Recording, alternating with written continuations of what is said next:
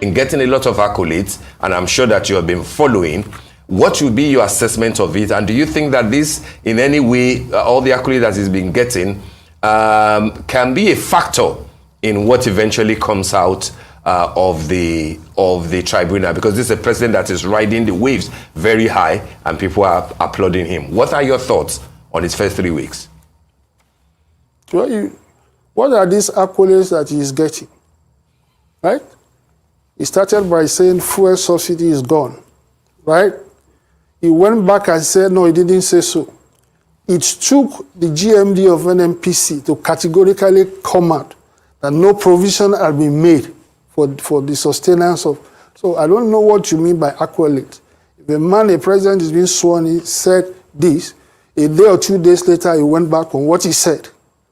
So look, let us get, we are dealing with people who are experts in propaganda, in manipulating public opinion. So I don't know what he has done. He has he suspended Emefiele and then he moved over to DSS. Emefiele was an agent of his predecessor. There was nothing that Emefiele could have done on his own, autonomous of the president who appointed him.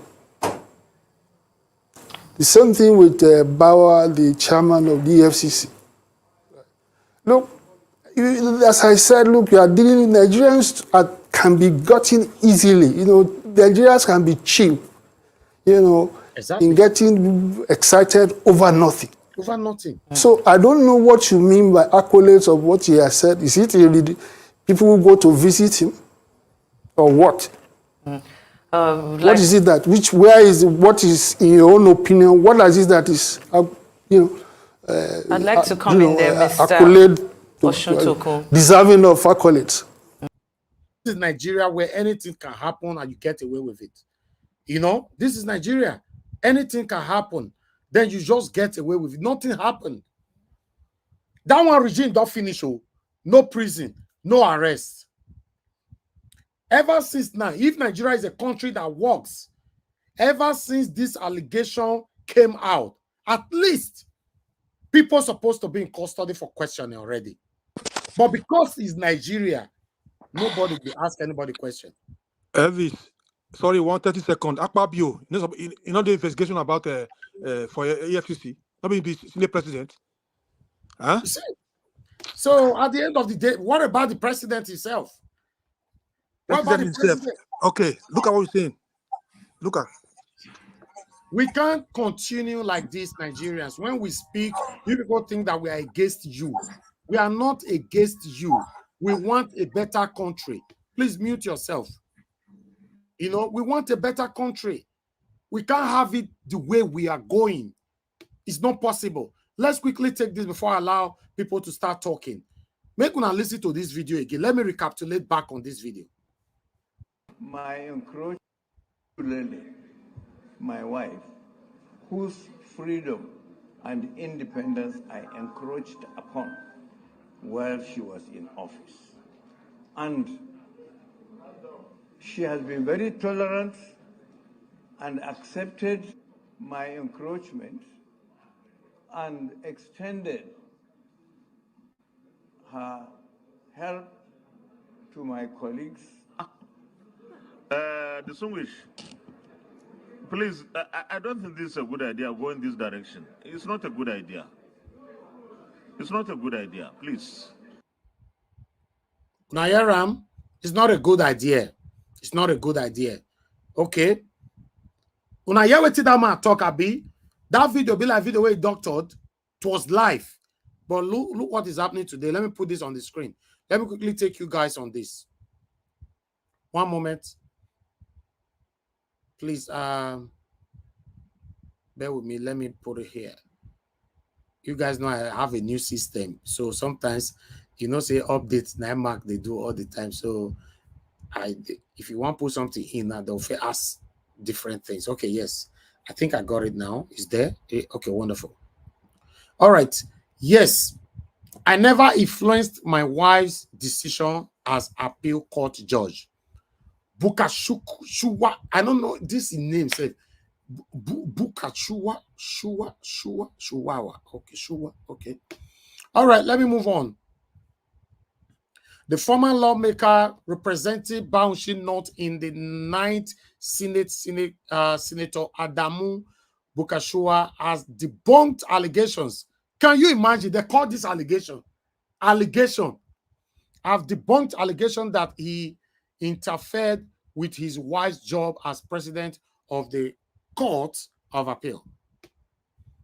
Addressing the 9th Senate led by Ahmad Lawan on Saturday, Bukashua said, unquote, I look at faces in this chamber whom have come to me and sought for my help when my wife was the president of the Court of Appeal. Senator Bukashua came under criticism when he openly said that he used his position to solicit favors on behalf of his friends while she was president of Nigeria's Court of Appeal. Then we continue. However, speaking with BBC Hausa, the former senator said the Senate President Ahmed Lawan did not allow him to finish his thoughts. Can you imagine?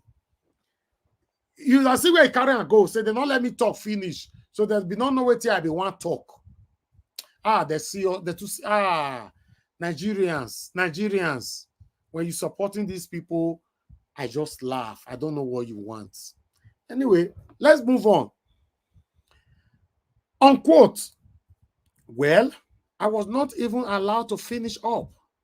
I just began by thanking her. She tolerated me. I'm in politics while she was in law. It continues, unquote. The favor I solicited from her, it was a nature to help people.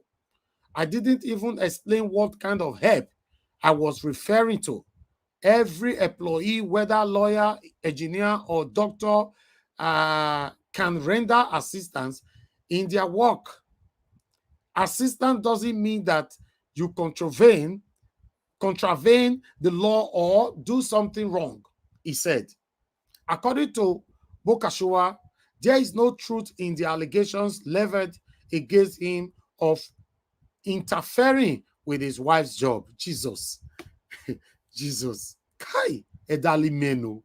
Edali me. Respect Edali me. Respect Edali me. The problem we are facing. Hold on, please. Hold on, sir. Please. Hold on. The problem we are facing today,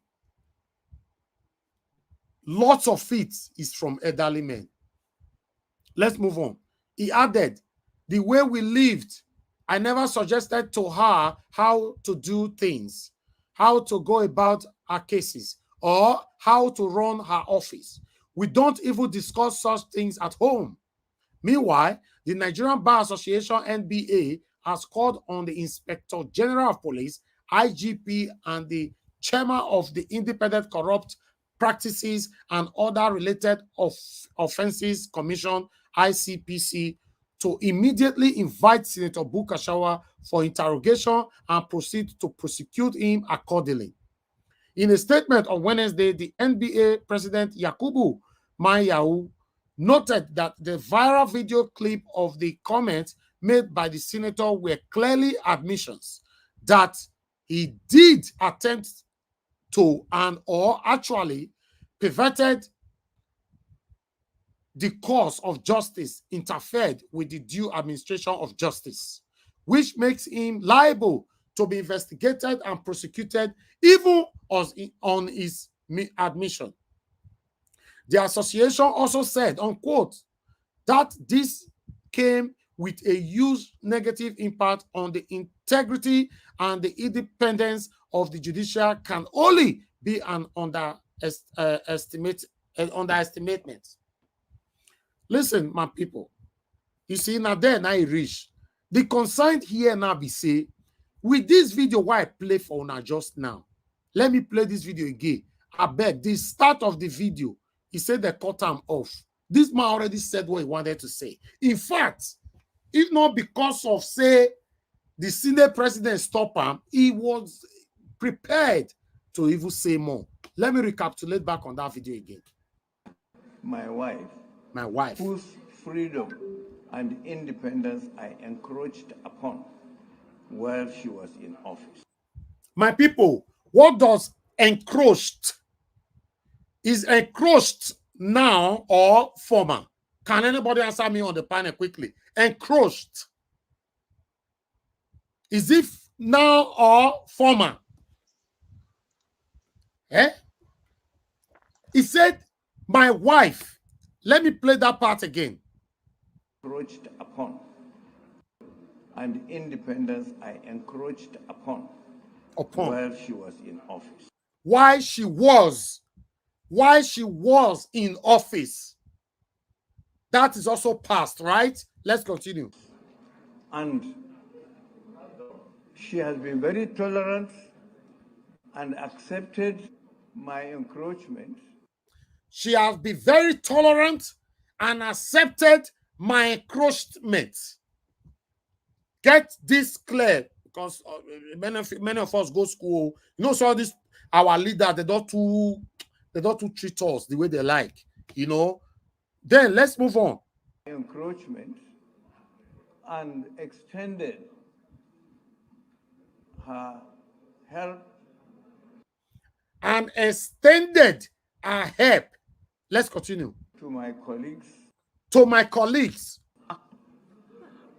Distinguished, please, I don't think this is a good idea going this direction. It's not a good idea. It's not a good idea, please. Ah, God. Meanwhile, before we move on, my people, let me quickly go to the reactions, because I have my people here. You all are going to be hearing from them. But for balance broadcast, let's see other people's reactions from outside Nigeria Watch. Let's start from here.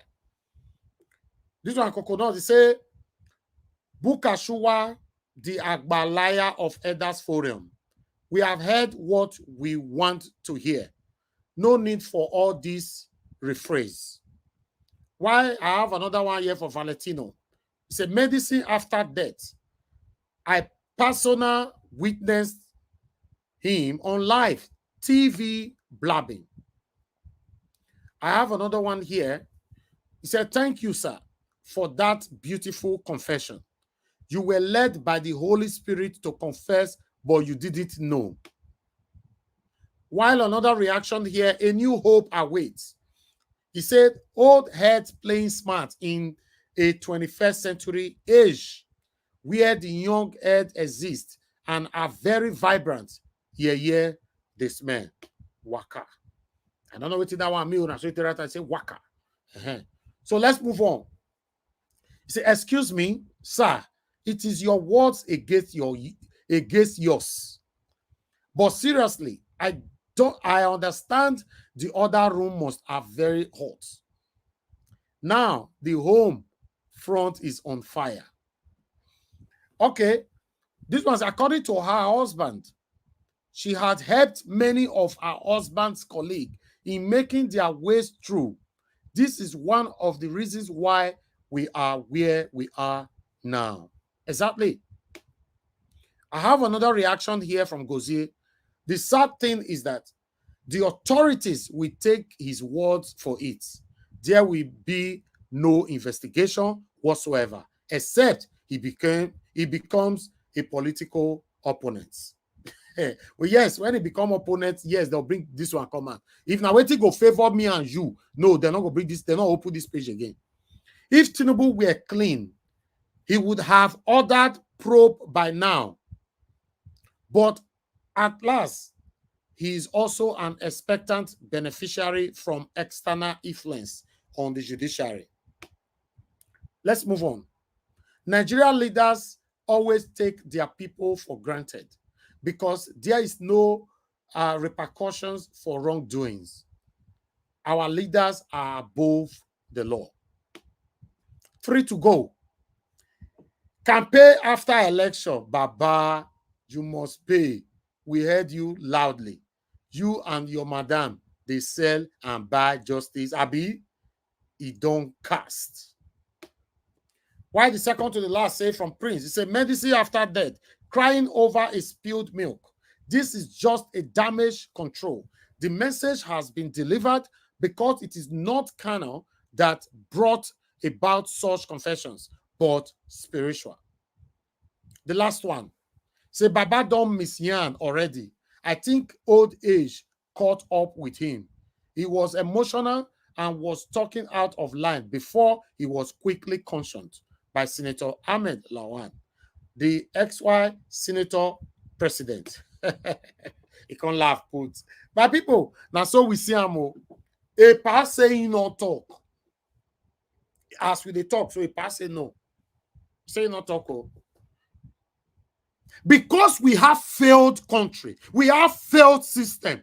Bet you this case will slide. Write today's date down. In fact, quote me, write today's date down. Because Nigeria is a failed state, is a failed country, this case will slide. You that doesn't like what we are doing here, you see what is happening is affecting you and I. One day you will realize that we all supposed to be together to fight for a new Nigeria and a better Nigeria. Your president, Bola Ahmed Tinubu, that you all are raining praises on by putting pen to paper. By now, Tinubu supposed to have ordered the arrest of Bukashi Wawawa, this man, by now. But you're beginning to see the dodginess and the biasness now, because the people they go against is the people that did not walk according to their will. It is sad. I'm doing my part. I will never lie against anybody. I will never lie against any politician. I will never lie against any body. I will say it how it is. I will tell you, and I will bring the evidence, and I will show it to you. They will pay you 50,000 naira. You can't insult us or email, WhatsApp, come to the platform on the comment section.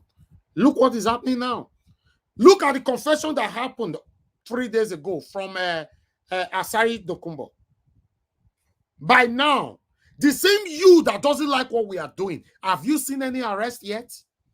Have you seen that any past and present army or soldier, whatever they are, have been arrested or called for interrogation?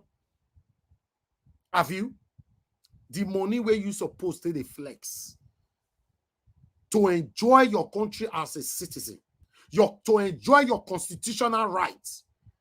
All of them, they use and they enrich them. Say they buy houses for different countries in the world.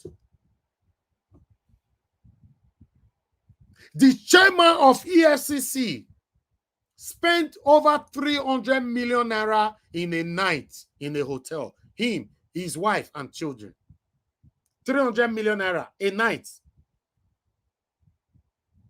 They carry 5 rooms, including their house, everybody. I don't know if it's a night or so, but in a hotel to get that right. In a hotel. But what happened? You, where did they suffocate? You, where did they oppress? You, where did they intimidate? You, now still they say, don't fight them. Now you, they fight us, but we not fight them. What a shame. How did we even get here? What happened to the mentality of our youths? What happened to the mentality of our people? How did we get here? It's a big question. It's a big question. It's sad, but I want us to talk. Thank you very much, my people. Good morning, good afternoon, good evening. It may not be like say, now only me want to talk. I have a lot of people here that have things to say. Happy Father's Day to you all. Mr. Louis Okonkwo, thank you very much, sir, for the super chat. I really do appreciate this.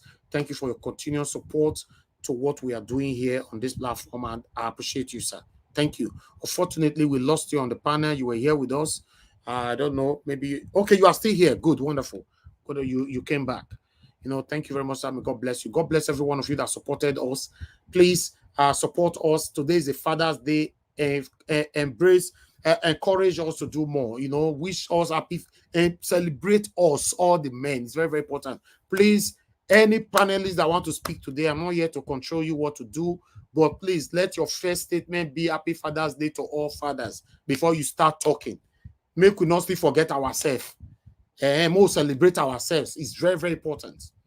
I appreciate every one of you. I go on this quick break. When I come back, then I allow my people. I'm going to prioritize those people in Nigeria first. Then we'll take it from there. Thank you very much, my people. Like and share. Press on the like button and share. And God bless you. You are the pillar that holds my life. You are the pillar that holds my life. Master Jesus, you are the pillar that holds my life. Lily of the valley, you are the pillar that holds my life. You are the pillar that holds my life. You are the pillar that holds my life. Lion of the night, you are the pillar. Chicanica, you are the pillar. Daddy, you are the pillar that holds my life. Lion of Judea, you are the pillar that holds my life. Anyway, you are the pillar that holds my life. Hey, yeah. Master Jesus, you are the pillar that holds You my are, life. you are the Master pillar. Jesus, you are the pillar that holds my life. I said, Jesus, unibu kalabati sinduwe. Nibu kalabati sinduwe. Ojo biemede, nibu kalabao. Nibu kwa kalabano. Nibu kwa kalabati sinduwe. Ojo biomi go nibu kwa kalaba. Chika nije nibu kwa kalabao. Nibu kwa kalabati sinduwe. All right, my people, good morning, good afternoon, good evening to every one of you. It's good to be back here again.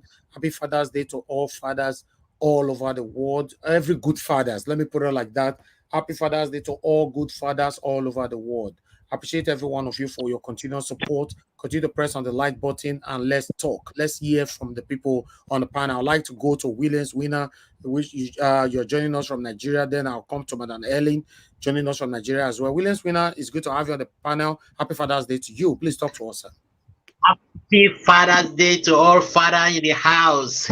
God bless all the fathers. I pray God will continue to protect all the fathers in the panel, at the comment section, in the world. God bless every father in the name of Jesus. As well, Amen. God will bless all the mothers as well. Thank you very much. Good evening to everybody in the comment section. I have just a little submission to give before I leave, because I want to give other people a chance to talk. Mr. Elvis, you should know, and we all should know, that this is our country, Nigeria. And there's nothing new again. These old babas, all these aged babas, they thought they can bamboozle us on this 21st century. It's not going to work. Whether they color it, whether they use another word for what they are doing, as someone said in the comment you read, that he was influenced by the Holy Spirit to be saying the truth. They will continue to say the truth, whether they like it or not. Why? Because they have destroyed many lives.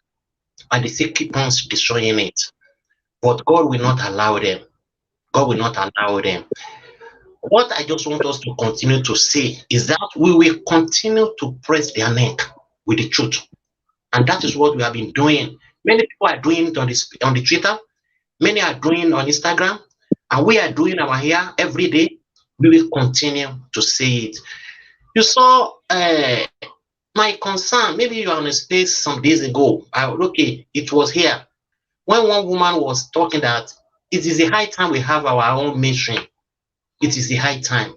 I won't lie to you. I'm here in Nigeria. Many people love to listen to radios. And what are they telling them? It was all lie. See what the anchor was saying to Mr. Ochitoku. And now that it's now 3 weeks and people are celebrating his accolades, they are coming to him. See that kind of word. Accolading who? Someone that got there with fraud, someone that made many lives to be in power, and accolade. Who are those people accolading him? For the board of the same feather, we always flock together. I want to tell you something. Presently, many people that are transporters, very close to me, very close people to me. Before, There is a bus that is very small like this, containing 7 passengers. Before the subsidy removal they removed, they were using 4,000 a day for that bus. But presently for them, they must fuel it with about 11 to 12,000. Presently, many of them can't go out again. They have packed that bus because they can't. Hello, someone is talking. No, So they can't afford it again. Okay, sir. Because they can't afford it again, and those people have family. Some have children. Many of them have wives. They can't afford. That is the situation they brought us to now. Someone is now saying they were collating him. What about those people? If Adari Dokubo or what his name went to the also Rock, claiming that the Navy was stealing this. Is that not what our president have been saying? That those people stealing the spoil are not just ordinary people. They were the people in authority, and they know them. They were cabals. They know them all. If they want to start fighting among themselves, they should keep on fighting among themselves, because I know their fight is going to bring good things to this nation by the grace of God. No matter what they have tried, all the secrets they have been hiding since all this year, God is going to continue to reveal them. I don't know where they are going to hide themselves. So everything they were saying is not going to work for them. Just imagine an elderly person coming out now debunking. I don't blame them. They only the answers. That's what they said. They said it was, I don't know the time that Mr. Liar Muhammad said that it was orchestrated. It was maybe it was displayed. Nothing happened at Lekki Stogate. So it is not the first time for them to debunk any news. But what they should know that they are messing with the wrong generation. Nigerian youth are not going to accept it. We are going to take back our country. They have a very limited time to leave. They should leave the country for us. They should go and rest. Our nation needs a new blood, and we are going to take it by the grace of God. That's just what I want us to keep on saying it. We keep on shedding the light. We keep on saying the truth to the authority. Whether they like it or not, the truth will always prevail. Thank you very much, Mr. Elvis. I greet everybody. Happy Father's Day once again. Thank you very much. Thank you, Williams Winner. God bless you. I appreciate you and appreciate your submission as well. Happy Father's Day once again. Madam Helen, it's good to have you here. Good evening to you. Please, I'd like you to talk to us. Unmute yourself. Good evening, Mr. Elvis. Good evening, all the fathers in the house, comment room. Good evening, everyone. Mr. Elvis, growing up, I used to believe that elders don't lie. There's nothing you will say to me to believe that elders can lie. But it's only in Nigeria that I've come to realize that, oh my God, these people, they tell lies without blinking their eyes. How can you come out and tell us that you didn't say what was on national television, that somebody even had to caution you and said, I don't think you should go in that direction? And today you're saying, they are twisting your words to what you didn't mean. These people are just a bunch of liars, and they are so good at it that right now, no, I don't want to say that. Let me not use the word that they are so good. They are so used to lying that every day now their lies are being exposed. We've been kept in this position for such a long time that I think God is angry with Nigeria and is ready to purge us of all those wicked and unreasonable men. They've held us captive for such a long time. It's unfair. It's unfair, honestly. And then for the guy who said this man is receiving accolades, I think this at times this Arise TV or whatever, I think they are playing to the gallery or something, because for you to come and open your mouth and say that he's receiving so many accolades and blah blah blah, so is it that you're not seeing? Is it that you're not aware that all these things are just propaganda to get Nigerians to get this? Because that's what they do to us. We get easily carried away and excited. Meanwhile, even as we are getting carried away and excited, we are aware of the lies, we are aware of what's happening. But because somebody just dangles something that looks like it, but it is not it, we say, okay, let us just work with what we are seeing. He never will know. Because why I'm saying this is because recently, a lot of people where I am coming from have been saying, who knows, possibly because of one thing or the other that he has done, it's just possible that he may just be the one. In fact, somebody said it to me last week when we were arguing. He said, that I heard that I heard that, that I think this man is the one that God ordained to come and change a lot of things in Nigeria. I was looking at her like, are you for real? Are you kidding me? Are you for real? And even though he's coming from a very bad background, his antecedents is not what to write to me about, but I think he's the one that I just want to believe that he's the one that God has ordained to come and change a lot of things. How do you believe that somebody who does not have what it takes can come and change the narrative? How? With what? What's he going to use? And see the lineup of people that he's beginning to, gather around himself. Are these the people that will change the narrative for us? Are these the people? A criminal coming out on national because he's sitting under the seal of Nigerian deceit to call a person that has never committed any form of crime a criminal? Who doesn't know what Asari Dokubo did in the past before he got that amnesty and got the opportunity to tell me that he has 4 wives, he has fleet of cars. The only thing that he hasn't bought yet is a private jet. And we are clapping for them. We are clapping for him. We are celebrating them. They are getting accolades. We're talking like this. What is wrong with us? Who did this to us? That we can't wake up. Nigeria has been in this slumber for many years. Like I was watching somebody speak today, said Nigeria is supposed to be one of the superpowers. But see where we are, because we have so much to position us, to put us in that place. But see where we are. We are still struggling because of leadership, because of criminal dealers. Who doesn't know what happened in Port Harcourt? If you go to Port Harcourt, you can't breathe because black suits everywhere.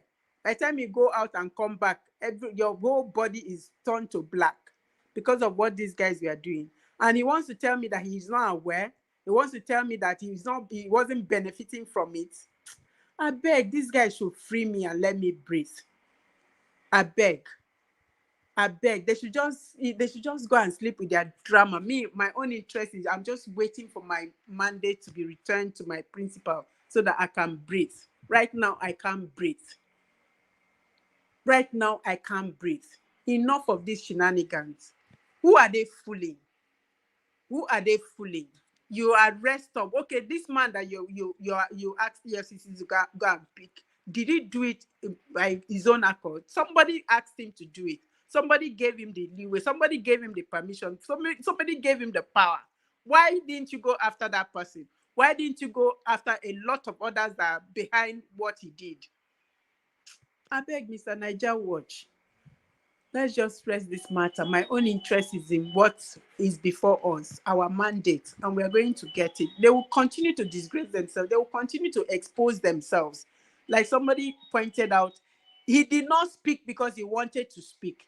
He spoke because the Holy Spirit was in charge. And the Holy Spirit will continue to be in charge. You see them, it will be heaping coals of fire. That's how they'll be emptying their mouth and emptying what is in their stomach, so that Nigeria will know where we are. We have a lot of what it takes to be placed in a position where we decide what should be happening in nations, outside there. But we are where we are because these guys won't want to think. They just think only for their pockets, and for immediate family. Enough is enough. We must get our mandate back. Judiciary can't do anything. Let them come and tell us that what they've seen, what has been presented to them as evidence, is a lie too, that they didn't see it. Sure, they are trying to bring up the one in Tribune. They are trying to dangle that one so that by the time we know what is happening, they will bring it in and say, this is what, INEC said. Let them try. and see whether it will fly. Of course, it will not fly. Nigeria, we've gone past that place. We've had enough of their propaganda and their lies. We've had enough. Now we know. Now we see them for what they are. Foul yash don't open. It don't open too plenty times. So we know. We know. Thank you so very much, Mr. Elvis. Let me rest here. Thank you. Thank you very much, Madam Ellen. God bless you. I really do appreciate you. Thank you for your wonderful submission. Yeah, it's painful to see that elders lie a lot. They are part of the problems that we are facing today. Not all, but most of them. Most of them. Thank you very much. I appreciate you. I would like to go back to the top again now to see Madam Mama H.O. Thank you very much for joining the panel. Please, I would like you to talk to us. But before that, let me quickly appreciate the flashback. Thank you very much, Madam Tusabi. Thank you very much for the super chat. God bless every one of you. Nosakari, thank you. Janet Osawaru, thank you. Peace Robert, thank you. I appreciate you all. Thank you very much. Zipporah, thank you very much. Oga Louis, Okonkwo, thank you very much. Maka E, thank you very much. Mike Oganemaro, thank you very much. Glory, Samsi, thank you very much. Peggy Modi, Osenige Omede. God bless you all. I really do appreciate this. Guys, continue to support us by wishing us happy Father's Day. Today, I did ask $1 if it's the minimum you can do, but write happy Father's Day, put. Appreciate us today. Is our day. We are celebrating. Anyhow to celebrate time, just let us be. Thank you very much. Guys, press on the like button. Currently, we have only 240 likes. It's not good enough. Can we take that to 300? That would be nice. Take the likes to 300 as I call on Mama Esho. Mama Esho, are you there? Okay, let me come back to you, Mama Esho. Let me go to Mr. Henry Gabriel. Mr. Henry Gabriel, are you there with us? Yeah, I'm here, Mr. Heavis. Thank you very much, my brother. Good evening to you once again. Happy Father's Day. Please talk to us. Good evening, everybody. Good evening, Mr. Heavis. I wish every responsible man happy Father's Day.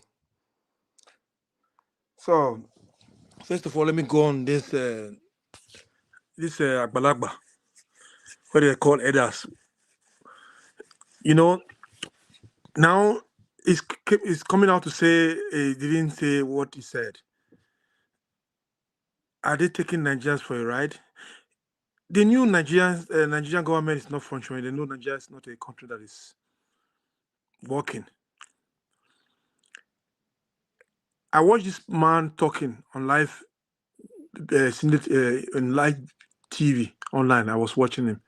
He said it, but now it's there, and nobody. NBA. What about NBA? What are they doing? What are the DSS doing? Nigeria is not working. Look at the government, the president they put there. It's not supposed to be because they didn't win election. It's there illegally. Look at people around the so-called elected president. All full of baggages, criminals record, all. Nobody know where his father is from, the mother, brothers, sisters. Nobody know about him to become Nigerian president. Then that is why this man can open his mouth as soon as he say something in the national TV. The whole world heard it. Then came back again to say he didn't. They think we are all stupid or foolish.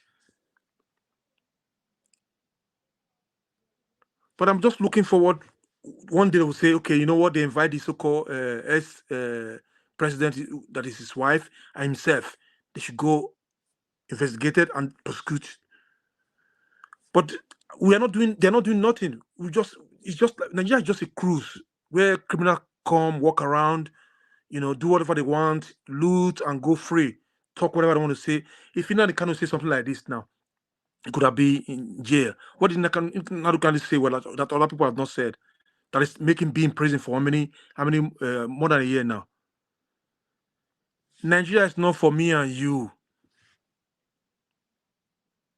Except we have a government that is working. All this kind of garbage will never stop. Look at the former Senate President Lawan. It's not Lawan, yeah. That man supposed not to be in Senate at all. Nobody who want to investigate these people. Nobody. The DSS working the DSS is doing partisan.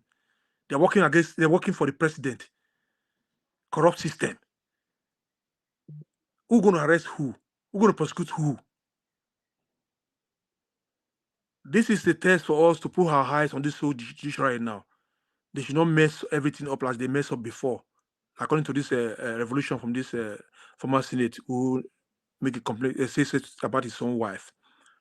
It's just the fact. It's what is going on in that country for many years. We are not shocked. We are shocked because he came out in the Senate to say this word. And I wish Lawan could give him time, could have said more. But Tustin, even though the ones he said before, it's already there. But they will not. They will come out shamefully and say, "I didn't mean it this way. I didn't say this word."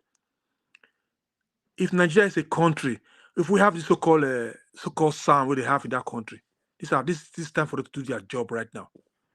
Right, petition against these people. But we have some Sam who are so tribalist, who are so cash out. We have others who are so cash out and shameless, who cannot speak the truth, who cannot defend the truth. It's not going to be. It's going to be the same. Going to be business as usual, except if we have a good president that is functioning, that system that is functioning. That's why they will try to stop with Obi. And nevertheless, Obi will come. If Obi come, all this garbage, all this baggage will be one side. With things of the past, they're going to put people in the office that's working. Not the people who just come and cash and go cash out people. No, he did it in his own state. He will do it in the federal side of it. So if you look, you should upload that video of it's not about the what do you call it? Sorry, you talk about Sari Tukumbo, right? It's not that one. Hello? Yeah, the one for Sari Dokumbo's allegation, you know. Yeah. So what Barrister Tete was saying, that is not surprise, because even Wike said it before, nothing happened. Many other people have said it before, nothing happened. So there's every probability nothing might also happen this time. Hello, what is going to happen? Buhari was there, Wike said it, nothing happened. Tinubu is a criminal too, who have criminal record. He said he came to meet him in his villa. He was saying all this. You see, it's only a criminal we support a criminal. How can somebody like Asari Tokumbo go to President Villa, visit president, if that president is not a corrupt president? Somebody like Asari Tokumbo. How can criminals with protecting the Nigeria oil well? How can? Well, we have military. How can? That shows our military have failed. The security systems have failed. Criminals are really Nigerians. You see, it's not the first time. The so-called military, what he said is it's not new. It's not new. I'm not surprised. They said it before. But the problem I have is this: who's gonna do the job? Who? The DSS that's following who's now become politicians. Who gonna do the job? The military who are working with the politicians. Who will do the job? Who gonna do the job? The criminals gonna do the criminals gonna catch criminal? It's not gonna be possible, except they have a good government that is functioning, a system that is functioning, going to flush out all these baggages, all these criminals who are in the military, in the security agencies. They're going to flush them out, prosecute a lot. Maybe some they're going to give them RORP. Some going to put them in a life imprisonment without labor. Then it's going to be things then going to be something better. But at this moment now we have a government that we have no government there. Who's going to arrest who? Just tell me who's going to arrest who.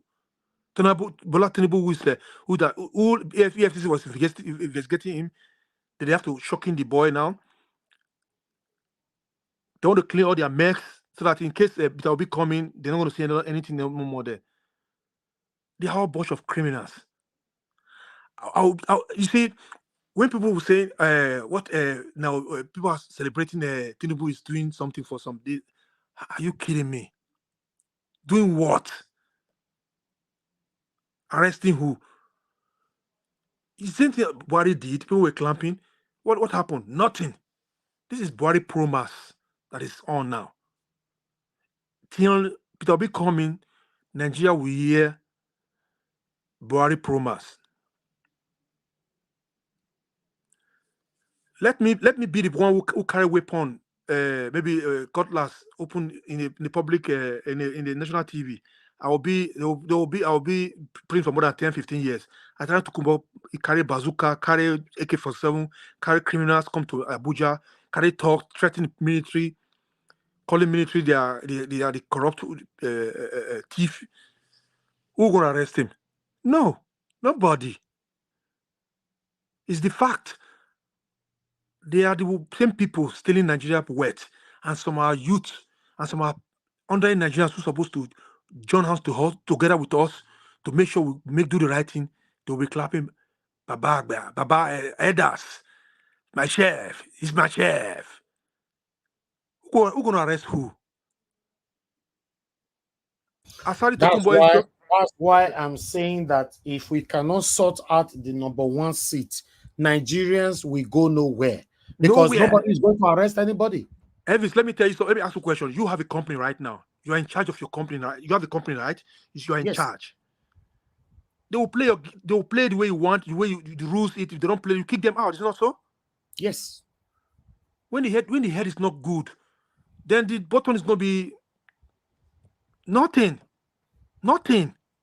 We go nowhere. We go nowhere. We can't sort this number one seat out. Some people here who live in Western country now will be celebrating Tiff Tinubu. He arrest this. He's doing that. Are you kidding me? Sometimes, Elvis, I'm not telling you a lie.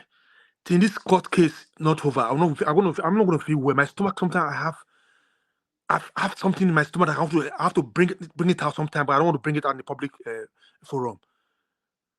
You know, it's getting worse.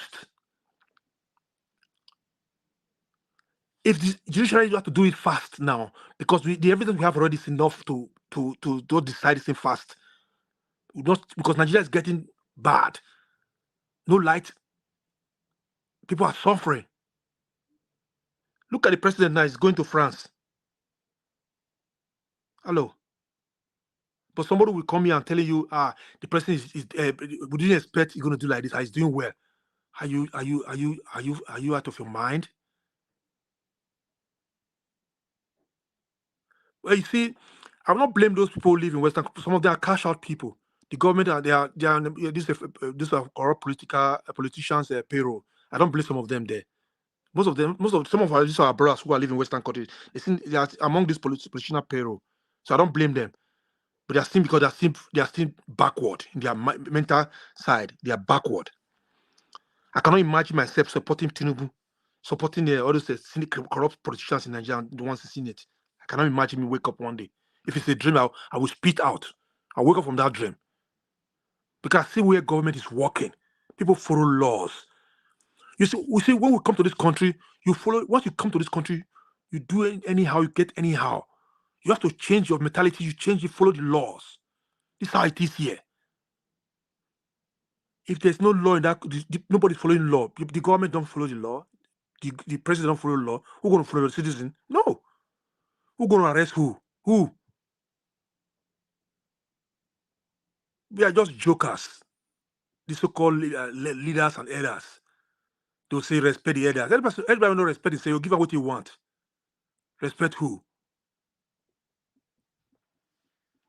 No, I'm just really. I'm just going to tell you. My stomach is boiling a lot when I see story coming from Nigeria.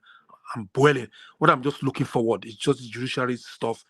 Obi, they say, you know what, Obi, you won this election. That's it. Then you see me not talking like this no more. We'll be talking how we want to move Nigeria forward. That's what we'll be talking online these days.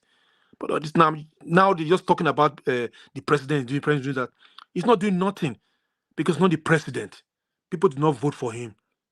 Nigerians, the Nigerians did not vote for Tinubu. It was an INEC elect. INEC is so shameless, he cannot even come to court. He's hiding. If Nigeria court judiciaries are functioning, they should send arrest warrant to this man to come to court. Straight period.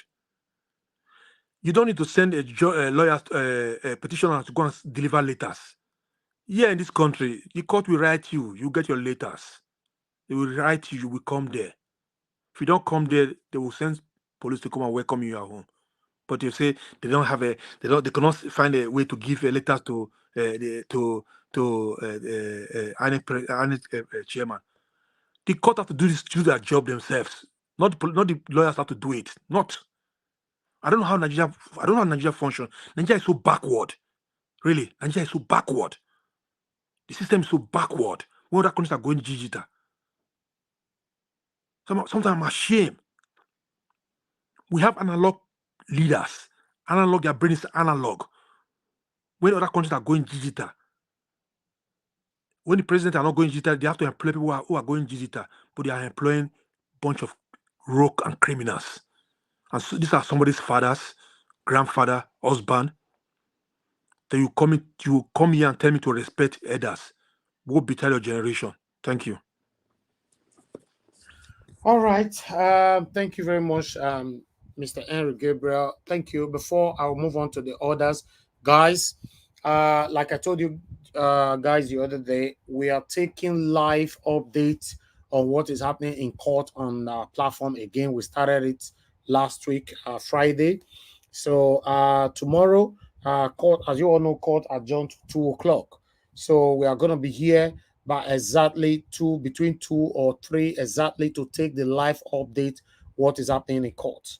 All right, so join us because they put the time to afternoon, so there's every possibility we are not going to have a 6 p.m. broadcast. What I mean by that is that the 2 p.m. broadcast is going to go all the way, to 6 p.m., which it would be a continuous broadcast, if you guys get what I mean. So even though we've done 6 hours, we start again, we continue to make it up. But for me to cut it off and just start straight away, it might not happen. That can only happen when we have court case. The tribunal starts in the morning. But if it's in the afternoon or evening like this, it's going to certainly affect our evening, but we are still going to be here. It's still the same thing. So endeavor to join us tomorrow by 2 p.m. We are going to be here to give you live updates on what is happening in court. Glory to God, Nigeria Watch. We have our people inside the court who is giving us the live update. We passed it on the other day here.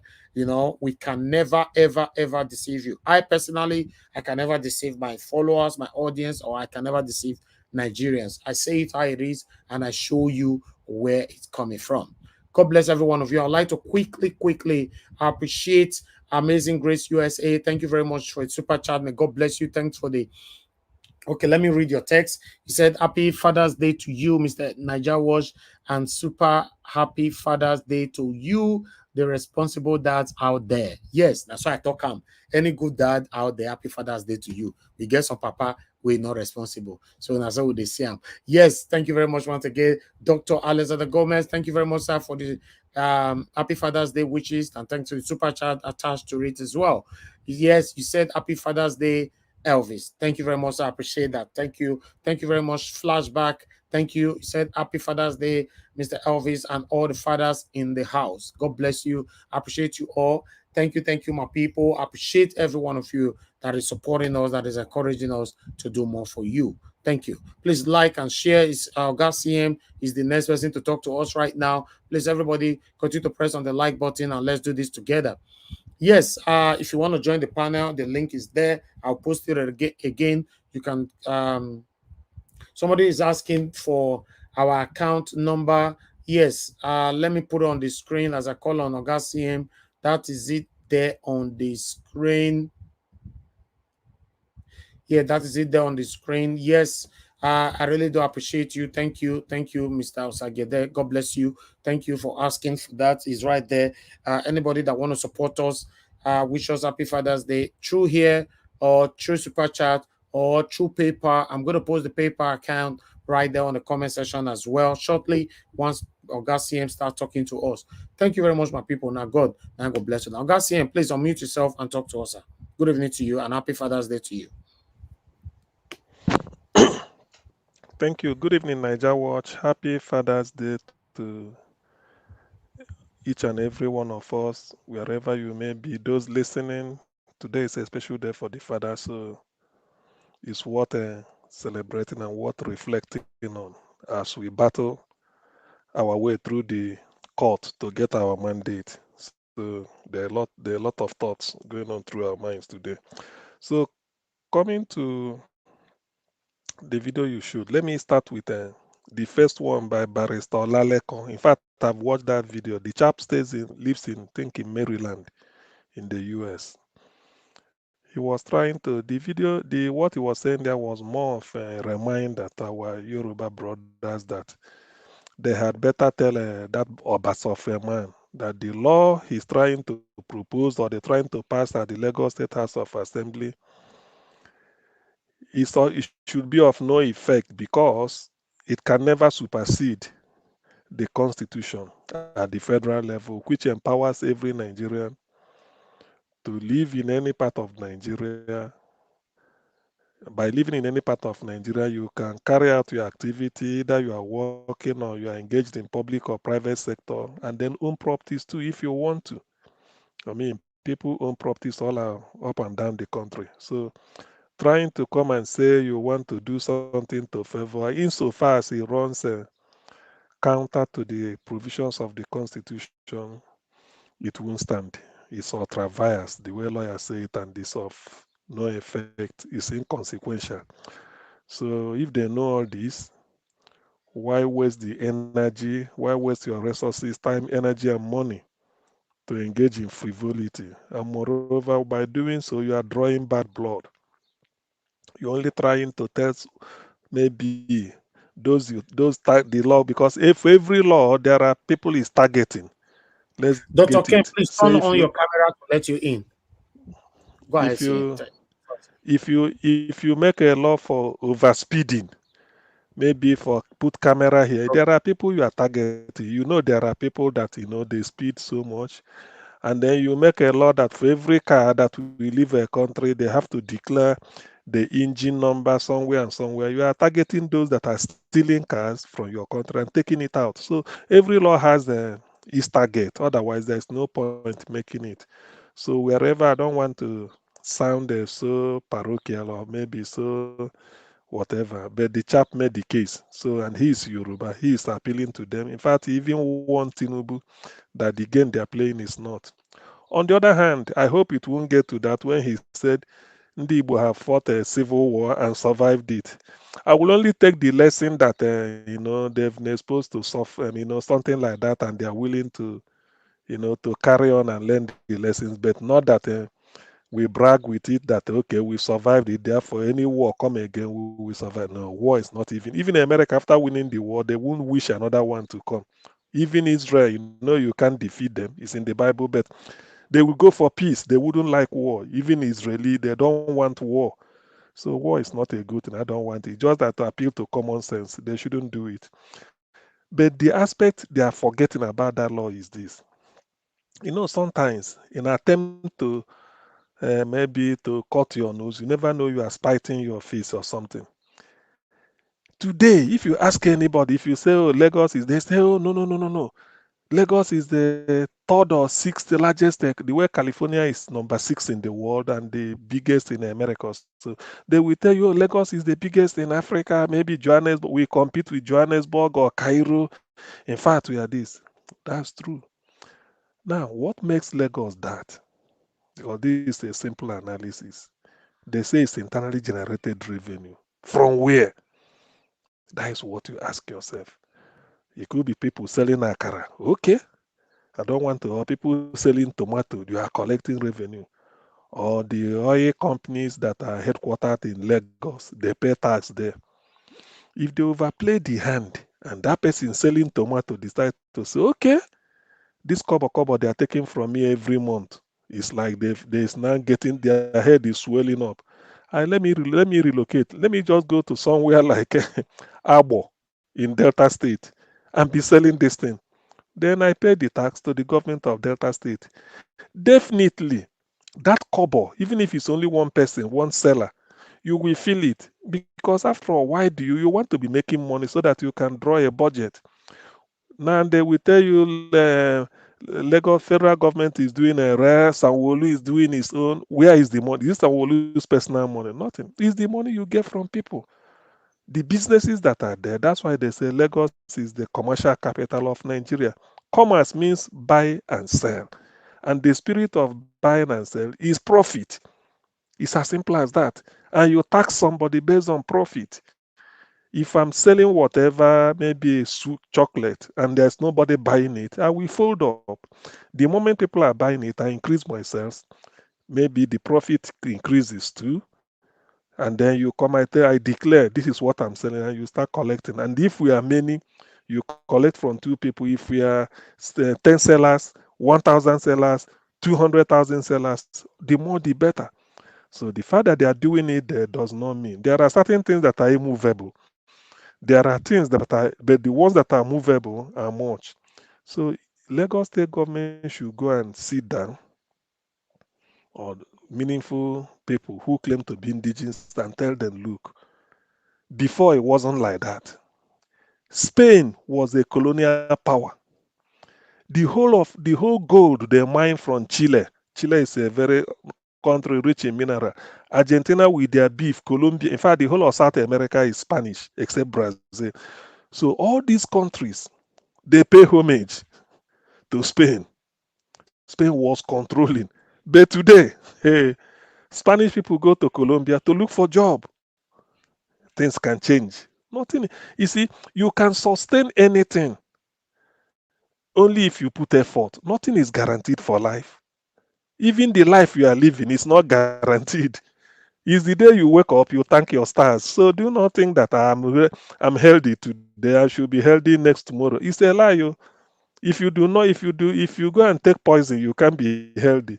So everything we have to work at it. But if they want to overplay their hand and then start to be, this unnecessary braggadocio, we do a law, challenge it. You have to do. If you do something to punish people, people will get out. And then who are you? Who are you blaming? You're a landlord. He said, I will show you. I will show you. I will increase the rent 500%. The person packs out. The house remains empty. Who are you blaming? So you see, when something like this, in the fit of, I don't know, animosity, somebody decide to take a decision, or maybe they want to sort of brag. Hopefully that is what they want to do, but I believe they should learn from history. Nigeria is this thing. The people you are targeting, that's what they call unintended consequences. They may not, I don't think they've reasoned this way. Go and check the internally generated revenue. Where does it come from? It's from businesses around Lagos. This is exactly why, if some of us will take a clue, I mean, sort of, sort of a review. There was a time when P2B started. I think he started by going to Los Angeles to meet people in the diaspora. I remember Omoye covered it for us. Omoye's corner covered it. Madam Rita went to Toronto, I think, when P2B went there. Then he came down to Houston, Atlanta, New York. I think did he go to Chicago then? He went to Rome, went to Germany, went to London. When he came to London, somebody asked him about seaport. P2B said, don't worry, I'm a trader. I know when I get in, we have to decongest Lagos. Other seaports should be functioning such that we make money more than Morocco. That's a fair thing to say. When you open Warri Seaport and it's working effectively, then you open the business from Warri up to Sapele and then Sapele to Benin. Along that axis, that is a linear. When you get to Benin, this is Abuja, you have to go through Eboma, Auchi, Okene, then you are in Abuja. Because that is the federal capital. So dualize expressway. Then you take a rail to do it so that somebody in Abuja can easily say, I'm importing goods. I don't need to go to Lagos. I go through Warri because it's a direct route. Somebody in Adamawa will say, I want to export whatever I cultivated. You move from Adamawa to Taraba. From Taraba, get into Benue. From Benue, you are now on the way to Goja, down to Calabar. The seaport is working. So the same thing with Port Harcourt. So when he said this, Lagos will now be the financial capital. I say what London is to Europe in those days, and what New York as a stock exchange, Johannesburg is to South Africa. P2B said all these things. These are planned because they want to do everywhere such that Nigeria will just explode. The what you cultivate in the middle belt, you are not cultivating to feed Nigeria. Otherwise, we are just that is subsistence. You want to say the real crude oil of Nigeria is the vast uncultivated. He said uncultivated, not the vast, like I said, vast uncultivated. In other words, they have to do something about it. California in America, they say it's farming and high tech. A whole United States is farming. So why can't Nigeria be like that? So that is what P2B planned. But some people, they are Bado boys who are so parochial. They say, if we carry Lagos port, can you carry seaport? You can carry.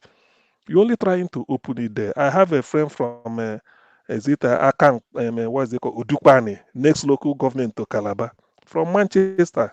Bought a car for his father. Have to go and clear it in Lagos. Can you imagine somebody living maybe 20 or 50 miles from Calabar? Udukwane said the father had to go and lodge in a hotel 4 days before they cleared everything, and they borrowed a driver because an old man, retired school principal, just to be using in the village. I've said it once here or twice. He has to go and bring a young man, all of them lodged in a hotel in a Papa area of Lagos. Paid the thing, stayed there until they clear the car, they start going home. Is that fair? It's not. So when Obi said this thing, that is what all this animosity that people are now starting to tag him, he will do this, we destroy. He's going to build the economy. Somebody in Liverpool cannot be importing goods into UK. You tell him to go to Southampton. It's not done. Even Scotland, Aberdeen, and Dundee, it's everywhere. Lagos, Nigeria should have like that. That's what P2B is planning. And look at the law Lagos State is passing. That is retrogressive. You think you are punishing Indib or something. You are wasting your time. So I think Barrister Olalekos put it in fact, he said it better because the way he spoke to them, they should go and think. You don't do such. What you do is that you even attract investment. That is the essence. Meanwhile, Chinese are in Lagos buying over Lekki. Nobody's telling them to leave.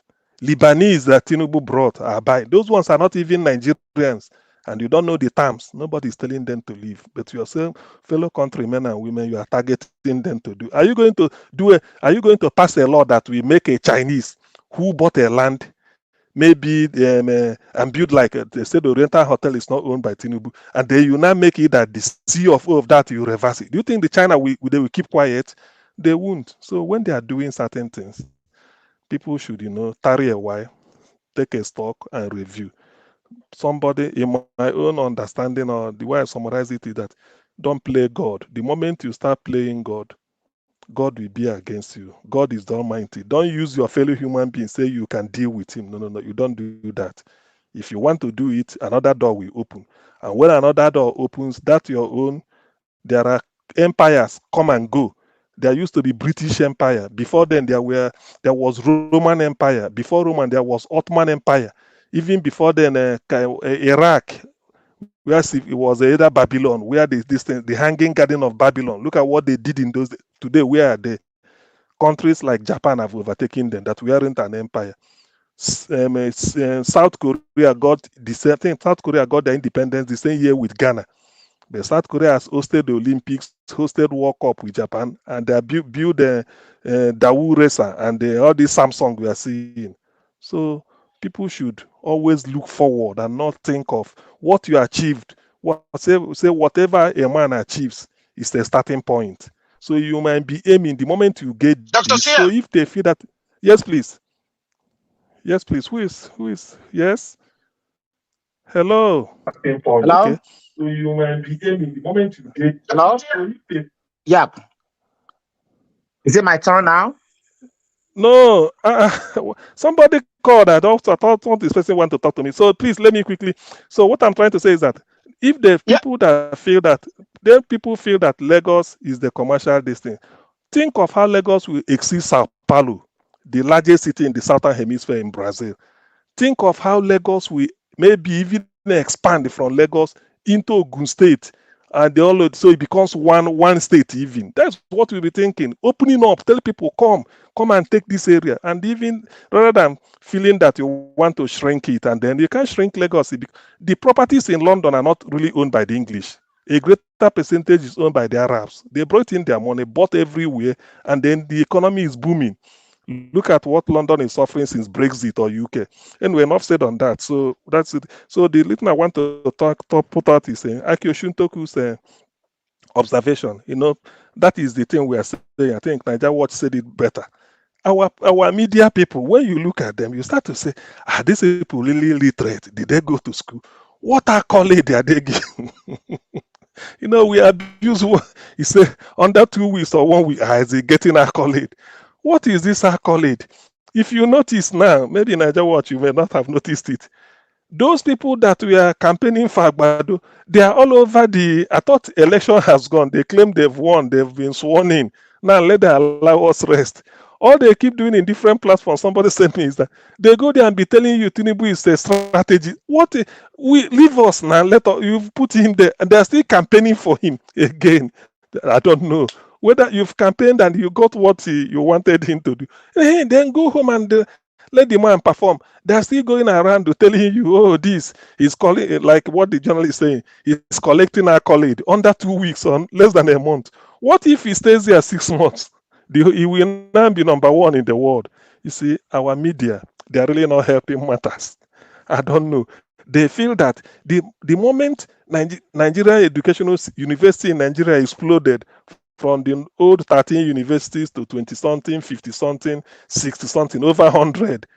Yes, it is true that the quality might not be what it used to be, or there's no job. But anybody who must have passed there with mobile phone, there are certain things you can lie, because news now is on your palm. Just put in then you stop. People will share it.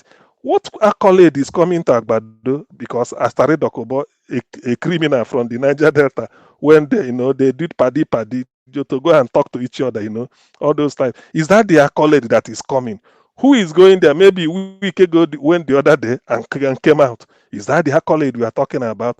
Look at the caliber of people visiting Agbado, and he doesn't even. Now I understand, though, allegedly anyway, that he went to France, whether to go and check one type of I don't know, the steroids, maybe to inject more steroids so that he wouldn't be vibrating. So people should stop all this. Nigerians, especially the journalists. The essence of journalism is to inform.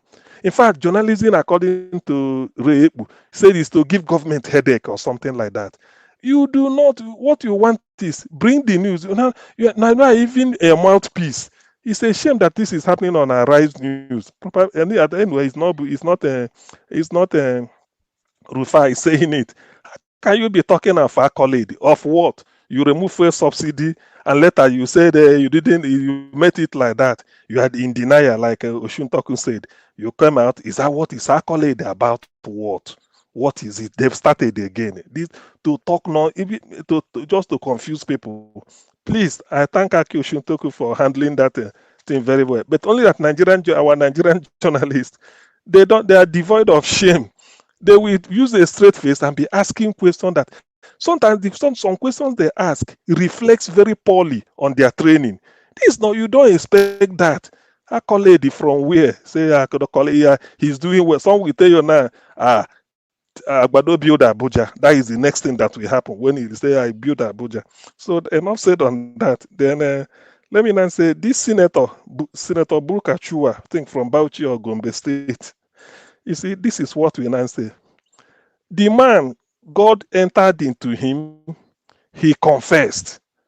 That blessing that will come to him with that confession, he's now trying to reverse it, only to come and tell us that he didn't say.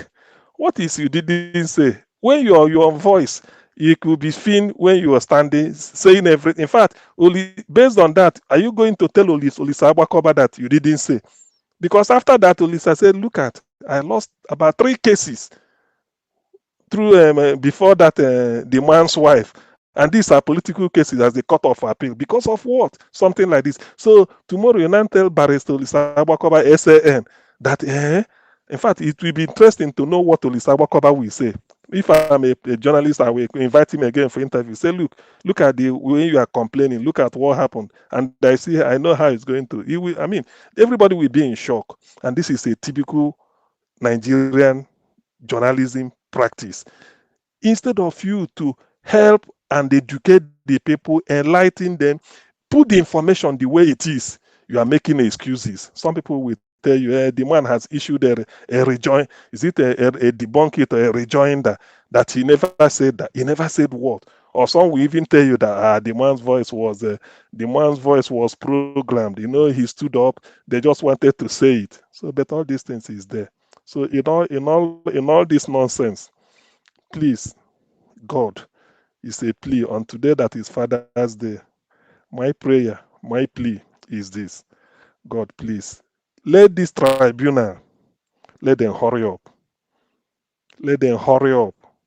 The moment they announce P2B as the winner, there's nothing like a rerun. I bet you at least one day, at least one day longer in the life of every Nigerian. Even those that are in hospital sickbed, when they hear it, they will have a renewed hope.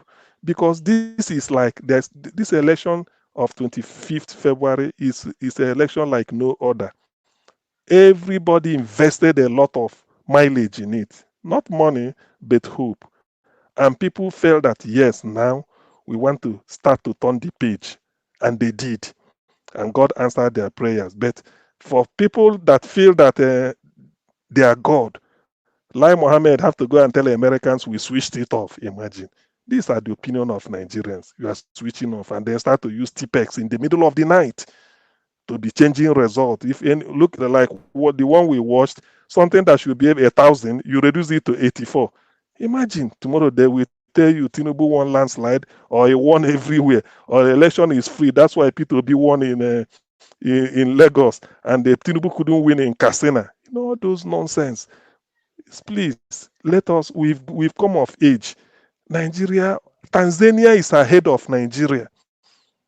Kenya is ahead of Nigeria. We are still seeing train as achievement. Kenya has been doing it almost from coast to coast. South Africa, go and see the type of train there. Look at Oliver Tambo Airport. There are certain things, you can't compare it with our Murtala Airport. You can't.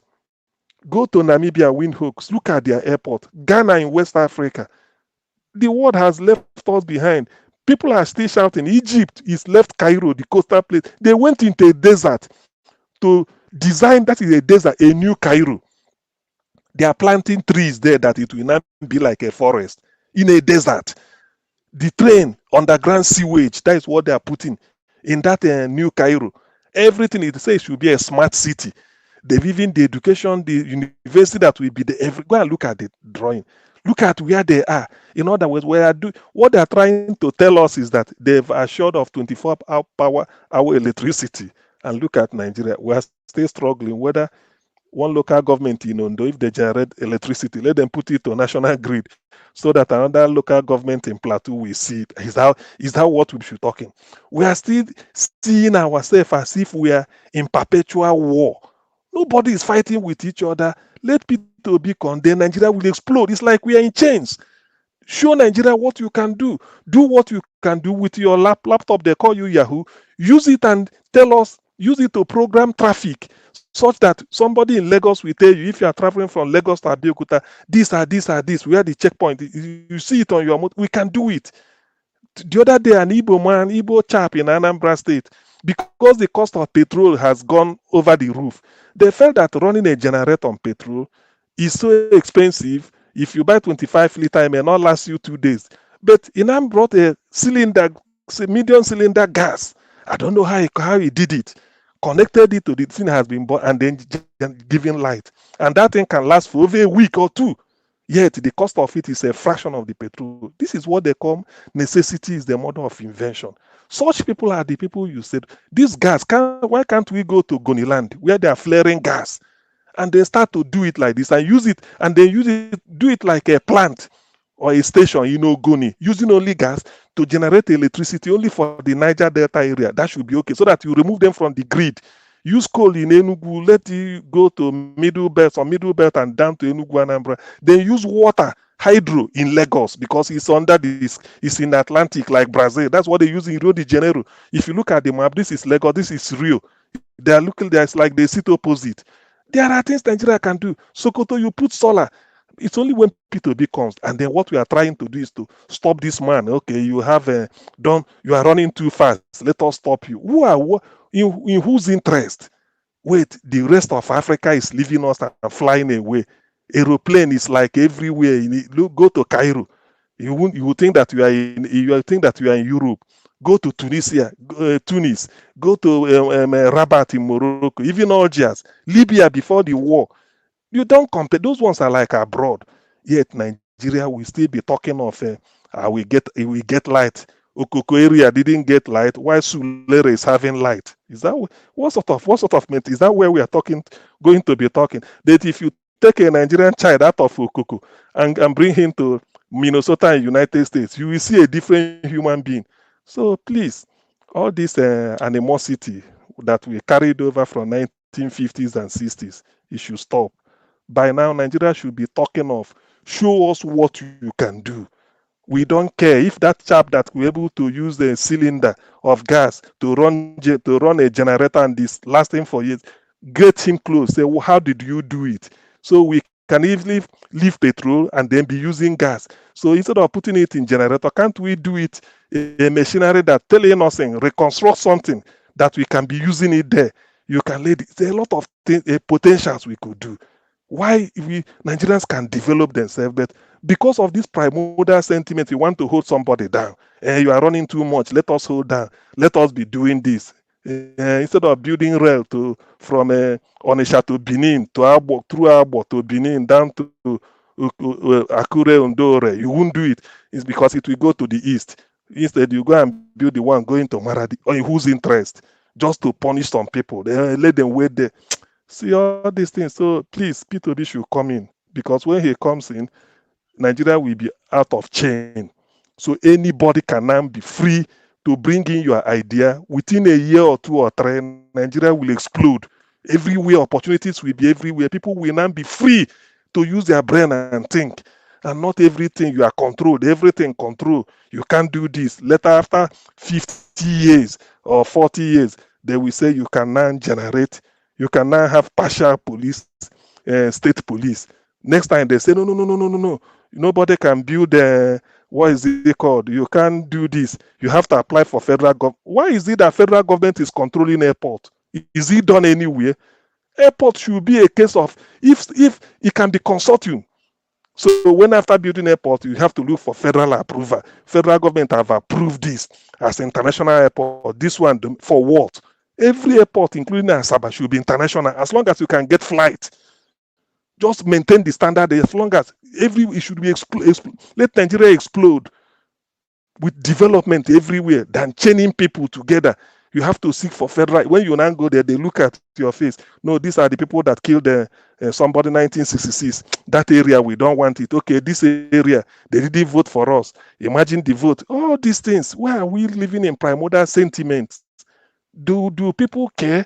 Go abroad and see. Go to Africa and see the way things are happening.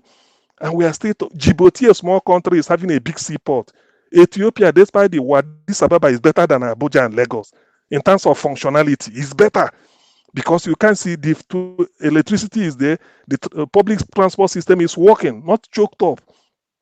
Yet in Nigeria, we are still talking of how to hold these people down and make sure that we do it this way. We have to have a coalition. You have to negotiate for power. If you didn't do it, 2027 start now.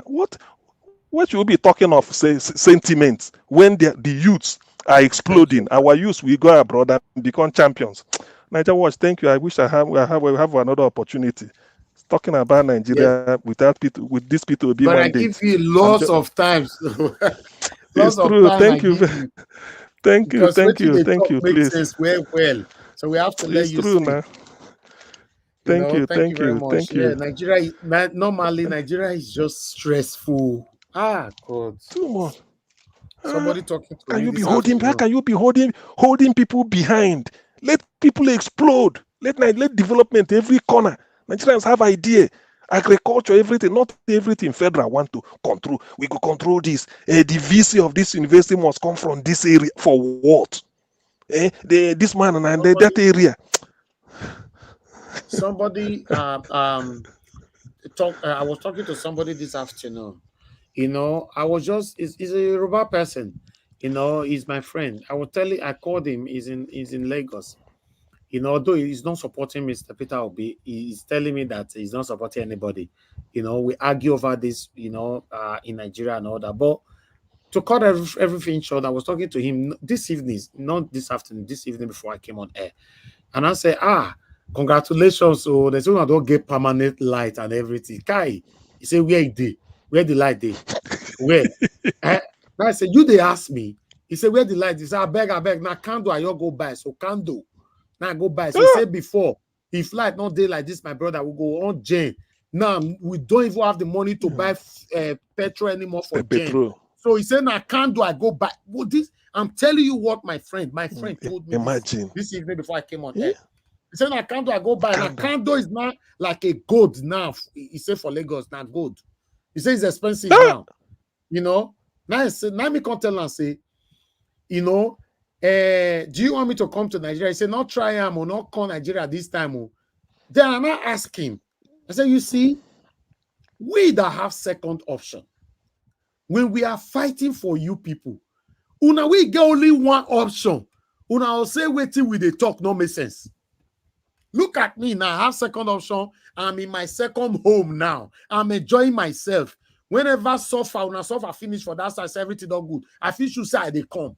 You no get second option. Una will say, hey, no matter, make una leave him. He go work. Or I don't want to vote. I don't want to do this. Listen, guys.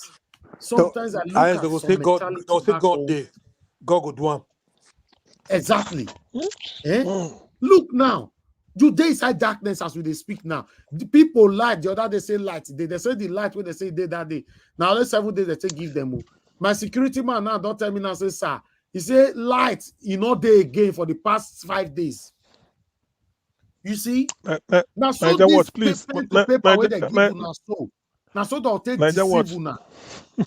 Niger Watch, please, because we're educating people here, you will look to that New Cairo. You go look for the YouTube New Cairo. Come and so that people wish. These are in a desert. They are channeling water from the Mediterranean. Yeah, but I talked channeling about water. Makoro. I talked about similar thing yesterday. I don't forget the name again. Mokolo or something. Makolo. You know, somebody remind me of the name where I talked yesterday where they distill that on top of the sea. Marco in Lagos. Marco. Yes, Marco. If you see the way people they suffer. No, they suffer. Water. They suffer for there. The river there na black. You know, river there you go look na black. You go think say they pour engine oil inside. Na there now. Marco inside Lagos. Where Tinubu build inside Lagos. They'll still swim for inside the water. They'll still take the water take food. Our people are suffering. That is Lagos for you. That Tinubu build now. Our people are suffering, man. We can't continue like this. When we get second option, go they talk. They'll say, "What are you saying? What are you saying?" Make I tell you, if now that country get that Lagos, so now Europe get that place could be like tourist center. Too much now. I'm talking about the same Lagos where people they say it's the best. So how can you go to Lekki or say Lagos is the best? How can you go to Ikoyi or say Lagos is the best? You need to be rich to be able to afford Lekki. Do you know how much it costs for you to live in Lekki or Ikoyi? If it's the Lekki self rainfall, so no go out again. If rain fall for Lekki with your limousine, it could become a flying boat. I say, Jesus Christ. If rain fall, that rain fall won't talk. So just forget. If rain fall, I first play one video where I record for Lekki where rain fall now. I say make I come out for house. As I see the rain, you know, I can't go drop my car, go carry SUV. I record them. I can't call you. I wish I still get that video. I be one show now. Maybe before person go finish now, might bring the video call, might show now. Let me call on the next person to talk to us. Let me call on Mother Patricia. Are you there with us? Mother Patricia? Yes, I am. Thank you very much for your patience. Before you, let me appreciate Amaka Fojobi. Thank you very much, man, for your continued support. Thanks for the happy Father's Day wishes. I really do appreciate this. And God bless you. Thank you, thank you, thank you. Guys, press on the like button, help us to share. Let me get that video for you guys, you know. And before Mother Patricia finish talking, I'll bring it right here. Mother Patricia, please talk to us. Okay, thank you. Happy Father's Day. We are saying we love you. God be with you. To all the fathers, we are saying happy Father's Day. That's to you fathers in the house. Congratulations and a big congratulations. Happy Father's Day to you. We love you. We appreciate you. And may God keep you well for us, sound and prospering in Jesus' name. Yes. Wow. Thank you. Amen. Thank you. And also let me also talk to our family, Nigeria Watch family that are participating on this comment section, and those that are viewing us. Kindly press on the like button, support us, and share so that these broadcasts can go viral, and so that people that we need to talk to would hear us, because our voice needs to be heard. And we are not here, we are not joking. We need all of us, I believe all of us have a common passion and desire to see a new Nigeria. That's why we are here. So do the needful, help us share, like, and also support Mr. Elvis, because it's not so easy for him to come out every day, you know, and also all we, the panelists, to help sensitize us and also educate every one of us. So please, let's show some appreciation, especially today, you know. Let's do it. If you have not done it before, dare to do it. The Lord will bless you for it. Thank you. Yes, I don't know whether there is any much to say now, since Mr. Seahem has come to, you know, to pour out his contemplation when it comes to Nigeria problem and issues. Everything he said is something that, yes, I can say is correct, 100% right in all that he has said. So I'm not going to be talking too much. I just want to look at the same one he started with, Barrister Olalekan, you know, who was pointing out the danger of the actions of these APC satanic evil people right from the beginning, when they started the campaign, saying that power is not served a la carte, you know. And the fact that went on, nobody stopped him, nobody stopped them at that time. It gave them more, you know. It's like the principle or the policy of gradualism. You know, when people want to do evil, they start with a step. And if nobody stopped them at that time, they go on, take another step, and that's what we've seen. They progress. It has grown wings and feathers and everything, and so now they are flying. So you can imagine that when nobody stopped them during that time of powers not start serve a la carte, you have to snatch it, you know, grab it and run with it. What next do we hear? MC Oluomo, Mama Shukudi must not come out to vote.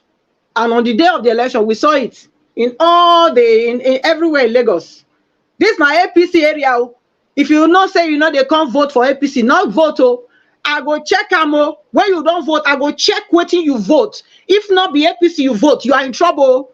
This was the kind of, you know, tormenting languages we heard from people, these thugs in Lagos on that day.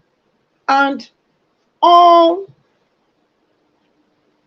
all said, all what they've done, or everything being done, finally, we know where we are at the moment.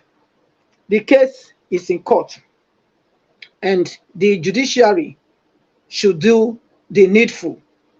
They have to do the needful because the ball is right on their court now. We've seen everything that is going. It looks good that they are taking their time to make an informed decision, but at the same time, they must make sure they don't set Nigeria ablaze, because things turn around. We can see all these are the signs of like this Bukachova is a sign of the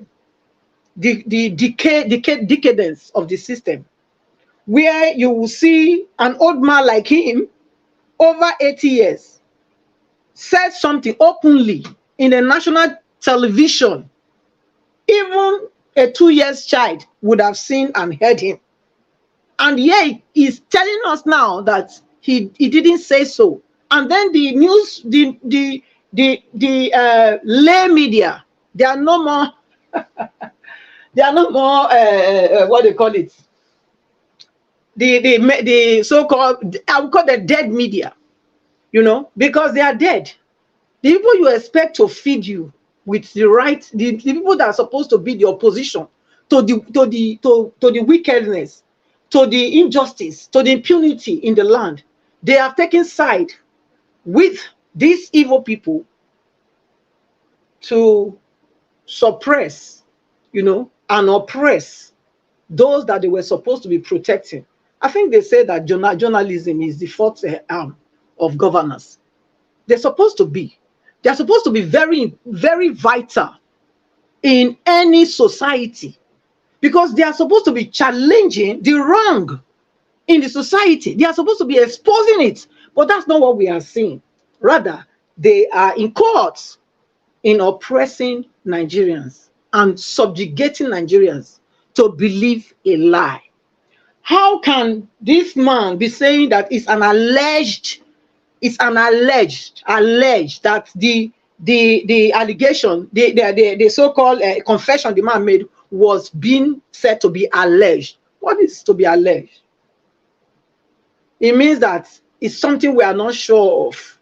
Maybe he said it, maybe he didn't say it until we prove it. But this has a proof already. How can you prove what is already proven? It's already proven. Even if he's trying to run away from it, he cannot run away from it now. He cannot run away from it. He said it, that he has encroached in his wife's decision when she was the prime president of appeal court. Everybody heard him loud and clear. And then the chairman of the Senate was telling him to keep quiet. He's going too far. But he was so angry, that he went on, that he has helped most of them there, and that he planned to destroy APC in Borno State. He said it, and he said he succeeded in doing it. So how can he now come to tell us that he didn't say so? He didn't say so. I mean, that just show you the level of the corruption that we have in Nigeria, where some people think that they own Nigeria more than others. Because I believe if this was said by somebody from the south, you know, or southeast, by now, they should have been behind bars. They should have been. And I want to also let us know that what we are seeing with Lagos and what we are seeing with these northern cabals, what is going on is in line with what they call is Arufai, the confession of Arufai, when he was commending the so-called Muslim imams for helping them to win the election over there, their contribution in rigging and whatever they did, the election. So he said in that confession too, that they have decided to, the North and the Southwest have decided to work together. To work together, this North and the Southwest. So, and that in 4 years' time, the Igbos will not be significant anymore in the South, in the Southwest. That if that they have a plan that they've put down, you know, that if the land rent for a Yoruba person having the land is 5,000, for a Northerner will be 10,000, for an Igbo man will be 1 million. So that is the land rent yearly. So imagine if you have a house and you are an Igbo in the North Southwest, and every year you have to cough out 1 million to pay for land rents. How long do you think you will have your house before they repossess it? Because you can, it will come to a point you cannot pay 1 million anymore. So which means automatically, when you cannot pay that 1 million, your house is gone. So my can say to you, I know that we are saying, oh yes, it's unconstitutional, they cannot do this, they cannot do that. Let me tell you, don't be deceived.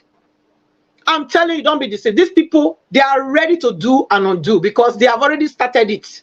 If you have a place in Lagos, you better start making plans to sell it. Take your money elsewhere. That is my counsel to you. It's up to you whether you want to take it or you don't want to take it, because we said Tinubu, they will not be, they said they will not be sworn in. It will not be sworn in. It's unconstitutional. He is there. He is there. And this law that we are talking now, this what they call it, this Yoruba law that the so-called the Senate, the one in the House of Assembly, the one that came out to say they are going to retrieve or repossess, they are going to repossess the lands or whatever they sold before, they're going to bring it back to their ownership, to the ownership of Yoruba land, Yoruba people, instead of the Igbos or every other person that bought it. When he said they're going to make that law, nobody has come to challenge it. Have you heard Wale Soyinka say anything? Have you heard the Oni of Ife say anything? Have you heard the Oba of Lagos say anything? None of them have said. Even Tinubu himself, has he said anything? No. That tells you that that is the direction they are going. Whether you like to accept it, don't you like to accept it, that is not what I'm here for. But I'm telling you that this is the direction. And if you are a wise person, start to make plans of how you want to take your thing out of that place.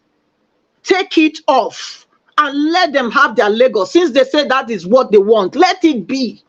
Lagos is not the only place. We have other places. Put yourself together and decide to, you know, build other cities. There are many, many other places that will need you. So that is my take on that, because they are not relenting. Nobody has come to challenge them. So you have to do something about that. Is that okay, Mr. Evie? Should I go on or? No, okay, yes. I thought you're done. Go ahead. Okay. Wow. Yeah, Asari Dokubo. I want to let you know that I have found out of that guy. He's not a full Ijo person. Okay? He's not. He's half Fulani and half Ijo. Because if you notice yesterday when he was talking in that fake interview that they said they concocted, the fake interview that you didn't see who was interviewing him, you know, is that how to do interview? I don't know. That's not what the standard I know when you are interviewing somebody. He claimed he was in Aso Rock, people was whispering on the background, and then he was pretending to answer. If you remember, he said that he and his men were fighting in Borno, in Jigawa, and in Kano Road, that it is them that has made that road safe for people to be able to be traveling free on that road now. If really he is not from there, how would he be the one to have known the in and out of that place to go and be fighting? And he was even boasting that they did better than Nigeria army. That was his own very word yesterday. So I went to find out. I found out that it's not really a let me tell you one thing. What they do is that they try to put on this face of, okay, he's a Niger Delta man, okay? So that like other people in other Niger Delta, when they hear it's a Niger Delta man, they will think, okay, yes, he's 100% and, you know, he's a job person. He's not. He's a Fulani. He was set there, was planted there by these Fulani people. His father is Fulani, his mother is a job. So it's a plan. It's a game plan to get other Ijaw people to believe that, oh, this is our man, and no, that's not. They have the plan. His father pregnant or get birth, married the wife, the mother, because of this agenda. That's the reason, and that's what is carrying out now, and we are seeing it clear with our two crow eyes. And he's saying that many heads will roll. Oh my God. I want to tell him, he was saying, talking about the army, that the army and the navy, that the ones stealing the oil, whatever. Okay, now the armies have come out. You didn't mention names. You only said many heads will roll. But I want to tell you, Asari Togumbo, if you are going to, if you're going to come out like that and mention the army, you should be specific on which of them, which names are you talking about, and be sincere to yourself. Don't just go and mention names of people that are your opposition that you want to get rid of. Don't just go and do that. Don't go and do that, because if you didn't mention the names yesterday, which means these are witch hunts. You already have your target. That's my take. It's my opinion. It's my personal opinion. You already have the people that you have in line to eliminate because they are your opposition. Otherwise, you could have named them yesterday when you were talking. So that yesterday we would have known the names that you were talking about. You said they are in Abuja, but you didn't mention any name. Now, the army came out today to challenge you and say, I mean, who are you talking about? You better come with the names that you're talking about. You cannot come out on the yes, is somebody talking to me? Yeah, it's me, Mr. Chicks. Yes. You see, I don't know why you're defending the army and the Kubo. Listen, if the army, if Nigeria is a sensible country, right, you cannot say that, especially against your army that defend your territories, right? And they're coming to tell you, come out and name. Who is Asari? For the army to say, I'm not defending them. I'm not defending them, but I'm saying that if he's coming out to tell, if he like he did yesterday, he said he was having a press talk, a press talk to Nigerians exposing whatever. Then he would have also mentioned, I'm not defending them no, not at all. But I believe that if you have the guts to have mentioned the army, then you would have also have the guts to mention their names. That's my point. So let's get this. I'm not defending them. I'm not saying, oh, maybe they are involved or they're not involved. No, but I'm saying that if you can say the army, I mean, we cannot generalize now, for Christ's sake. We can't generalize. We have to be specific. We have to call the names. If you say the army, the army is a big entity, you know, institution. There are many people in the army. So let him give us the names. And now the army also have come out to say, give us the names, call the names. That's where I am. That's the point I'm looking at.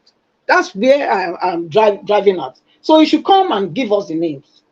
So Judiciary, please, I'm not begging you, because it is your duty to give justice, you know, to those that are oppressed. They said the judiciary is the hope of the common man. So if you are truly the hope, you better prove it. Thank you. All right. Thank you, Madam Patricia. The part where you said that his father is a Fulani man Please, do you have fact for that, or you were just assuming?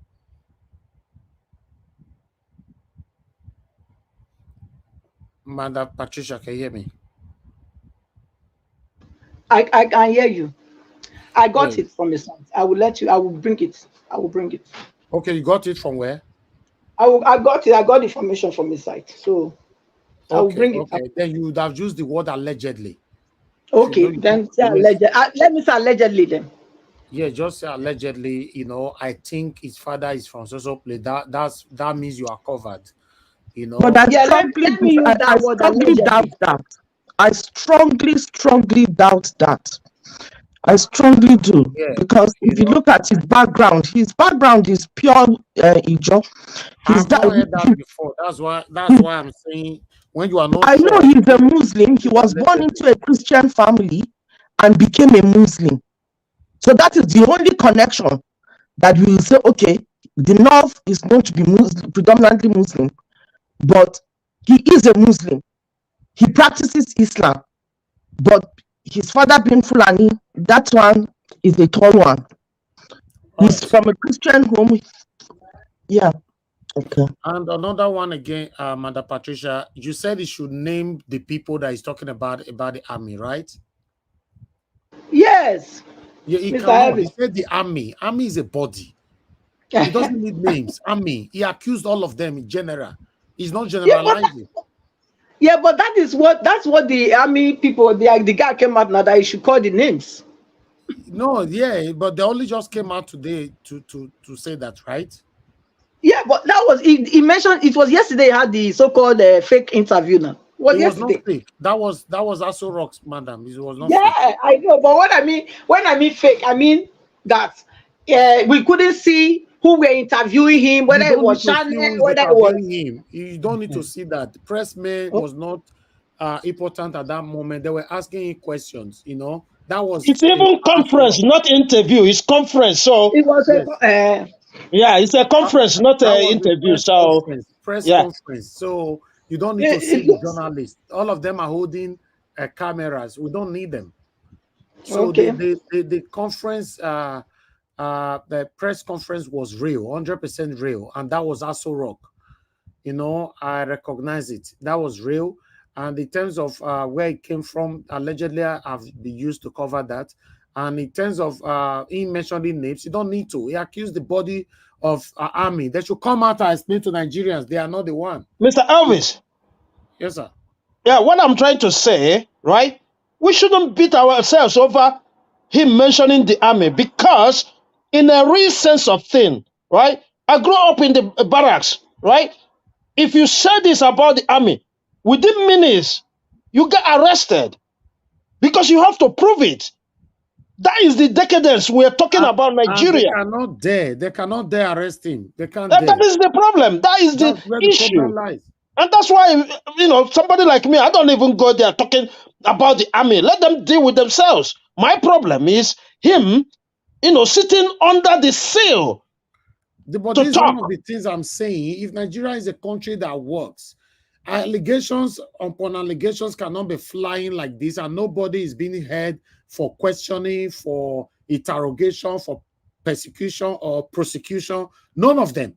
We are just here talking, and the government are looking at us and laughing. The president is currently out of the country.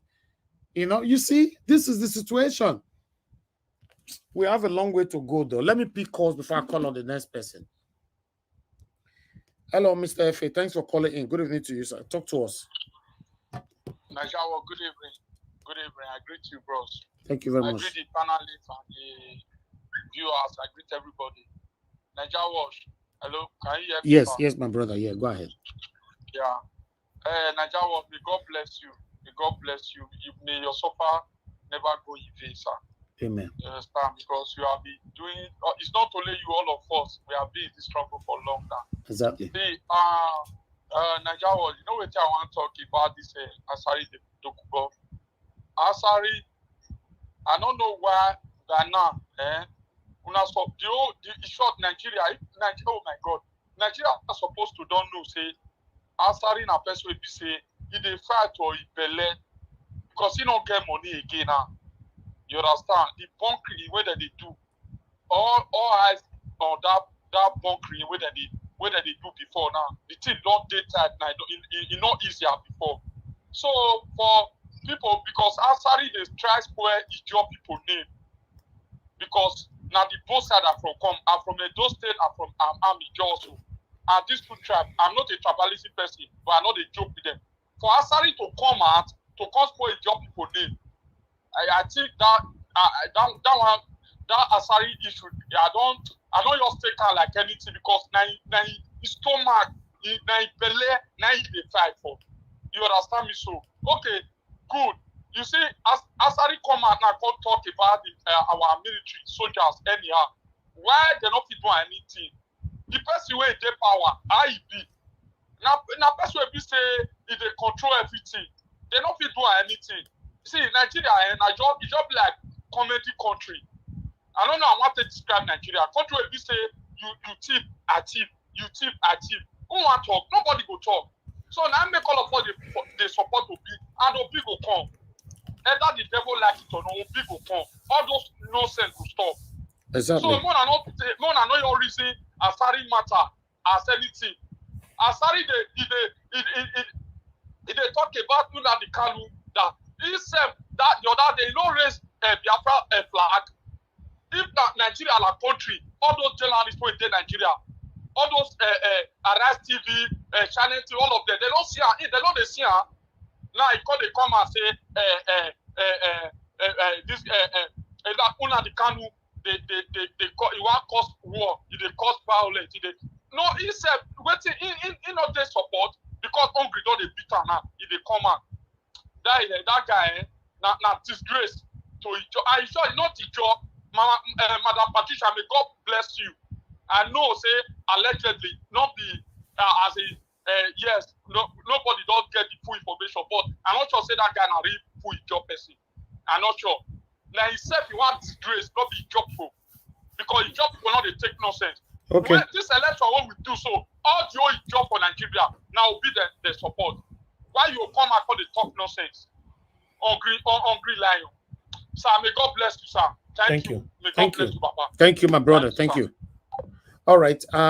Okay. We're talking about the flood that is affecting everyone in Lekki. The video I made last time I was in Nigeria, that was sometime early last year. I think that was in April last year. So I've played it before here. I just wanted to recap again for some of you to see how floods take everywhere, you know. Okay, but I have somebody that is calling in, right? Okay, yeah, the call. Okay, Mother or Mommy, you can call back after this video.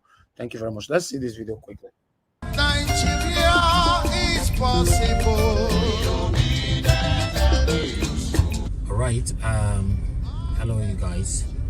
Good morning, good afternoon, good evening to you all. Yes, this is Lagos. This is Lekki, and we are currently swimming. As you can see, we are swimming. I'm going to roll down, but I don't know if my phone is going to fall out. So let me roll down and show you guys what we are passing through here. I want you guys to see.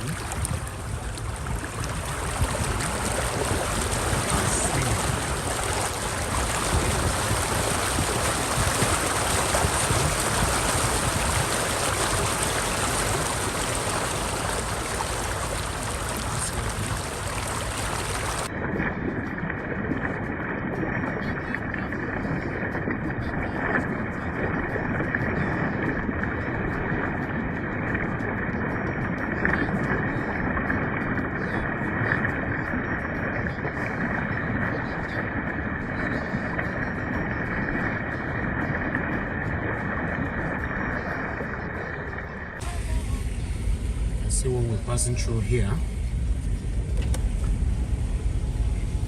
Just imagine.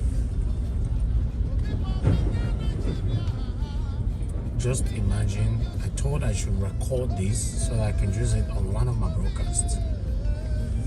Imagine everywhere is flooded right now in Ireland, in Lagos. Everywhere is flooded.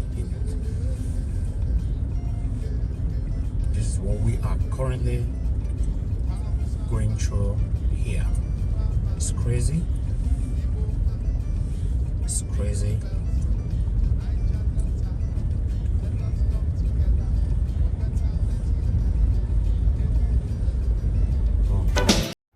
All right, as you all can see right there, that was Lekki. I did that myself. This is not say they tell you, they tell me.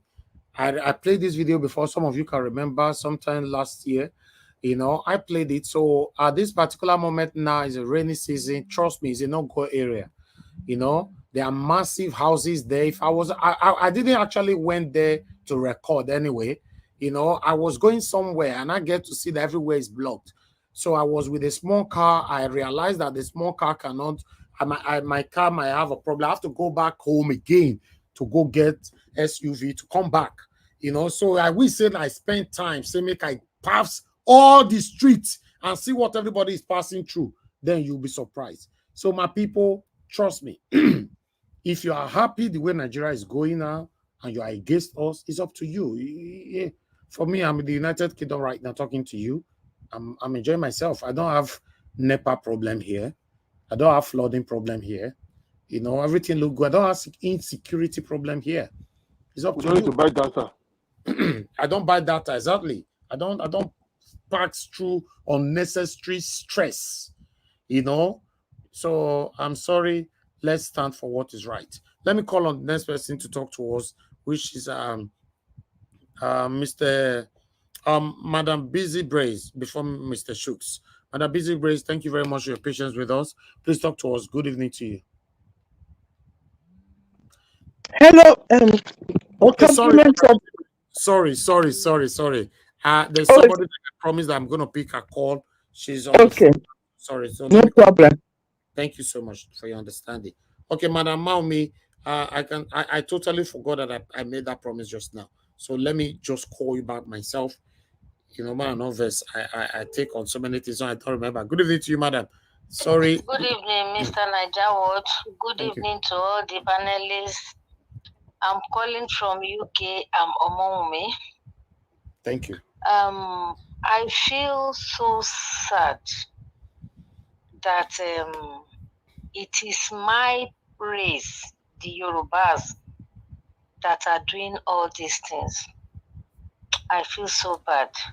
When I saw that Alaba market yesterday, that they were telling these Easterners, the Igbos, to go. Now, I believe they said we are one Nigeria. How does it work when the Igbos cannot rule the country? The Igbos cannot do business in Lagos. You want to resell land for them. I don't think this will work. Honestly, I feel very sad about it. I want to talk about Papa Wole Soyinka. So with all these things, after Obi went to see this man. And I believe Peter Obi would have explained the situation and he would have even shown him proofs. Exactly. That he won this election. This man came out again yesterday with so much respect you have given this man in his entire lifetime. He's been on exile for how many years until he couldn't come to Nigeria before. It is this same man, these our elders, what they are doing. They are the one behind our problems in Nigeria. Somebody was on this platform some days ago and mentioned that all the kings in Yoruba land, the Obas, they are even keeping quiet, they are not saying anything. For all I care, if I can tell you that this man called Agbado has bought all the institution. Before it is this Ifa divination that they pick kings in our land. Agbado has bought it. It is him and the governors that pick kings for us, as bad as Yoruba land is. Now, my main concern is that I saw one article, allegedly, as you always say, Niger Watch, and I feel so concerned, so much concerned. Somebody was speaking in Igbo about obese security. Please, it is on your platform. Go to it, check it. We need to talk to our principal about security, please. I was concerned. I just saw it a few minutes ago and I sent it to you immediately I saw it. I'm concerned about his security. Please, we need to advise on something because Agbado can do and undo. In Lagos, Funsho Williams was killed and nothing came about it. It was Pai, sorry. Nothing came about it. A whole minister of justice in Nigeria they pied him. Nothing came out of it. And everything came from this, my Yoruba race. Honestly, I feel so sad. I feel so sad. I feel so sad that it is my race that is doing all this. But one thing I know is that many of us don't want Agbado. Many of us did not vote for him. A lot of Yorubas voted for Pio. I'm telling you.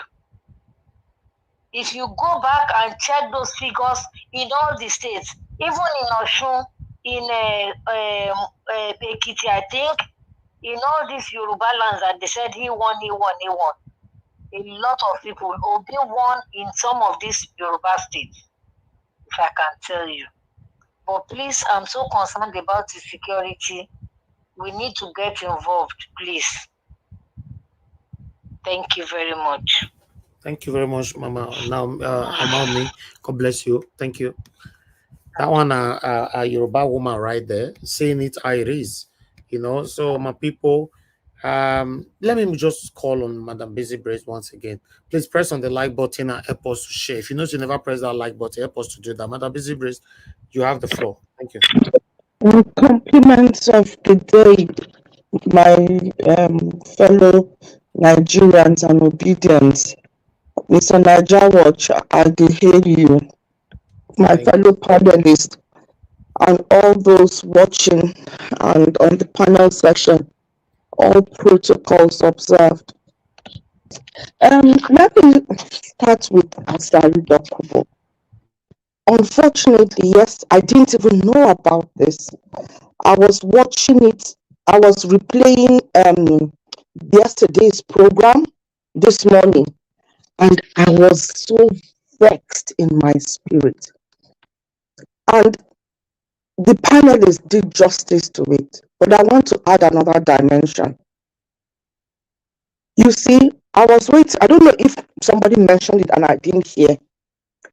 Part of his speech yesterday, he mentioned the fact when one of the journalists asked him when he was busy beating his chest that it is because of them, his men, that people can now travel in Nigeria, some parts of Nigeria safely. And he was now asked, is he saying that they have a military? Then he now said, no, the Nigerian constitution does not permit that, but that they have mercenaries from other countries. Did you hear that? Please, did anybody hear that? No, he said Nigeria do hire mercenaries from other countries as well. Exactly. So he is, yeah, that's what he said. He said Nigeria that they hired mercenaries. He mentioned some countries in South America who are hired mercenaries. Do we know what mercenaries are? Oga Naija Watch, I was listening to it. I was really low in spirit. A mercenary is one who serves only for wages. Yeah, that is the dictionary description.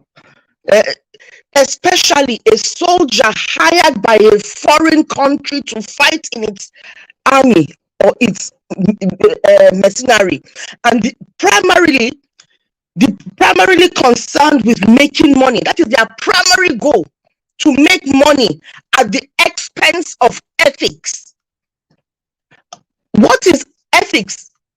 Anything that is upright, moral, they do not adhere to that. So they can kill, they can rape, they can maim, they can buy. I'm Please, so those sorry. words, I please. correct let me correct myself. You know, be you correct me. I remember. I will get used to it. No vex. They can do anything. You see? That tells you that. Sorry?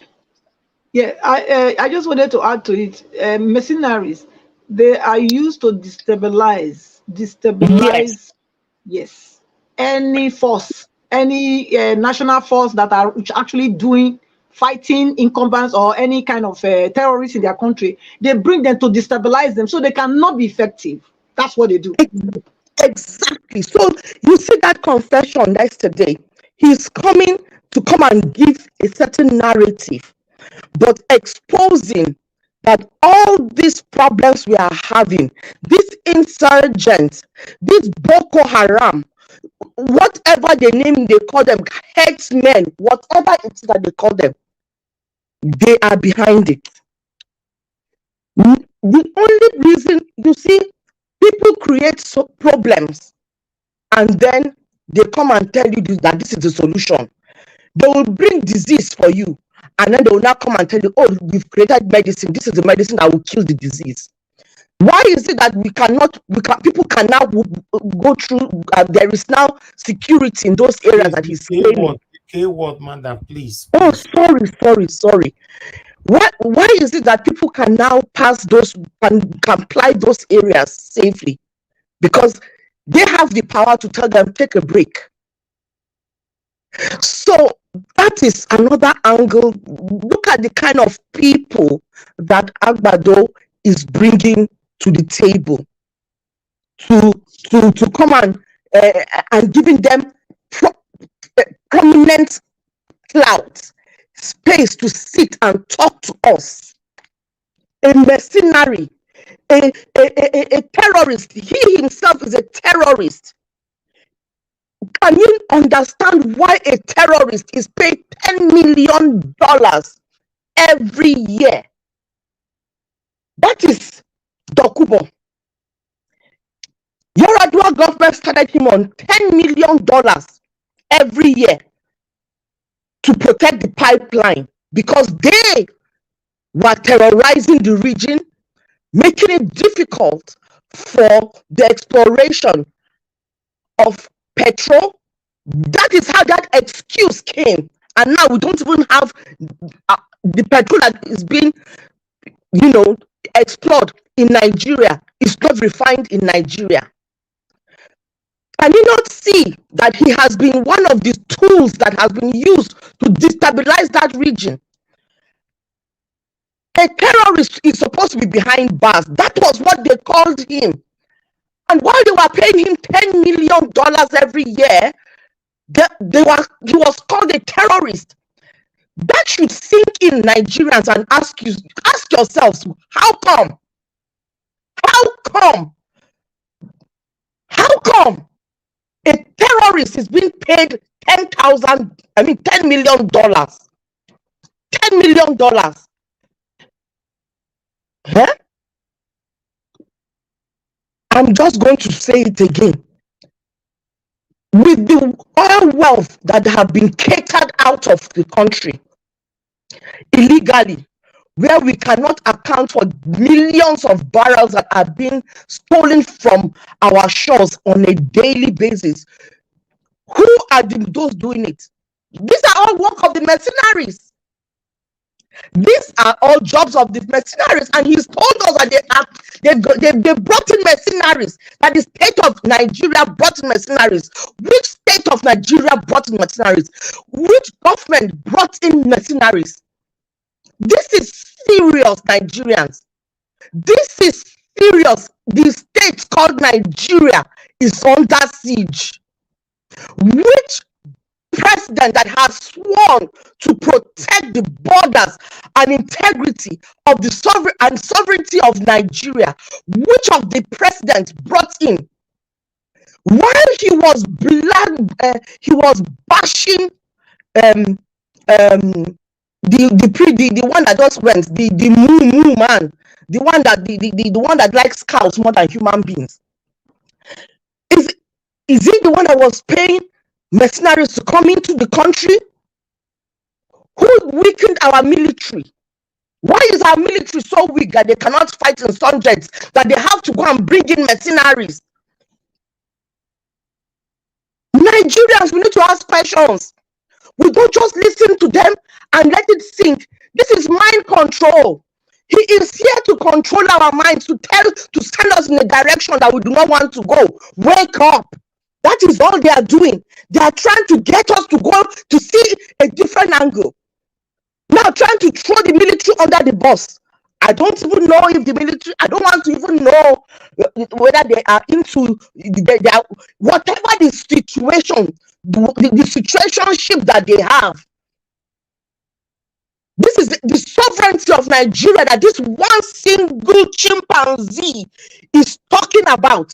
He's demeaning the sovereignty of Nigeria by bringing down the military and telling us that our military cannot protect us, that they have to go and bring mercenaries. Oh my God, arise, please, Rufai, tomorrow, ask the right questions.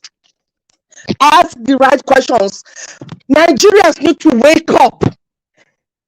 Let me tell you, this is why I understand every day why Americans will not give up their guns. I'm going to be controversial here, and I'm going out on a limb to say this. We all need to be armed because my people are being slaughtered on a daily. On a daily. They've gone to my village. They are killing people on a daily, wiping us out because we are sitting ducks. You think if we can protect ourselves, the story will be the same? The state is going to war, taking its people on an unannounced war. We are in a war that we don't even know. We are just sitting there, then they will buy us. They are buying us anyhow. Now, let me tell you, this is a reliable source, but I'm going to say allegedly. The weapons that were sent by America to Ukraine are in your country. They are in your country. Go is allegedly in your country. Think about that. Don't just sit down and let them feed you. Think about what they are doing. Think. Don't just be thinking unnecessary big brother TikTokers, this, that, to confuse you and take away your concentration from what really matters. Ask questions. Don't just believe them. When he was spewing his nonsense, I was listening and I was asking myself, why is he spewing this nonsense? Why is he spewing his nonsense? Why? What are they trying to achieve by him coming and throwing the military under the bus?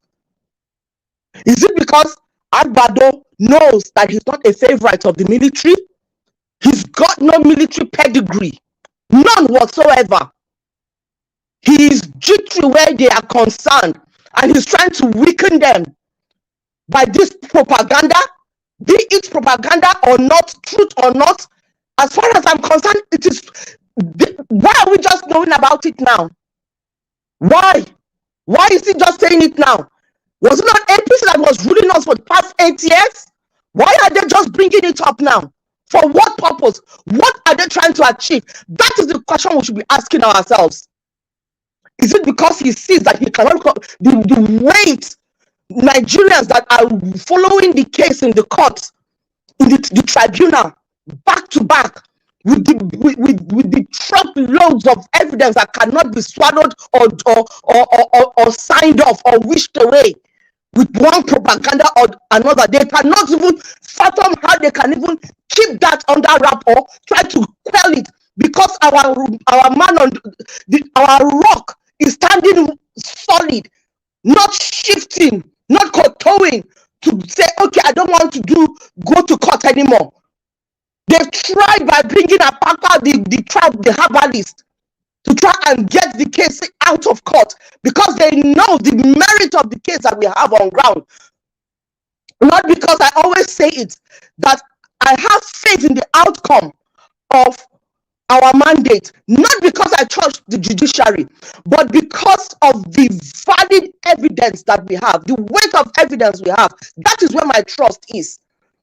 And because of that, there is, even them, they cannot do anything.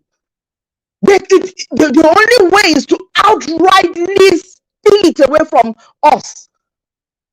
That is the only way that they can carry it and give it to a sick man. And they see the handwriting on the wall, and then they are dragging this chimpanzee to come and sit on under the seal of the Federal Republic of Nigeria. What audacity from a terrorist to come and sit in a position of power, to come and be telling me rubbish. Well, what truth? What truth? Has he not tied people? What has he not done? What has he not done? Even come and tell us about how he has 4 wives, 3 children, and several SUVs. The only thing I don't have is a private jet. To hell with you. You will be one of those that will be having maggots and they are still alive. Maggots will be coming out of you while you are still with your eyes open. What audacity, the level of impunity that this man has brought to that Nigeria. My goodness, it can only be. I was crying listening to this man because I was in so much pain that I couldn't wait for Niger Watch this evening so I can come and vent. This is me venting. I'm so upset with that man that the press are even giving them a platform. Amazes me. But it's good that we are knowing the heart of the wicked, the dungeon, what is in your own opinion? What? Oh, God. Thank you. You see, okay, Elvis, this man, he has carried his wealth out of Nigeria. The Niger Delta that he's claiming to be fighting for, he's carried the wealth out of there and gone and given it to Beninese, or Benin, whatever they call them. His wealth is all there. But he's not coming to come and fight one fake fight. Why is he not staying in the country and fighting it? Can you see why Agbado is using them? Putting one criminal after the other around him. Nigeria is under siege. And for any Nigerian that is saying that, let us just move on. He seems to be doing okay. I don't want to curse you. I swear. I'm so pained. Wake up and smell the coffee. Wake up. Wake up. Don't be lulled into some miserable sense of security. What security? What sense of security have you got that you cannot even travel in broad daylight? You can't travel the streets broad daylight. You can't fuel your car. You can't feed your family. You are saying, let's move on. Move on to where? The only place you'll be moving to is your grave. How can somebody come and violate you in every sense of the word? And you say, let's move on. Even God will not move on. As peaceful and as the master of the prince of peace, there is no peace if there is no justice. What do you mean? What do you mean peace? A place of justice is where you find peace. Where there is no justice, there is no peace. What kind of peace? Fake peace? Fake peace? You move on. They kick you, you roll over to the next place. They kick you on that end, you roll over. That is your fate. Wake up and don't listen to their lies. Ask yourself, if they tell you good morning, don't believe them. Go out and go and check good morning. And even if you see it is morning, check and be sure that they did not come and put picture or paint outside to make it look like morning. Don't just take them. Be cynical. Have a healthy distrust of these people. If you trust them, that is when they will. That is, it's not the trust that make us to be raped at the polls, because we thought that the Mahmoud has some sense of integrity. We trusted him till he dragged us. We are hiding him, or else they would have put us in our graves. People have even died themselves because they've lost hope. That hope, if you don't have hope, what is it? A lot of Nigerians are walking around depressed. Depression is eating at each of them. And all those what men of God? They're not men of God. They are devils that will speak up and shout. You have somebody that is coming and telling us that he's bringing mercenary into our country.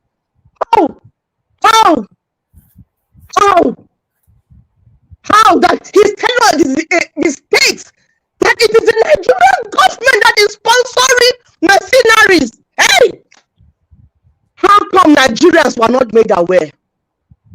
If there is genuine, if it is true, they work for us.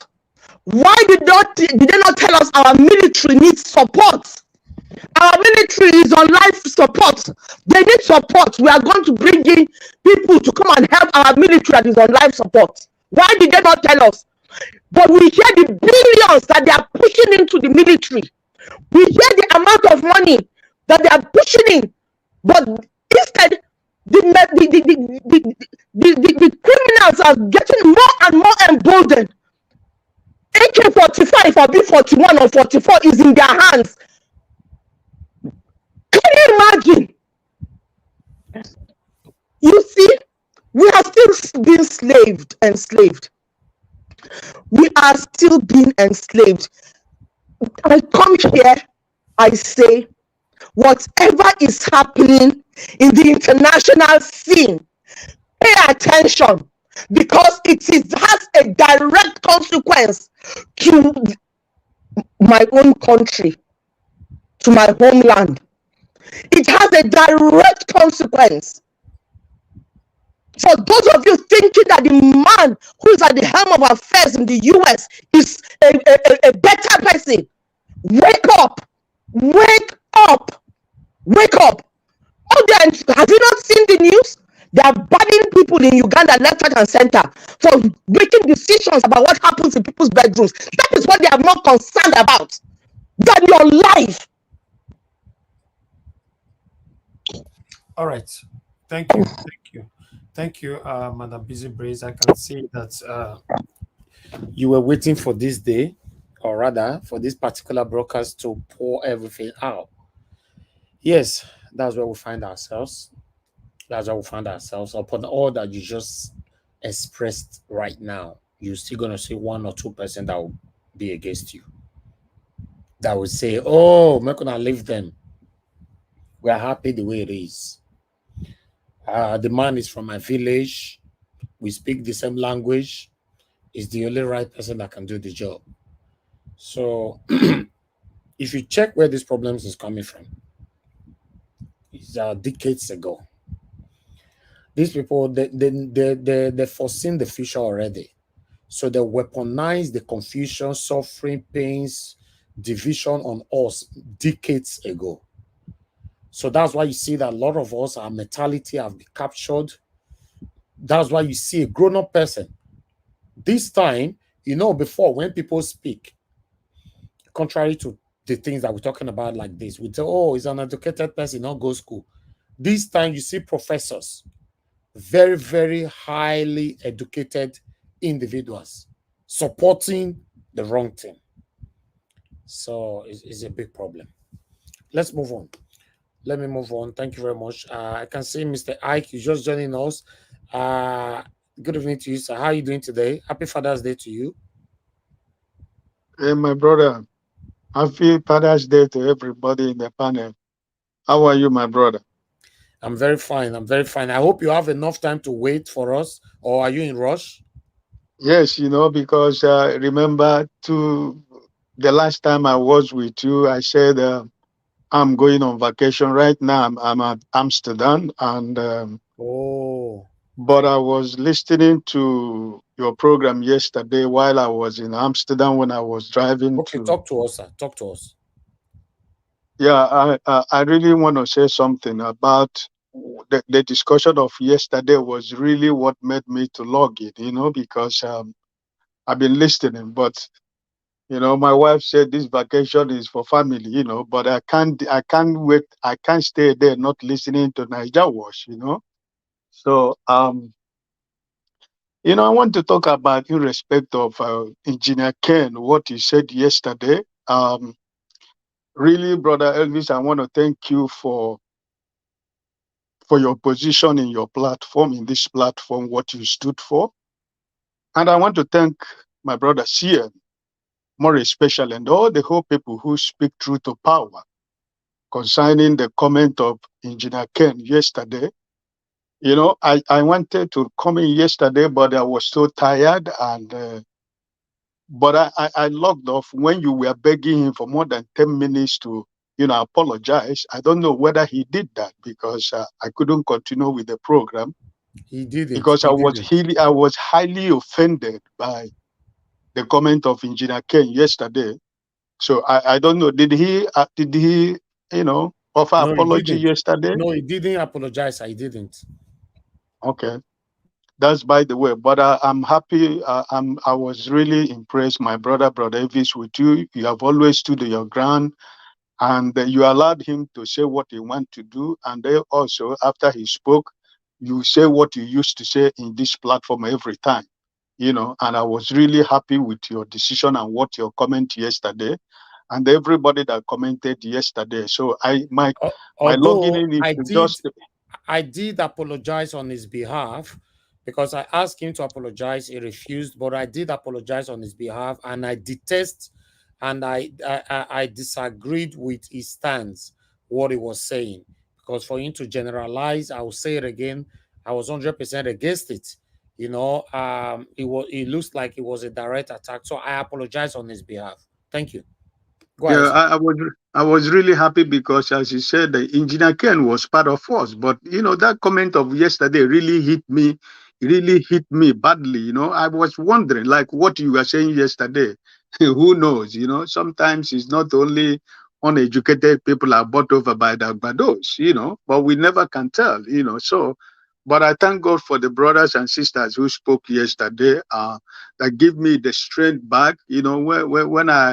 When I wake up, I try to, listen to the program of yesterday. I try to, recover myself to say, thank you. And thank you for all the people who always in this platform speak truth to power. And I'm really very grateful. And, I think my emotions were able to, disappear, So I really thank God for you and everybody in this platform. One or two things I want to add is, Nigeria has entered into a second chance boss, and I think that let me start with Asero Dokubo. Listen, why I said Nigeria has entered a second chance boss. You can imagine, Brother Elvis, who Asero Dokubo is, what position, what audacity, what temerity, what power, what position does this man hold to be able to go to the seat of power of the federal government of Nigeria, a nation, the most populated black nation in the world, to sit on a hollow ground of the seat of power with the seal of the federal government of Nigeria sitting as was seeking, making a press conference, speaking to Nigeria, standing with the so-called selective president of Nigeria. My brother, listen, that's just to tell me and you what Nigeria, like I see you, we all Nigerians have been captured, Nigeria have been captured. They are talking about people that are saying that he has done well in this few days. Look at the people that have been visiting Asorok. They are the same people. It's the same people, it's the same group of people. We can his group. The same, people that are supposed to be in jail, the people that are supposed to be, people supposed to be hiding their faces in shame, they are the same people that are trying to tell us that is doing something. Like few gullible Nigerians there, like people who has been speaking as I listen to the program. Nigerians are really induced with few things. Oh, they see light for 2 days. Everybody's happy. But I know this platform has given a lot of Nigerians, a lot of patriotic Nigerians, the power not to give up and not to be distracted. And I tell you, my brother, we are not distracted. No matter whatever they do, he is doing what he needs to do. Arresting the same people that are supposed to be, he himself is supposed to be in prison. We are talking about oil stealing. He has an oil company. He is part of the cabal. He's the part of these people that are stealing. So who is going to accuse who? Who is going to arrest who? You remove EFCC, put him in prison, and without allowing the lawyers and his family to see him. Which country? Where does it happen? It's only in Nigeria. You remove a Mefele, put him in prison. What is that for? These are things. These are the same people. They were all together. They know themselves. He's trying to let us to know he want to do something. But listen, on a faulty foundation, you can never build a house. So no matter whatever he do, the few gullible Nigerians that are being deceived are the same people who has always hold this country in bondage for all these years. Look at from the president, look at the Senate president. These are the people that are supposed to be in prison. Akpabio is the president of the Senate. Can you imagine in a country like Nigeria where Akpabio is the Senate president? Then you ask yourself, from where is the Redeemer coming from? So my brothers and sisters, please continue to speak truth to power. Don't allow whatever that is going on to distract us. We are moving on. We are going to reclaim our mandate. Nigeria is going to be recovered. But always remember what P always said. It's never going to be easy. And we know, and we have seen it, and we have experienced it, and we know that it's not going to be easy. So no matter whatever they are doing, we have enough of evidence in the court. It has been overwhelming. I don't know what is going to happen tomorrow. Tomorrow might be another day of shocker, So we are watching. So I just want to thank each and every one of you to continue to encourage you, to continue to speak truth to power. Brother Elvis, I want to thank you especially because you have always defended when people bring, tribal sentiment and tribal bigotry in this platform. You always stood your ground, and really, I am very grateful, to what you stand for, and for everyone that is in this platform that continue to speak the truth. The people in Nigeria, our family and our friends that we're trying to serve, we know some of them are few gullible. They are the people that are, our problem, but we can never give up to Nigeria. Like we used to say, where I live, like you just said a few minutes ago, you never come back. There is no electricity. You are not afraid of opening your door. Don't have insecurity problem. You don't buy data. It's just the same thing with me and every other person. But still, see the way we are crying for, the better of our country. So please, I want to encourage all of you. I will continue to listen. Sometimes I might not be able to join, but by Wednesday, we are going to leave Amsterdam to go to somewhere in Europe. I don't know yet. The children, they say they have a surprise for me and my wife. So we don't know where we are going yet until by Wednesday, when we get to the airport, they will tell us where we are going, So, but I hope to continue to listen when I have the opportunity to join the platform. Okay. God bless all of you. And I pray for more grace and more strength, all of you, brother CM. Thank you for standing up. Thank you for standing up for the truth and giving your comment with facts and figures. And I'm really highly impressed. Brother Alex and all of you, Madam Patricia, Omoye's Corner, all of you, please. I love everybody, and I will continue to listen from where I'm hiding, because my wife is downstairs. I just sneak out somewhere to try to see if I can speak for 2 or 3 minutes with you guys. God bless you all. God bless you, Mr. Ike. We really do appreciate you. Enjoy your holiday. Happy Father's Day to you once again. Thank you. Yes. I think, say me myself, I need this holiday because When I not say I day UK saying holiday, I need holiday. Make this one finish, make I go holiday. Ah. Thank you, sir.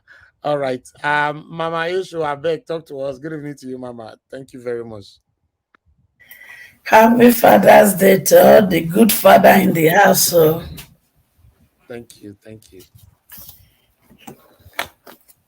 May your fatherhood be rewarded with God's blessing, and may your leadership be something to emulate by the younger generation. In Jesus' name. Amen. Amen. I don't understand. Not only Nigeria, when somebody go talk something for money, the next day go say not being talker. Hey, God. They say water shall never end. Only in Nigeria. You go inside house of Senate, confess. Even when it's on wife. tape, even when it's on tape for everybody to see. You go say not be saying they talker. The video was doctored. God, you sit down there. The so-called wuru whether na wetin old Senate president. If they tell you say keep your mouth shut, not go there, no, you see they talk. Then when people sabi they read what you talk, or they attack you and your wife, you can't come and say no be you talker. So now your grave, now the spirit when you enter grave, now talker. Ah, God. We have big problem in Nigeria. Hi. We get then we never finish with that one. Somebody when the money don't finish for Niger Republic, I been and where in day.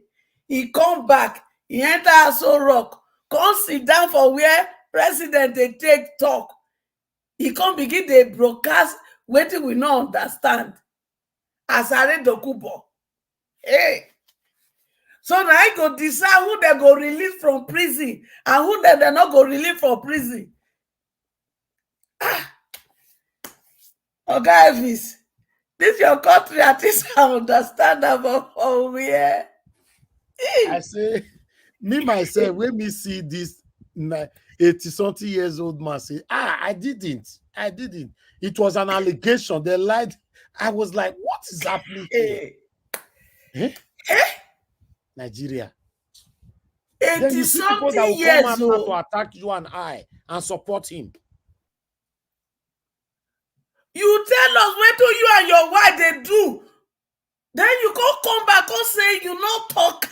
Who can't talk? Who enter your mouth to talk?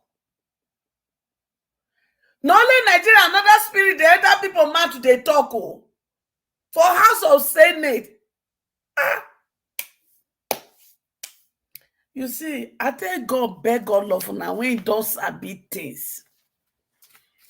Everything when we need to begin to put in place now so that so when some people they target the presidency, a lot of people go target the Senate floor and House of Rep. Because what we get for House of Rep and House of Senate, so that arm of government, they be wahala of their own.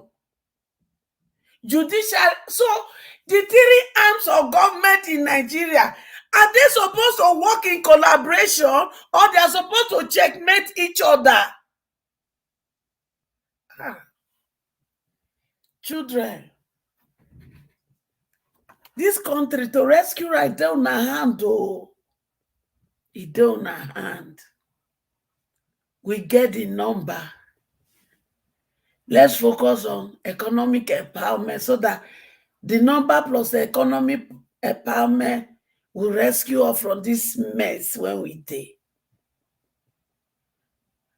As I Dokubo to enter villa, come they sit down for where president day. So now it don't come because federal, the president of Nigeria when go sit down for that, they give us order. What is wrong with us? Judiciary, I beg una. No matter how much they give una, make una deliver justice for us. I beg una. And make we also prepare. Say, when they don't deliver that justice, we get to uproot that imposter come up from Aso Rock. Why are we treating a whole country as if we are treating our... Is it beer parlor we are running? I don't understand.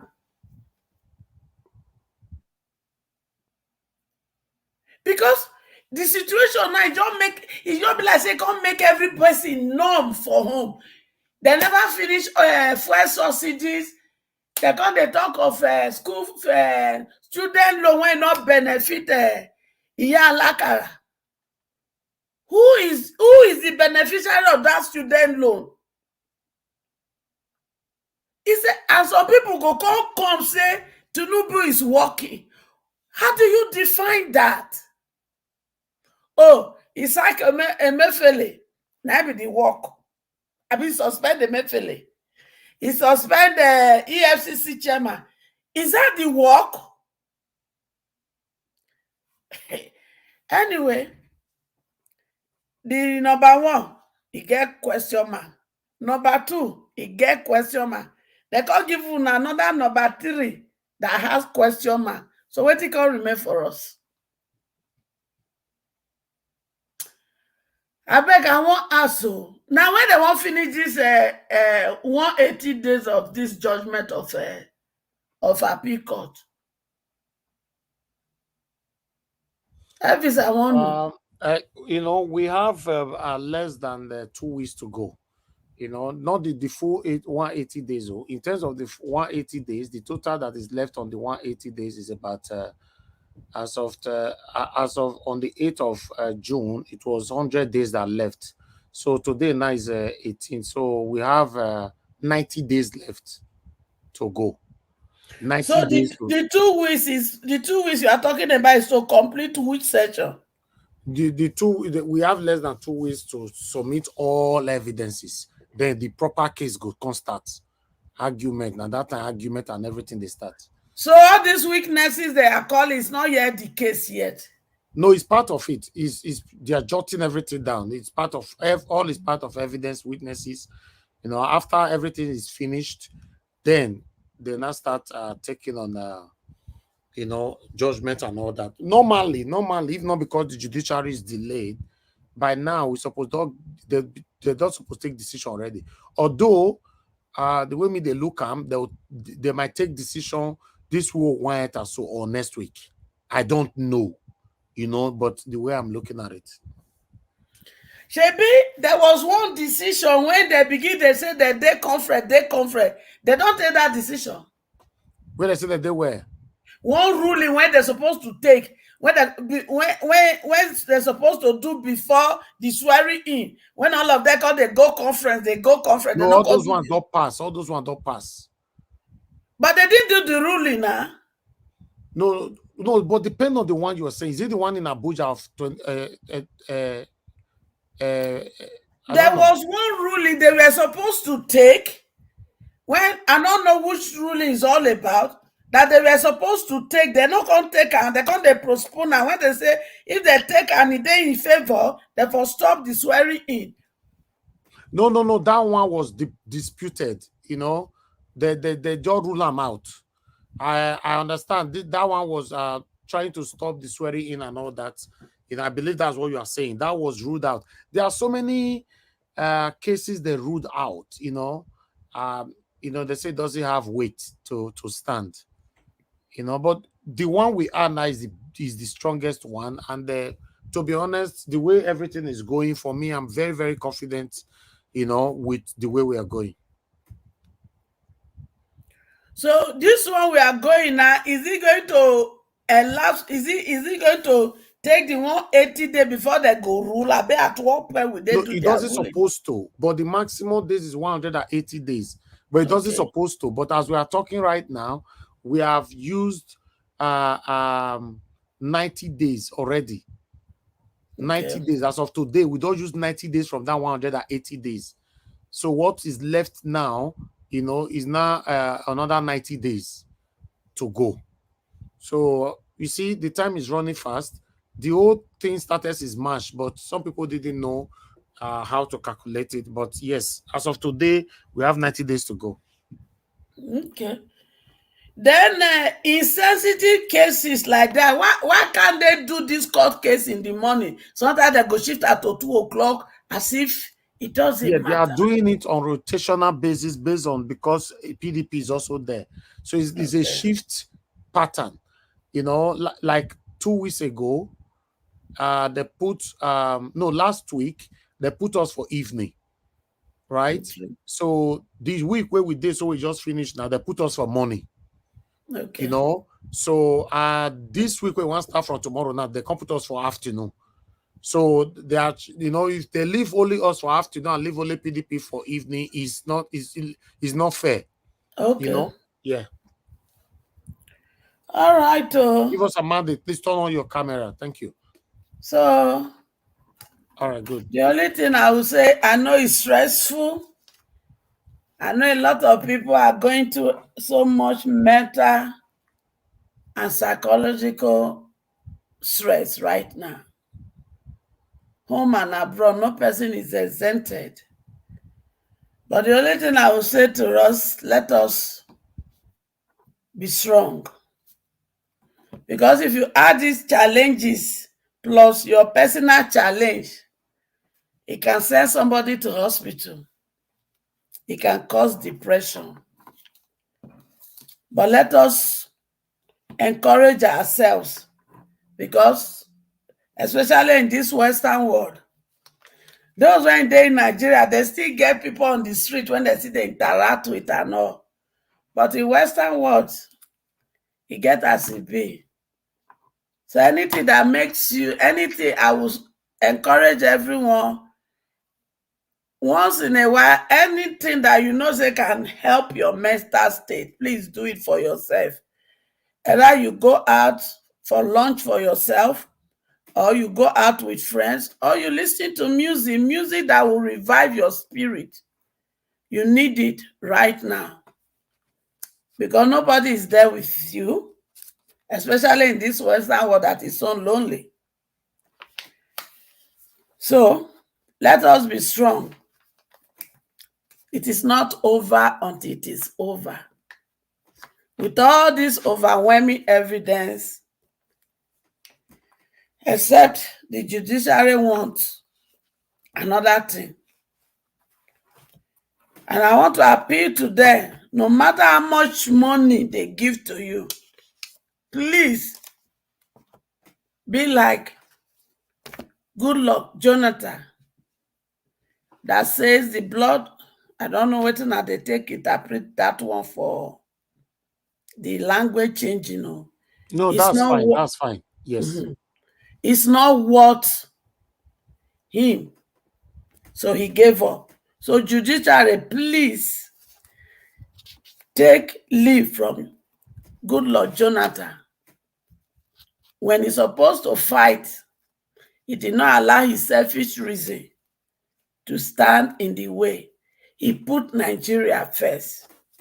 So judiciary, you have enough evidence. Please, with the evidence before you, put Nigeria first.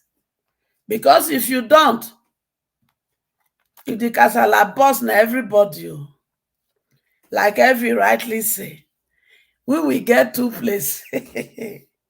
Una get only one majority of una. Yes. And judiciary, if una think una go wrong, come here if una do that nonsense. My children, they wait for you for every airport when I go pass, enter. So please, please, please, you better return their money and let Thank you. the nation peace be your watchword to make your decision. Thank you. Thank you very much, Mama Esho. It's good to have you on the panel. Thanks for your words. All right, guys, I'm going to say this again. We are covering, taking the live update on what is happening in court. Tomorrow, our court time is 2 p.m. Nigeria was going to take it live. So endeavor to join us every day in courts. You know that we used to do that every day, but we took break for more than 4 weeks. but we are back on it again. We started on Friday. So tomorrow we're going to be here taking live updates in everything. In fact, full transcript on what is going on inside the court. So 2 p.m. tomorrow, Nigeria should be on air. But before that, our replay might be on air. Thank you very much. I appreciate you all. And I want to respond to someone on the comment section. Uzo, you asking me if I'm aware of the situation in Lagos in Alaba International Market. Yes, we've discussed it already. You know, it looks like you've missed out. We discussed it. Was it yesterday? Yeah, I think we discussed it yesterday. You know, we discussed it yesterday. No, day before yesterday night. That was on Friday night. Yeah, I'm sure. I don't know, but we already discussed it. Yes, it's pathetic. It's very, very pathetic.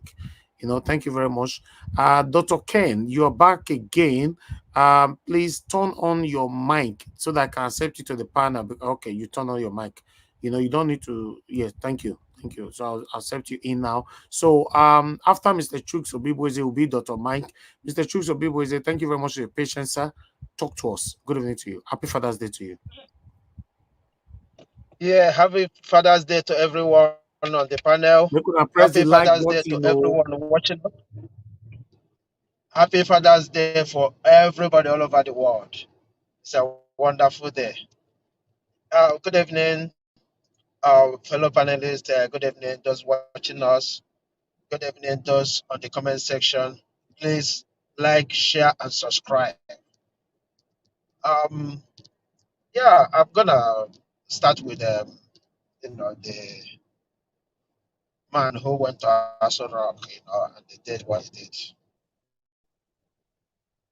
This is what we all know that would happen if this man is allowed to stay longer. It's his usual way. Tony Kabakana is kicking. His compatriot has gone there. The next one is Tony Kabaka in line. So we all know. And I'm disappointed with the military. Their statement is very, very, shaky. Why would you allow somebody, like their language, a bloody civilian, entertain such talk against the military? I'm still baffled. I'm still baffled. The DSS is dead. Because in actual sense, this is the case of the DSS. Because this has to do with the national security. So the DSS is toothless. The military is toothless. Because how can military come and say, hey, give us the name without inviting you? It's so shameful. And this is why everybody's complaining. This is the actual thing they're doing, that everybody's angry. But then what do? I say, I don't know how to say this, but I think we need to start, making sure our people knows the right thing to do. I think there's a lady who said that yesterday, that we need to start organizing, and I think that is a very, very valid point, because all these things we're saying, we actually have the power to change this. Forget about the person who is at the number one. We cannot continue to complain. Yes, we are lucky this time that the person who's supposed to be at number one will be there. So, in actual sense, look, if we continue to hold these people we send to National Assembly accountable, I don't think we will complain much. Whichever way, we will not allow them to rig the election. Make sure we put the people there. If you go there and you do nothing, you're not going back. It's as simple as that. going back. It's like what CM said about the ports. We can hold these men to make sure they go there and say, hey, these people must have right to maintain the ports around them and make sure it's functioning. We have the power. Because this is becoming a joke. We allow few men to make a decision that will take us back 200 years. We need to start doing something. We can't just continue to complain because we see nobody cares about if we complain or not. And this is why Baba Chua can come out and said what he said. And in the next minute, he says he didn't say it. How can he say he didn't say it? We knew when he said that he's gonna deny, because this is always the case. Each time, what they do is they say one thing, the next day is either they kind of apologize. That is not what I meant. We've had the case of for food, Kayode. So this is not the first time. And the NBA, they need to do something about this. It is in their hands to do something about this. We cannot continue like this. They should stand up as the judiciary or whichever body that is responsible to, make sure that this don't go under the carpet. This is ridiculous. That's such a wealthy allegation. They are trying to, sweep it under the carpet. For how long shall we continue in this trajectory? Now we need to do something about this. This man, we must demand that this man be questioned. It's not out of place for us to do so. That is the right of the citizens. Look at the National Assembly. They kept mute about this. Nobody is talking about it there. Were they not witness to this? Where are the likes of Femi Falana? Or is he hungry for something in this government? Because I know who he is, he would have made a statement, threatening to go to court. Where is he? Where is the likes of Wole Soyinka? And yesterday, he came out to spill what he spilled. Why they sweep the real issue under the carpet? It's so sad. It's so sad. I yield here. Thank you, Mr. Elvis, and thank you for the wonderful control you had over the show yesterday, because I've left before it got heated. I said I will thank you when I come online today. So I just want to thank you for the courage and the leadership skill you display on this very platform. Many people are watching and learning from you. Thank you.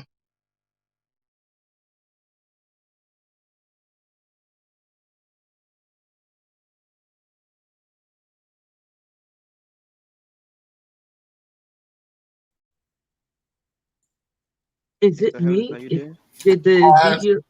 When I don't talk finish, now maybe Nigeria watch now. Okay. I have a quick question for Mr. Chooks.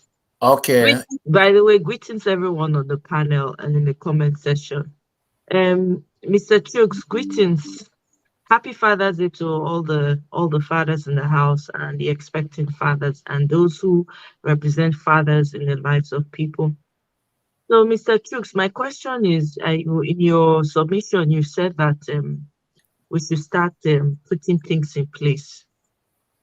So I kind of have a question as to how, you suggest or recommend that we start doing that, because I agree with you. So I want to get an idea of when you say start putting things in place, what exactly do you mean? Yeah, thank you for that question.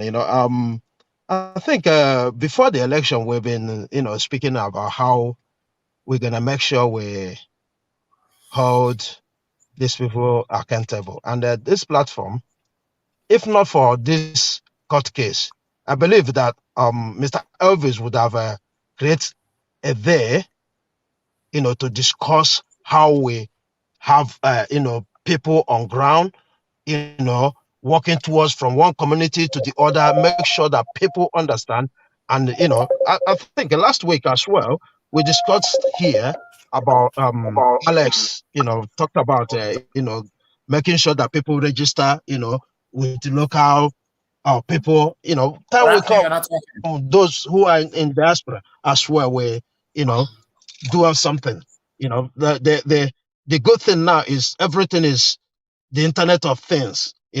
We can register online, we can do whatever, and give out the voice for people to understand. Because if people understand the right they have, especially against these men we put on National Assembly, if people understand the power they have over these people won't be misbehaving.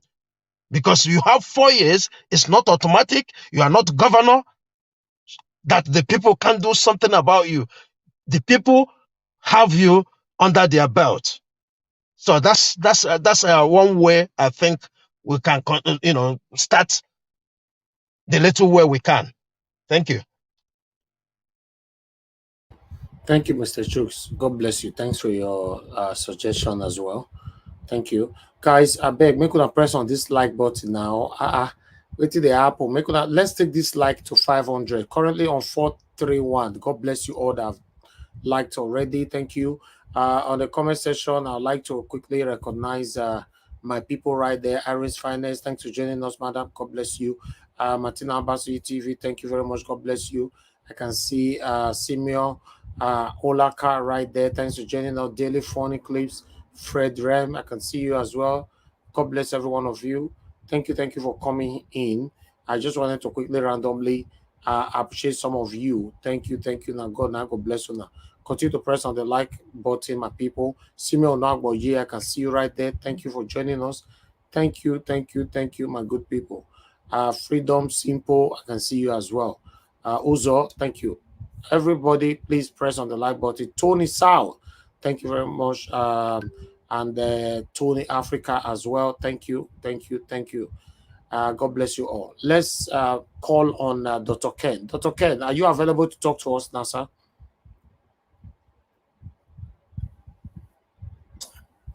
Hello, Dr. Ken. I did. I just did wait for my time.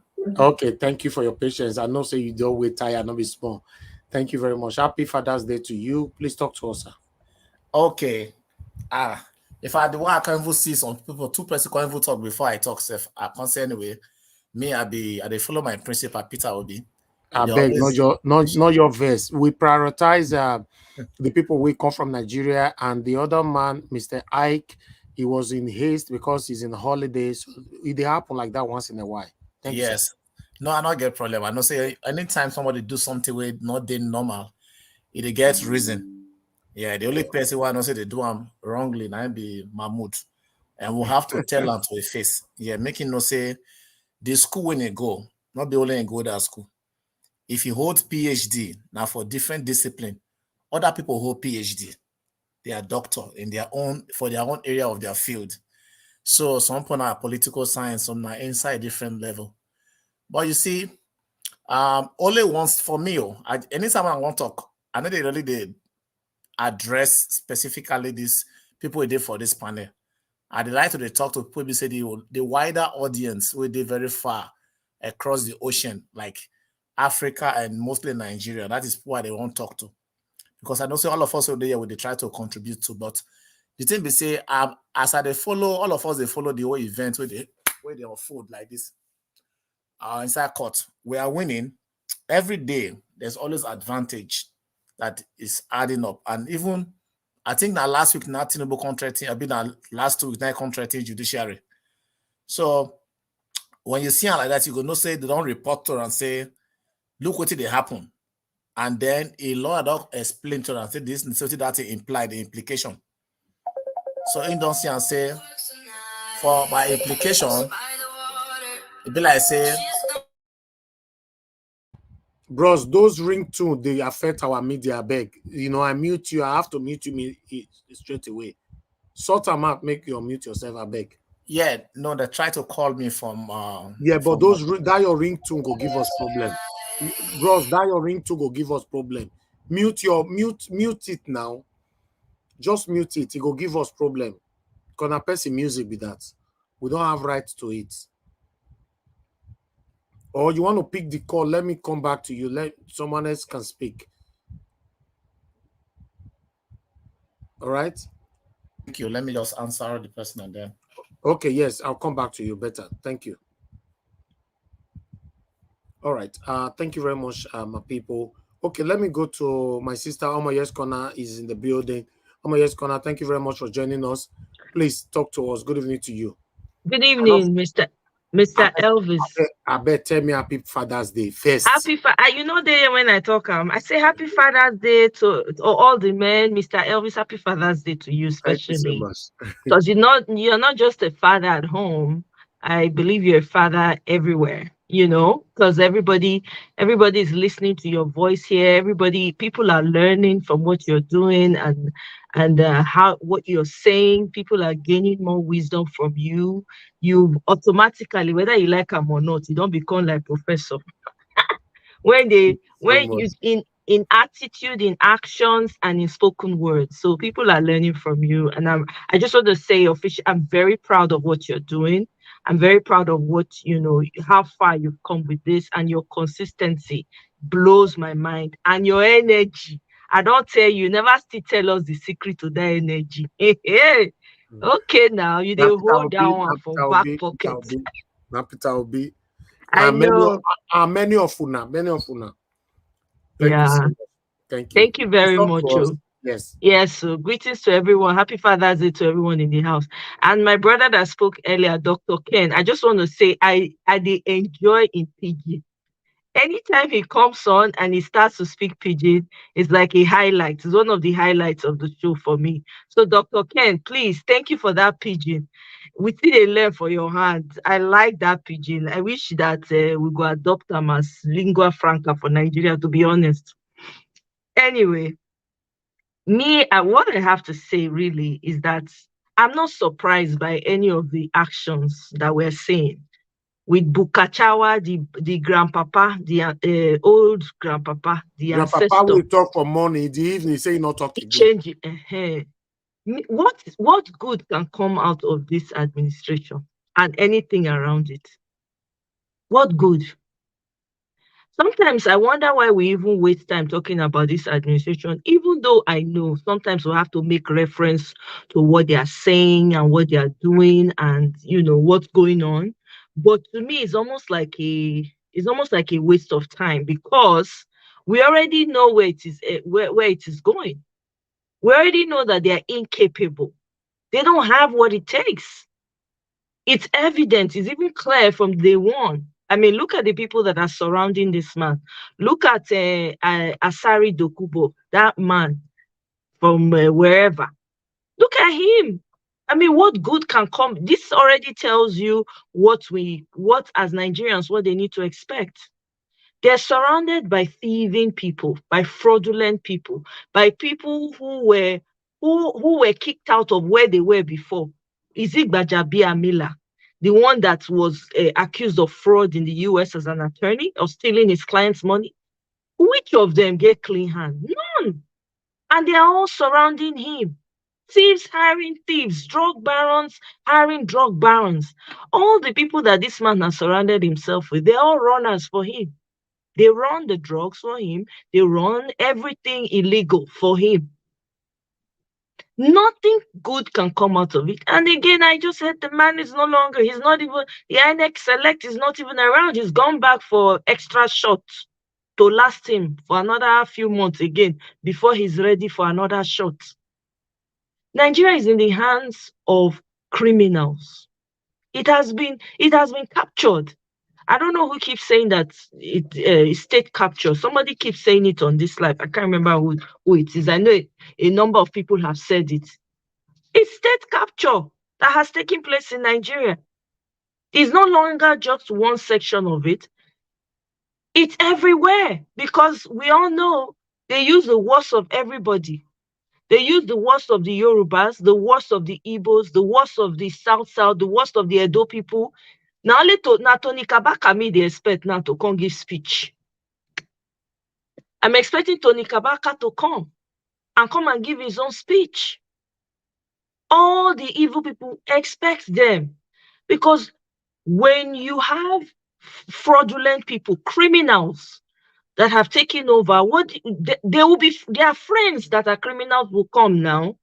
They will come. And then you start to see a lot of people who were part of the criminal structure, but removed for themselves so that people will not really know what they are up to. You see them start to come in and make themselves very, very obvious to everyone.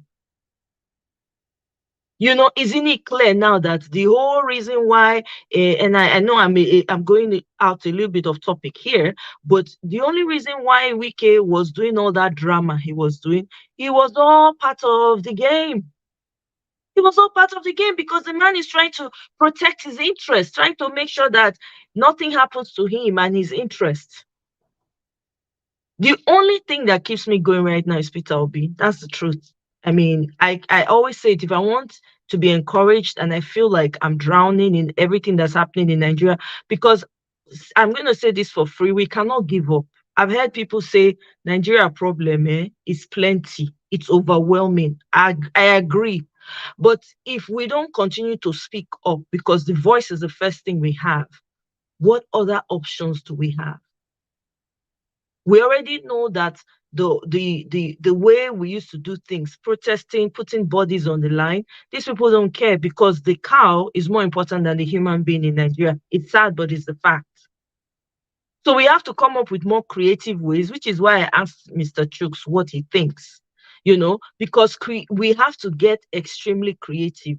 The ingenuity within us has to start kicking in now as to how we can ensure that we take these people, we remove these people, however way.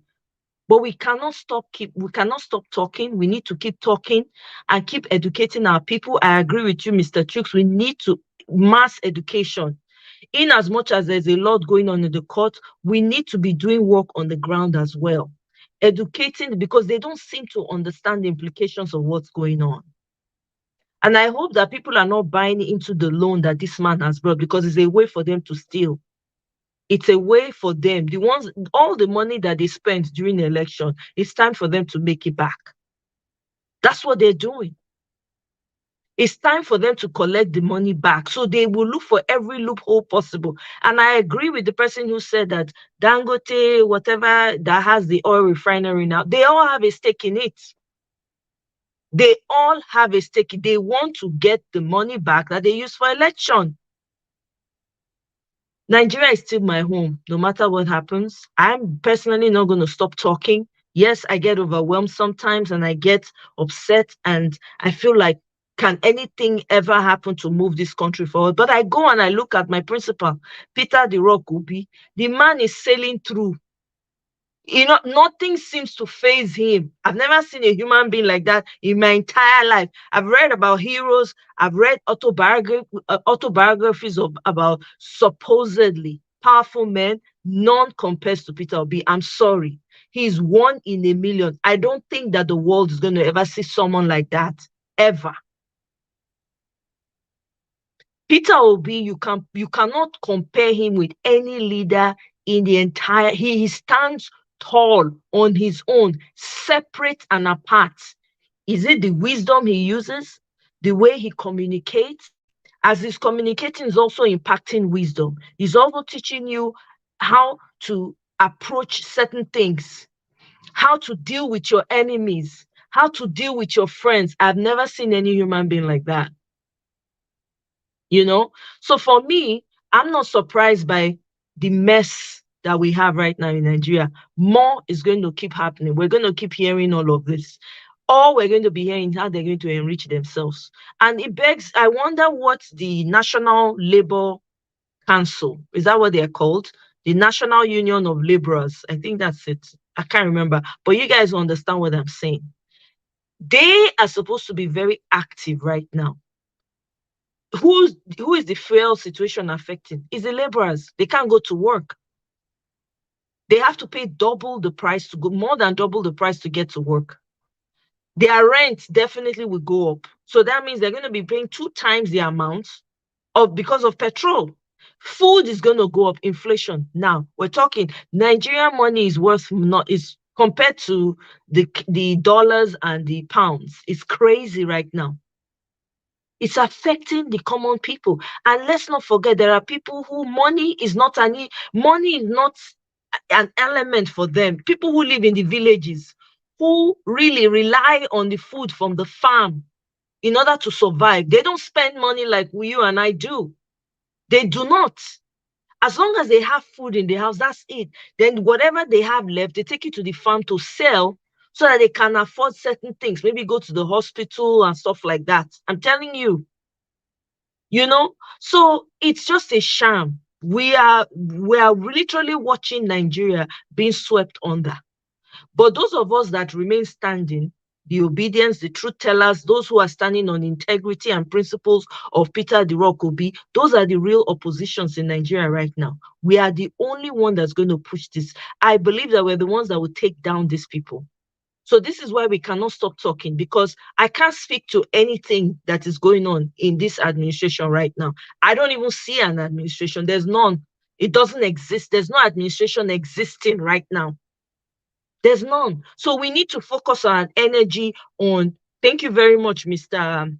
Elvis, that you have a live. You're going to be doing a live from the courthouse. I may not be able to join because there's something I'm working on. But I'm very happy to hear that, because we need to ensure that we keep our eye focused on the ball. These people are going to throw everything around. They're desperately looking for people to accept the sham that they've put there. They are desperate in it. They come to your comment section and they write all kinds of things. They want to make you feel like what you're doing is not. They know that they're sitting on falsehood. They know that everything that they're doing is all based on lies. The man with the vision, they're stealing all his ideas, but they cannot take the vision away from the man who owns it. You know, as much as we talk about these people, let's focus on the ball. Peter the Rock Obi, Ahmed Dati, those 2 people inspire me so much. So I don't even dwell so much on the administration anymore, because you and I know it's a lie. What is happening there is a lie, it's a total sham. So let's save our energy. Let's go to the grassroots and start talking to people, find ways to start educating the people, go to the farmers, just like people did during the election. If we need to put money together for logistics reasons, let's all come together and donate and say, okay, you come and give an account. You're going to villages. Which village? How many people you talk to? How many people understand what they talk? All those kind of things. That's what we need to do, because it's a continuous fight. We can't give up. You know, somebody said, when you have a democracy, you must make sure you do not fall asleep. You must make sure that you do not fall asleep, so that it does not slide through your fingers. But I dare say that's what has happened in Nigeria.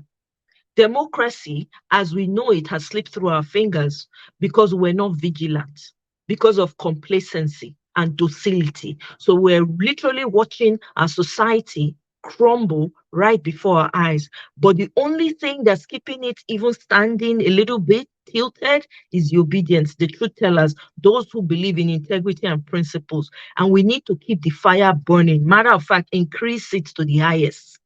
That's all I'm going to say for now. Thank you very much, Mr. Elvis. Thank you very much, my sister Amoye. Thank you. I can see from your voice that you are losing should I say you I don't know. There's a word I want to use. It looks like you are fed up with this whole thing that's happening in Nigeria. But I want to advise you not to feel like that. I understand it is. Even lots of people don't even come on air anymore. They don't join us anymore because not because they don't like us. Many of them are just they can't take it anymore. I know some of them that talk to me behind the scenes say, "Oh, I don't even have the energy to join anymore." So I understand. You know, it's so fortunate that everything that is happening, we don't see any result. Look at a man that says something in the morning, in the evening is coming back again to say, talk, on a camera. So it's pathetic. We cannot continue like this, my people. It's The not thing just is, Mr. Elvis, it's not so much. I'm not even. It's not. I'm not fed up of the situation in Nigeria. It's obvious that was the way it was going to go. When you have somebody like the sham, the fraud that INEC gave to us, this all was expected. As a human being, you're going to feel overwhelmed when back to back you keep hearing things coming through from your country that you love, that you grew up in, right? But that yeah, doesn't mean that you can't act like yeah. I But said. if we have to look at it together, just check it from day one. Everything that we've complained about, Right. have we seen results? None. During the time of the campaign, we all joined together here. We talk about the drug, whatever, they put them aside. We talk about everything. They put it aside. Now he's not a president, right? Now he's a president. What we expected him to do now is to deal with the people that, yes, the satanic people that we are calling out. If you cannot listen to the people, then you are there to make life difficult for the people that were against you. Now you're calling on EFCC chairman suspended, Emefiele suspended. These are people that were against you. What happened? Why did you suspend INEC chairman? Because you cannot. Exactly. I dare you. You cannot. Exactly, Mr. Elvis. So that's the whole point. That's why I said there's nothing to expect from them because we already knew the direction it was going to go. Now, we already knew that these people were in the same boat and they were playing. Look at this, my sister. Now, 2 allegations within 48 hours. The army were accused of oil theft. Why this old man confessed that his wife, the president of the Court of Appeal, the corruption that she engaged on.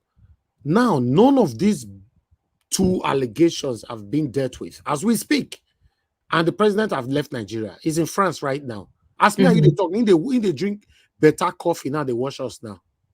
With croissant, with French croissant. Exactly. He's washing cappuccino. If they wash us now, they say, look at these people. What are they talking about? I have the country under my feet. So I just pray God help us because the people that are supporting them, encouraging them to do what they are doing is so fortunate. The beautiful thing about it is that God bless us, especially those of us that live abroad. I don't say God not bless people within Nigeria. Now satanic government not let the blessing reach on our hand.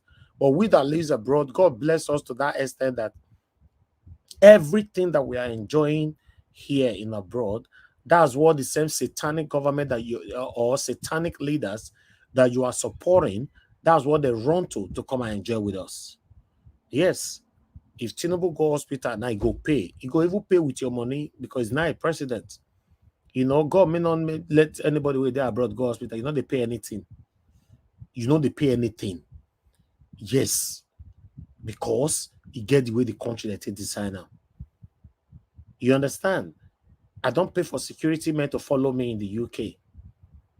But some of you that is listening to me now that is supporting the satanic leaders and the government that is causing you pains, some of you are doing well. Those of you that is doing well, you have mobile officers stand by with you 24/7, protecting you. Why do the gullible ones that doesn't have anything, who clamor for them? I still pray for you guys because I believe that you are ignorant or you choose to be ignorant. If you sick tomorrow, you go look for money, you beg for money, they go, you want to, even the money, the peanut they pay to you now will not be enough for you. Even though they give you 5 million, it will not be enough for you to treat yourself. Let me shock you. If they give you 10 million, the day where they give you that 10 million, you don't use that for another thing. If you get house, maybe they build, you want to go quick, go use and complete them. If you get land, you never buy land, or you want quick go buy land. If you don't get car, you want to go buy a car. You are not even preparing for your future. So if you fall sick tomorrow, the 10 million is not even available to treat yourself. Then the same satanic leaders that you'll be supporting will not be there for you. You see? Then you now remember people like Nigeria was be talk this thing. No, he talked this thing. Listen, guys, we just want a better country. You cannot expect me to be clapping my hands for satanic leaders that have caused the pains that you and I are facing today. That's what I'm saying. I can't clap for them. If you choose to stupidly be clapping for them, I will not clap for them. Then ask yourself, if you are listening, because I know some satanic people are listening to me right now. Ask yourself, everybody in power right now, apart from your biasness, because you speak your language, or now your papa brother, or now your papa elder brother sister, whatever, anyhow you talk up. Ask yourself, everybody that is currently on the temporary power right now, did they deserve it? Ask yourself. Then two, can they give you what you want? You. I don't say also, I don't want to say us anymore. Can they give you what you want?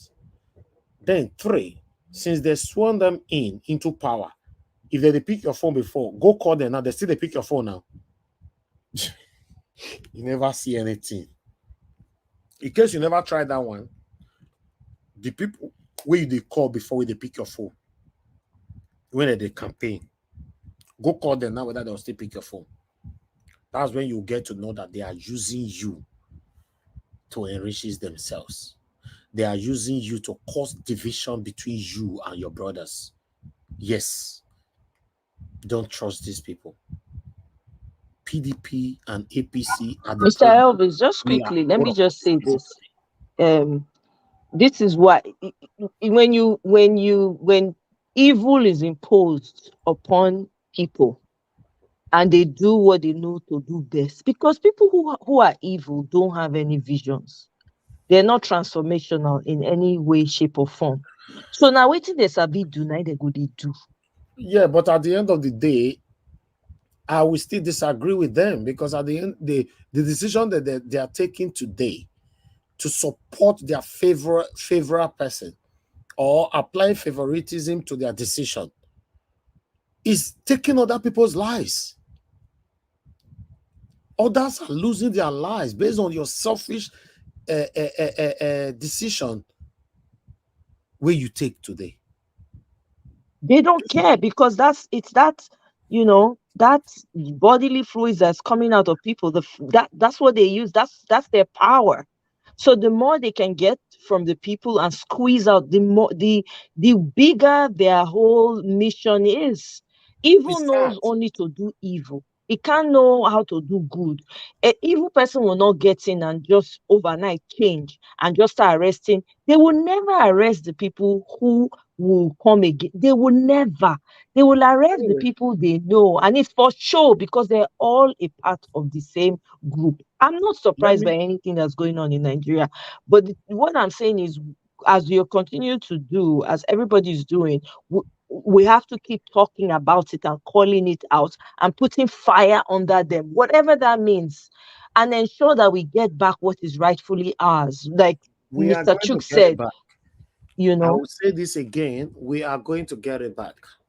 Everybody, listen, if you are home listening to me right now, you are doubtful, I'm not here to deceive you. I'm telling you, the way things are going right now, only two things involve. Judiciary do the right thing, or choose to go against the people and do the wrong thing. And watch what will happen in Nigeria. Except you choose to be heartless. And as the way I'm seeing things right now, I'm not sure the judiciary, these people handling this case right now, I'm not sure they want to be heartless. I have to say things how it is. Even though I don't have trust for anything in Nigeria, But the way I'm monitoring right now, I'm not sure these people will choose to be heartless. But nevertheless, let's see. Now, Nigeria, anything can happen. Thank you very much, everyone. Let's see if Dr. Ken is ready now. Dr. Ken, I beg you don't talk finish for your other phone. I don't talk finish. Thank you. So I beg put her for mute to make somebody else not call in. I beg. Just yes. put her for silent. Or Yeah. go put her for your neighbor house. I don't get. I will come bring her for your house or UK. Thank you, my brother. Go ahead. Yeah. Okay. Thank you very much for at least recognizing me again. You know, this fight with the fighter, I'm always very relaxed, like our principal, because from every angle, when you fight war, I know you fight do battle, you always this check out from different area. Number one, you go look area for food. The enemy they get food, I will go win them by starving them from that area. Sometimes you go check area of the any area talks about the hardware side, because I'm trying to manage my language and my terms, okay, so I don't offend this platform. So all this, there are many areas. What I'm saying from the judiciary, which is the forefront of where we get real strong hand, where we're now, every day, even tomorrow, everybody just anticipate. Just like say, Barcelona want to play, what you go call them, maybe Super Ego, for example. You go to expect say Barcelona go win. If they, even though they beat Barcelona, they won't play again. You go feel say they go win. So that thing, that winning spirit don't day inside us, because we see how the thing starts, and since it starts till now, till last Friday, the thing has been going on a winning direction. And with the way they go, everybody, every legal person get legal mind around the world where they listen to the thing, they go no say INEC, Shetima, APC, Bulaba, all of them, their lawyer just they shake. They just they jitter, they just they shake like that. They not get firm ground. They not get firm point when they go say this thing to crack this their point they bring. Now wow, now lie. They not get any point safe to hold. Instead, they go just they waste time. They go just they talk nonsense. So that they go even tell them say, hey, stop that way they do. They go reprimand them. So you go see and say they not get anything. And the way don't they open where it go they hard for one person can say from what I see, say this one plus this one, so the case is not in your favor. Then that one are different. But let me say something more, that if Nigerians, there's a level we say you in business, for you to make profits, Elvis, you must be ready to give some things and take some. Yes, you know, we just get 100 sometimes. If you get the 100, you will can't spend on the other one. You can't, at the end of the day, you can't get about $70. Now be your profit. You can't eat everything and get them. That is what I see. We say that be the only thing will remain for Nigeria to take their position, to shake anything we're supposed to be shaken off. Now the only time be that which I talk about, show where they go come my mind. Look, all these things where they happen for Nigeria, where they happen before, and the way they happen worst. The reason why they go worst and worst because say nobody don't ready to do what the person never do, or some group of people never do before for Nigeria. We go make the leaders look, they can't fear. One king for Bible, he go fight war. As he go make battle like that, he look like that. The Bible say for the story, when the king decide to his own son, when he buy his own son for the presence of the people, now they know say this guy, not a terrible guy. So what I'm trying to say is that if judiciary will be the last hope, and they see the thing very clear now from the way things there from 01 condition now, they see and say the thing evidence and the case for OB is overwhelmingly convincing, which means there is no way you go say for this side. INEC, they just make INEC look like say he don't know what thing they do, or he know what thing they do and they do one wrong intentionally. So by right, the way they don't nail INEC now, I they expect INEC only concern I beg to minimize my jail term. I go confess, make I tell them the whole truth what happened, so that make them minimize and down. But oh my God. So that is just what I just the see say. That is the first thing why the see say they have to, we go look at. You see that So okay, but like I said, they don't want me to talk. no, don't worry. The council that I don't go. As I don't do it twice. I have a lot of network. Sorry, from from across the world. So, but today's supposed to be my resting day. I don't think anybody should be talking to me. So the only thing they say, what they think about the whole thing, they say that is the aspect of that one. And if the INEC, if the judiciary mess up, we expect say at this time the Nigerian people will be the OGA, we employ everybody where the government they serve. With it because Nigerians, the government's people, they not understand, say they be servants. Now make me they say OB need to go there to go reduce their salary because go feel they earn money more than me while I employ you.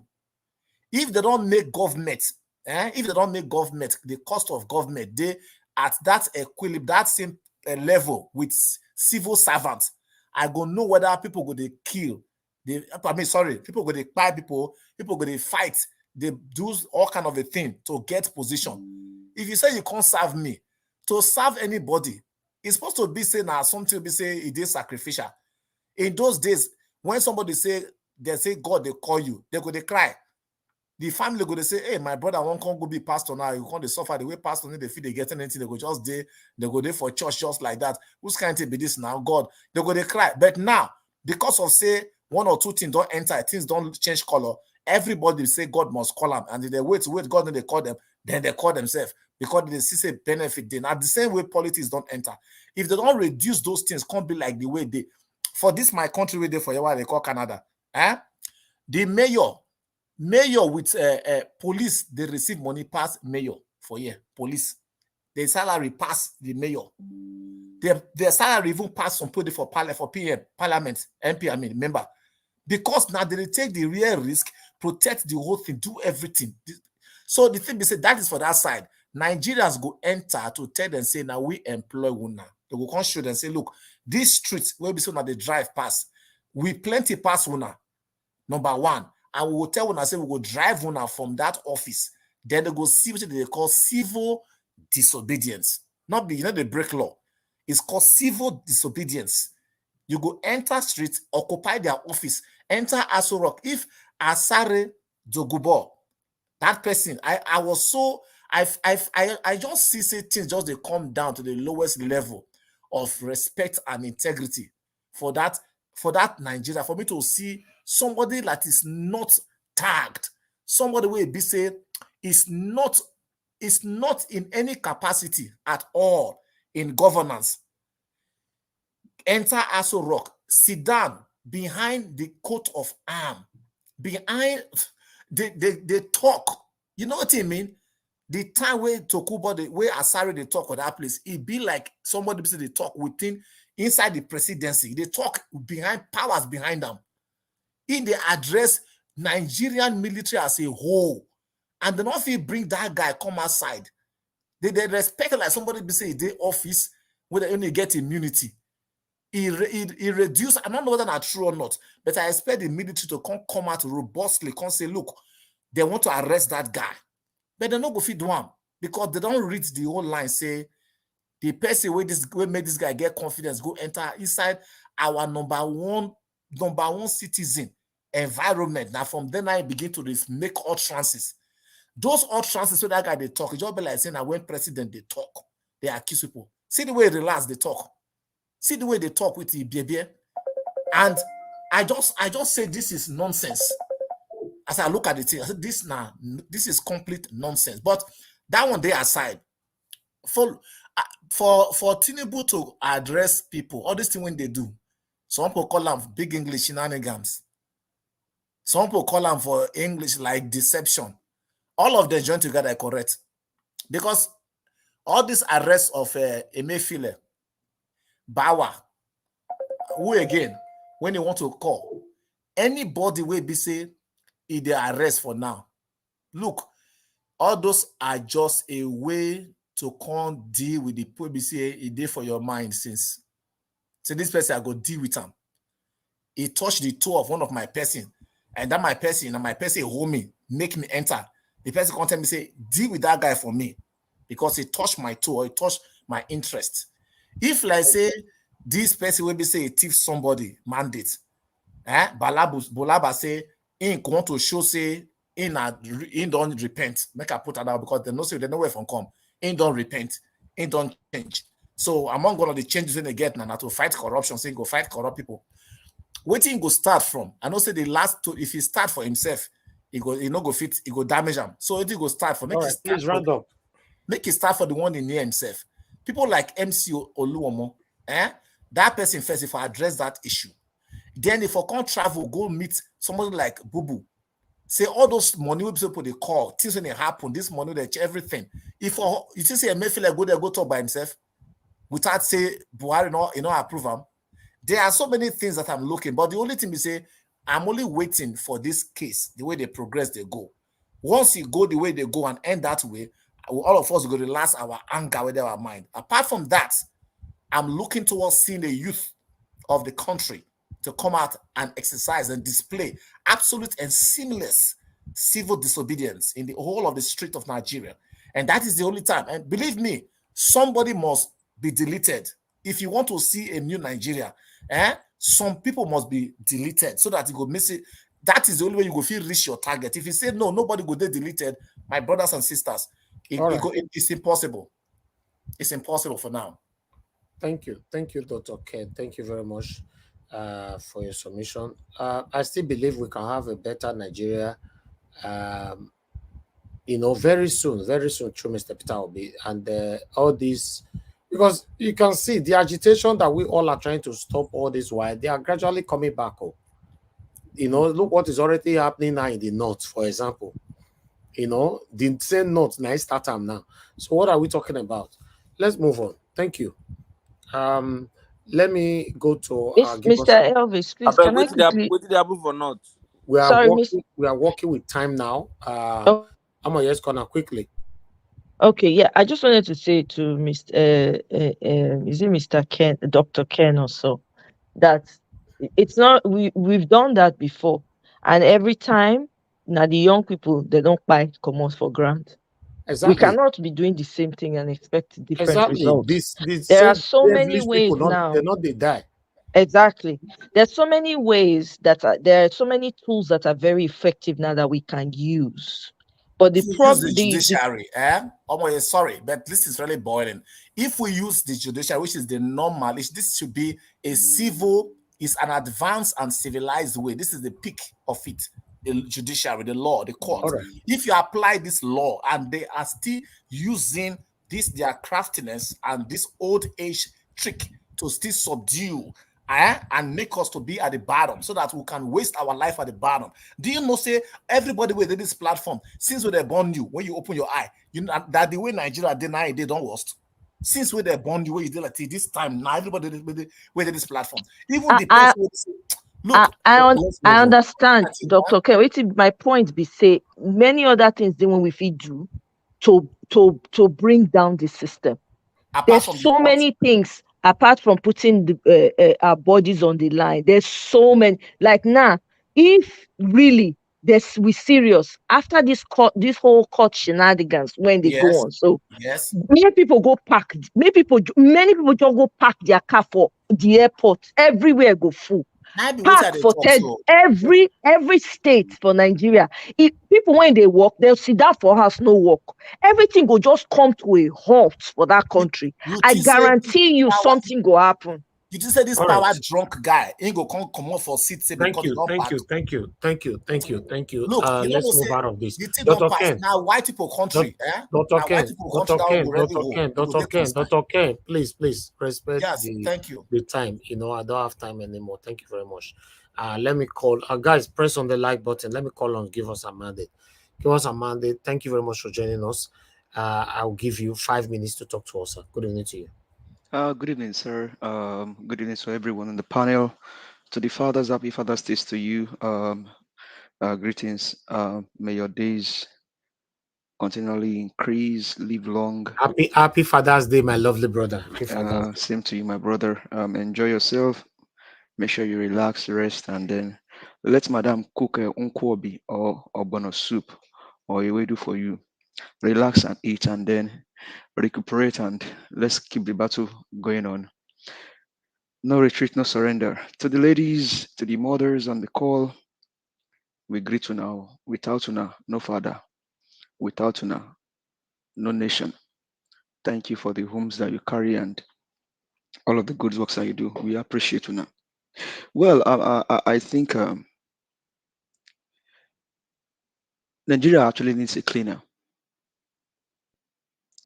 Nigeria needs a cleaner urgently. Nigeria needs a cleaner urgently and urgently.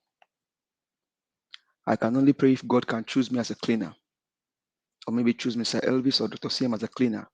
Nigeria needs a cleaner urgently. The state of Nigeria cannot be, there is no words, honestly, for me to describe the state of Nigeria right now. So some of you that supported Tinubu and some of you that perpetrated the evil during this election, and you think you've done the best. Someone like Mahmoud Yakub, you have just added to the suffering of Nigerians and including yourself and your family. Nigeria needs a cleaner urgently and urgently and urgently. God, please send us a cleaner. Lord, please send us a cleaner. In the likes of Nehemiah, in the likes of David, Lord, please raise a cleaner for Nigeria. How can a old man, 80-something years, speak and forgot that he spoke on a live TV? How can we allow the thug? But I'm not surprised because the one that said he won the election, even though he did not win it, is a drug baron, can allow a thug to sit in front of the coat of harm. And I think I said it yesterday that the seat of power is desecrated for ordinarily allowing that evil to happen. The state of the nation cannot be described by any word. And so all I can say is that, Lord, please raise up a cleaner for Nigeria. Suffering, the pain is much. In Plateau, Jos, just today, again, people being taken down. And so people are carrying their bariga, they are carrying their clothes, and they feel that they are on top of the world. Lord, please raise a cleaner for Nigeria. Please, Lord, raise a cleaner for Nigeria.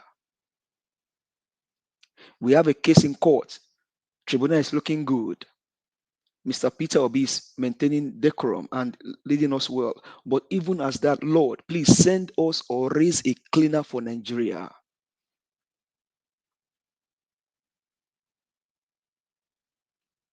Because scripture said that when the righteous rule, the people rejoice. But when the evil ones rule, the people mourn and weep. Lord, please raise a cleaner for Nigeria.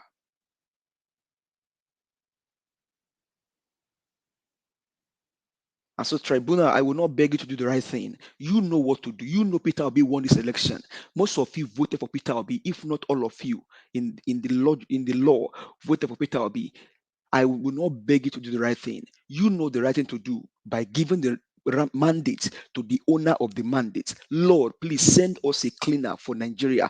Nigeria needs a cleaner urgently, Lord. Please send us a cleaner. We cannot live in the midst of plenty and our people suffer. We cannot have oil, gold, lithium, natural resources, even food. In Bauchi, you can grow food on rock. In Bauchi, I served there for 1 year. Lord, please raise a cleaner for Nigeria. We need a cleaner urgently, Lord. The evil ones will not allow the owners of the nation to relax or to enjoy their nation. Have you asked yourself why people are Jakpa, why Jakpa is so high?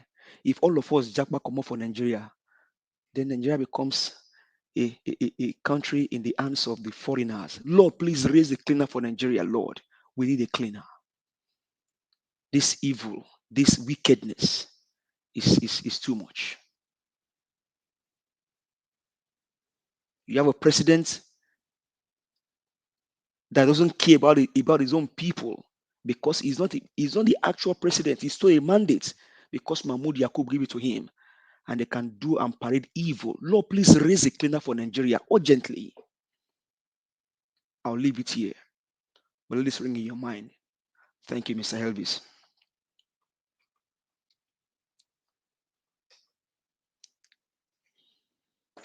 Thank you very much, my brother. Thank you for your submission. Guys, I beg, make una help us press on the like button. Press on the like button. I appreciate you all. I can see more people coming in right there. Oga, I can see you as well. Thank you very much for joining us. God bless you all. Destiny, thank you very much for joining us. God bless you. All right, I believe everybody on the panel. Okay, the only person left now before I turn around is Gingerbread Man. Gingerbread Man, thanks for joining us. You have 5 minutes. Happy Father's Day to you, my brother. Yeah, happy Father's Day to you, Niger Watch, and all the fathers and prospective fathers on the platform. May your days be increased. May the showers of blessings be upon us all in the mighty name of our Lord Jesus Christ. So I heard this man, Mr. Buka 2, that's the name of a restaurant. He has taken down the statement or the confession he made. I'm not surprised, because at the time he was making that statement, he was overwhelmed by the spirits, which opened his buccal cavity to spill out the truth and nothing but the truth. So going back to say otherwise, we know that he's only trying to cover, the secrets which he has exposed under the auction of the higher power. It is left for Nigerians, to do the needful. And that is why I cannot overemphasize the need for a laborer, a cleaner, abattoir, whichever name you want to use. Nigeria need that as soon as possible. You see, I heard or I learned that the Nigerian Bar Association are moving petitions, because that man's statement is an indictment. It's a direct indictment to the judicial arm of government of Nigeria. We all know that the judicial arm of government is not independent, but we can hear real life confession from a purported, affiliates by virtue of the husband of one of the justices in the second court, highest court of the land. So the NBA, I think they are moving a petition. I don't know. I came across that. I don't have the details of that, but Mr. Elvis, you might know much about it. But they are trying to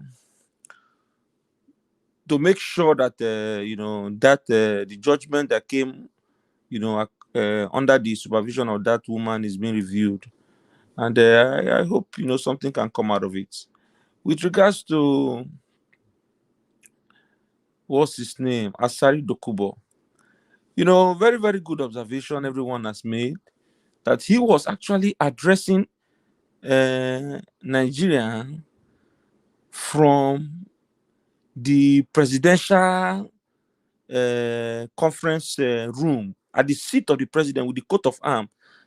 You see, Nigeria has been taken over by criminals. Nigeria has been taken over by mafias. And what you are seeing playing out right now is because allegedly, just like our principal have said, that the people that have been stealing the Nigerian oil are the people in power. And the machineries that they have been using to do that are the military, allegedly. And this military is like they are part of the cabal, siphoning the oil of Nigeria. So what you are seeing playing out right now, by my own, analysis, is that the mafia, which is the president-elect and his allies, like Asari Dokubo, they are mafias. So what they want to do now, there's a power tussle on who will now control the stealing of that oil. We have to take it out of this cabal, military cabal, and make sure that, our people, the mafias, take over that bunkering. And that is why you hear Asari Dokubo talking about he has men, he has boys. That's what is going on. Nigeria is transitioning from the period whereby the cabals from the Fulani oligarchs, stole from to now when mafias, drug cartels want to take over. But you see, it is a good thing that all these things are playing out. It's a good thing that Nigerians are talking. In the space of one year, you can imagine how informed and interested Nigerians have been, to this the politics that is going on in that country. And that tells me that, the change is very, very fast approaching. But that change might not come fully without the application of some certain kind of force, which will come from the people. And sorry to say, red liquid might flow. It needs to flow, And I don't want to go deeply into that. See what is happening in Lagos. It is like, will I use the word? It is like a particular section of this country, the Igbos, are targeted. They are promulgating laws to retrieve landed properties that were duly legally acquired by people from the eastern part of the country. And when I say people from the eastern part of the country, I like to make it clear that, make no mistake, as long as you are not from the West, you are not Yoruba speaking, they look at you as all right. Thank you. From the East. And that was 5 minutes already done. It don't pass. I know they see the time, but I'm only can't show me time. Now spiritual Yes, time. it don't pass. Okay, well, the spiritual people, they in charge. no. Yes. Now that was round up, sir, round up. Okay, let me round up. So what I'm trying to say is that let us be united as a people. I know that the people that are promoting this divide in the country are very few from the West. And it is now time that those people who are not complicit to speak out, because failure to speak means that you are part of, the agenda. And I'm talking to the likes of this Obas, the likes of Wole Soyinka and all those. If you know that what they are doing is wrong, you got to speak out. If you don't speak out, you're complicit. And then when the fire go burn, it will consume all. Thank you. Thank you. Gingerbread man, God bless you. Okay, I would like us to do a final submission right now. Thank you very much, everybody, for your time, for your patience with us. Please continue to press on the like button. For those of you that have been with us since, I really do appreciate every one of you. Thank you. I would like to go back to Madam Ellen from Nigeria. I am surprised, Madam Ellen, you stick with us throughout this whole broadcast today. All the way from Nigeria. Thank you very much. Please, I would like to come back to you first. Talk to us. The final submission, 5 minutes. Okay, Mr. Elvis, thank you so very much once again. You go start the time. You know the show now 8 minutes to the talk. You're a good man, and every time I have the opportunity to stay like this, I appreciate it. I appreciate it. God bless you, Mr. Elvis. The truth.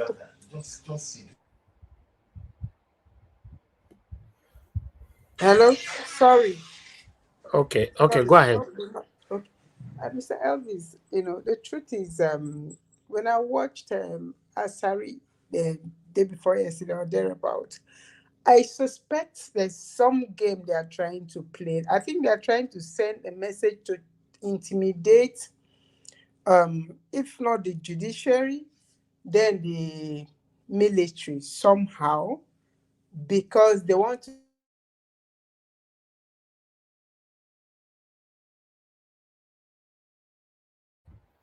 We can't hear you, Madam Helen.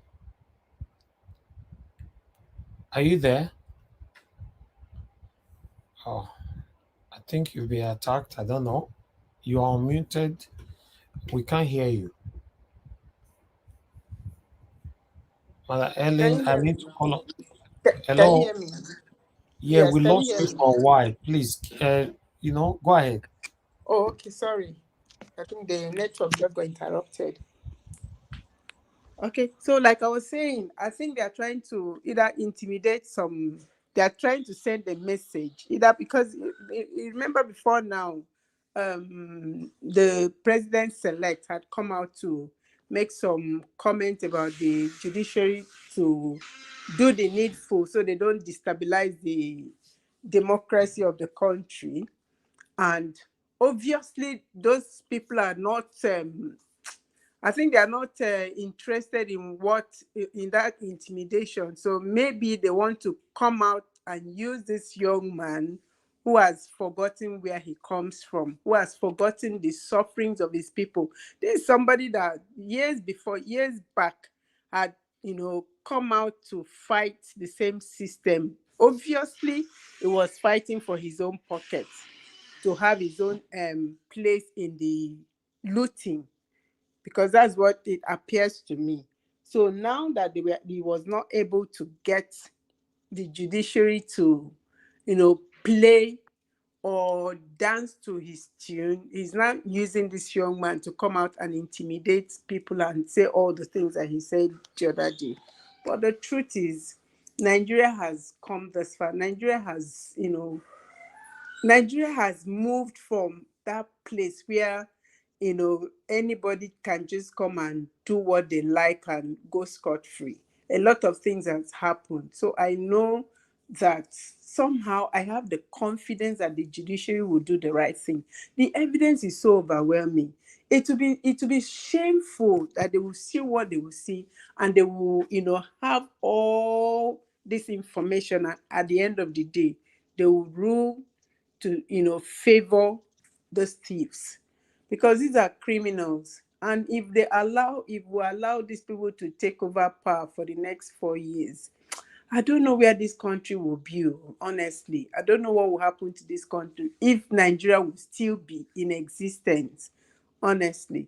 And then for the people who are, coming out to still insist that a particular tribe or a particular tribe should, be punished, and then for no crime for no crime at all. I don't understand, because for you to say you want to revoke and then resell something that you had sold to somebody before now, what about your people who are in those people's lands? Because you won't tell me that the Yorubas are not, the Yorubas don't travel, they don't leave Lagos, or they don't live in other people's places. There are Yorubas in the Igbo land, there are Yorubas in the South, there are Yorubas everywhere. So what happens to them? And these people somehow probably have their businesses in these places. So what happens to them? If this will also decide to say your people should go, and then everybody begins to pull out, and go, everybody begins to behave like you, what happens to the country? If that's the case, then why are we even together? Why won't you just, let these people go? Why won't you just say, okay, there is no need for Nigeria, let's just split this place, and then let everybody go and have their own thing and do their own thing? I don't understand. Mr. Elvis, my time is up, so I don't want to talk much. Thank you very much for what you do. God will continue to bless you. Thank you. God bless you, Madam Ellen. I really do appreciate you. Thanks for your continuous encouragement. God bless you. All right. Let me come to uh, let me go to August CM. No, August CM, I don't know. Okay, let me come to you. You've been waiting for so long. August CM, please talk to us. I think um, during my earlier this thing, I think I didn't quite touch on. It escaped my memory again. I didn't quite touch on. Was it this Asare Dokubo issue? Yes, I remember. I remember. So the Okay, I'll thing is give you that 10 minutes. I'll give you 10 minutes. Fine. I remember, they say best of the fifth same feeder flocks together. Ah, You see, order. 10 minutes. INEC, no rigam. Just kidding. Go ahead, sir. uh, okay. So, I'm anyways, in court already. Oh. it's okay. So, I get evidence. So the thing is, Asare, it's not really that he visited Aso Rock that is the key, is the trouble. Now we are in seat, con the yarn that nonsense. That is, I know he must have taken photograph. When he go tell them, say, look at where I went to see the president. I look this. Nigeria is fast becoming a theater of the absurd, but normally I don't usually do like Ibrahim Thomas Jefferson. I can't be dwelling on the past, the history of the past. The dream of the future is better. Rather, there are a lot of cleanup, like somebody suggested. P2B will do when it comes on board. This issue of Nigerian crude oil, it is only then we know the extent of what is going on. All this Asare talk to Tinubu, Tinubu talk to Asare behind the door. You don't know what is happening. Nobody can say, you don't really can say, nobody. Tinubu talk to Asare, Asare talk to Tinubu. Then they close door, come out, one shake hand, climb one podium. They make noise, then go back to the creek, collecting check. You see, all these things, this you scratch my back, I scratch your back. All this nonsense will stop. Let's put it this way. Now, they are suspending, like somebody said, suspension just there everywhere. Do you know? Do you know this EFCC chap? Is it Bauer? Go and check. Was it 2022? Should be, or 2021 ending. There was one headline I saw. Bauer was putting Tinubu that is corrupt, is under investigation. And look at what is happening. So that case is gone. And because of the type of press we had, they never mentioned it throughout the campaign. That is to tell you how evil Nigerian journalists are. If there is anybody to suspend, it should have been INEC. But INEC can never be suspended, like people said earlier. It cannot. That's why all these Asari Dokubo. In fact, why he invited Asari Dokubo, not really for that thing. He must have sent him a message on what to go and do in the creek. There are a lot of things, only that some of us it is practically impossible for us to read what had transpired between those two criminals. Now, Tinubu, like I had, or allegedly, let me put it this way, because this government, everything is allegedly, has gone to France. Buhari during his time used to be UK. Tinubu has gone to France, probably on a Guinea diplomatic passport. When he go there, they go for treatment. Maybe you go there, they load him with different types of steroids to sustain him for the next maybe 1 week, or 6 weeks. I think it's 6 weeks since he came back. So for how long can we continue like this? Now Shetima just keep calm. We never hear Shetima. Remember, that is the Boko Haram, the person will get the franchise for Boko Haram in Nigeria. People have forgotten. Now he hold the franchise. So Shetima go the watch, Tinubu go come out, go transmit power. And they know, and because if he does, now their National Assembly will receive a letter or whatever said. So this cannot be easy because they know what is going on.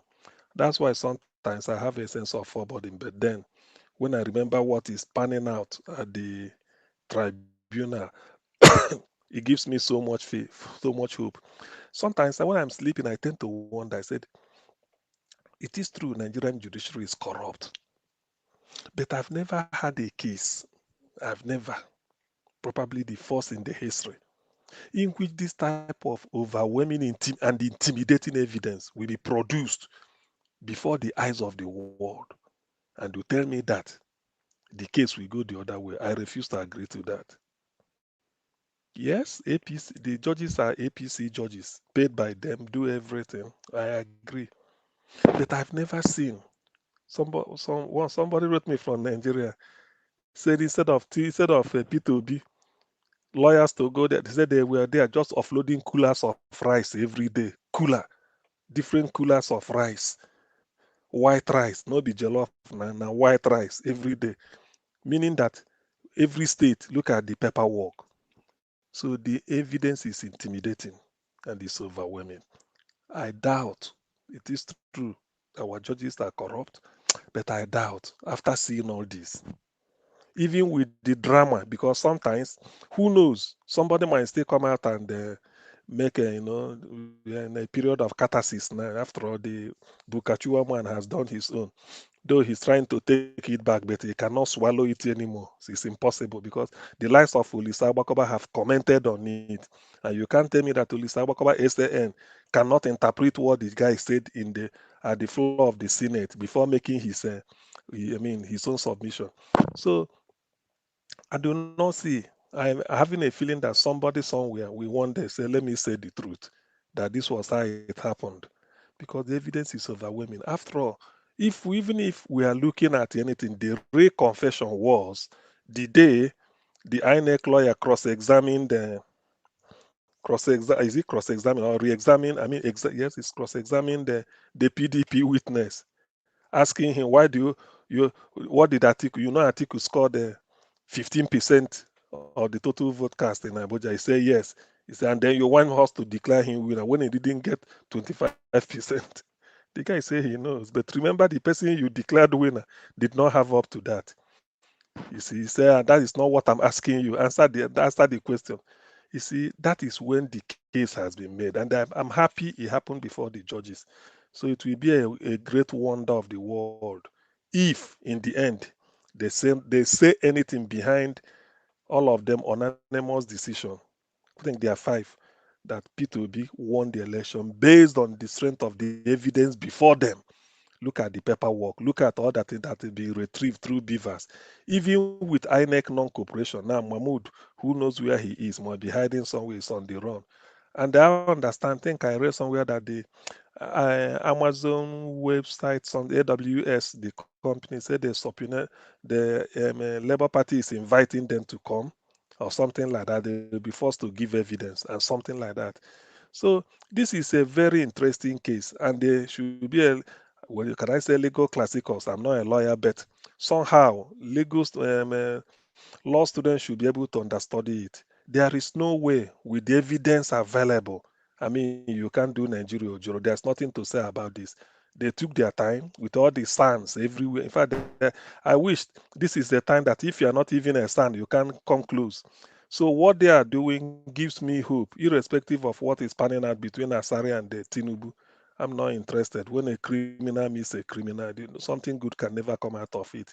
Is it not this same Asari that will be talking anyhow when Jonathan was in power? Now look at the nonsense he's talking about. Look at him. And then people like this are those you see in Aso Rock. They will climb the podium and then be spewing nonsense, all in the name of I don't know what they want to do. If Asari indeed love his people, Niger Delta people, why didn't he cite one, or even if it's pure water business, so that those people will be getting something, or help to give them a water treatment plant so that they can drink clean water instead of benzene polluted water? Yet people will say all these things, people will paper over it and then be saying something. So please, in all, everybody should sort of brace up. Tomorrow is another day in court. Something good must surely come out. We cannot be doing all these things for nothing. God brought P2B out for a purpose. He is the one to salvage Nigeria, and he's doing it based on the evidence. There's everywhere is calm. Nobody is protesting. People are not making, being on the street like they had expected. So nobody will say they were threatened. No threat anywhere. People are just keeping quiet and then following them in the hope that the evidence will speak for itself. After all, law is based on evidence. You convince anybody with the evidence. All the evidence they are tendering has been accepted as exhibit. So, which means they are going to look into it and it's relevant. None was discounted or discarded. Okay. So I do not see the reason why judgment should not go our way. Please, let's not be discouraged. Although this is a season of anomy, like Shoyinka may say, but let's not be discouraged. Whatever is panning out should be in our own favor. Thank you. Thank you, Augustine. God bless you, sir. Thanks for your final submission right there. I'm not sure if Mama Aisho is available to give a final submission. Mama Aisho, when you're ready, just let us know. So let me quickly go to Busy Brains. Busy Brains, please give us your final submission, madam. 5 minutes. Thank you very much. Okay, she's not available right now. Okay, let me go on now to, I have Dr. Ken. Dr. Ken, please give us your final submission. 5 minutes. Thank you. Okay, if anybody that's not available, I will not give it back to you. I'm sorry. Let me go to Black Panther. Black Panther, thank you very much for joining us. Please talk to us. You have 8 minutes. Oh, thank God I have 8 minutes. I might not even spend up to that 8 minutes. And I want to thank you, Mr. Elvis. Thank you. Happy Father's Day, sir. Sorry, Happy Father's Day. Hey, see me see trouble. Happy Father's Day to all the fathers here. And I wish you all more grace. Thank God for a good life and continue to be a good father as we all are. I want to thank everyone out there that has been speaking truth to power. I want to thank you all. Don't listen to all these shenanigans happening. We should all focus our eyes on the crown. That is where I derive my strength from. So all these shenanigans happening now, I don't give a damn about them. But before I proceed further, I would like to thank those that are on the comment section. Thank you all. Happy Father's Day to you all too. Thank you all for doing a great work. This is what we want to do. When we brainstorm, we prefer a solution. We are talking to the public, we are talking to Nigerians, and we are talking to the judiciary themselves. They are all here. Their eyes are focused on Nigeria Watch. So we know what is happening. I want to speak on Asari Dokubo. Look, Asari Dokubo, all of you, that man is just a locomotive noise maker. He is not, I don't see him as somebody that is so tough in terms of holistically what is happening in Nigeria. Because there are so many jawbreakers in the Niger Deltas that are there. It's not only Asari Dokubo. Asari Dokubo is not the commander-in-chief of all the militants in Niger Delta. He's just holding a section of it. So if he brag himself, let him go to the creek. Let's see.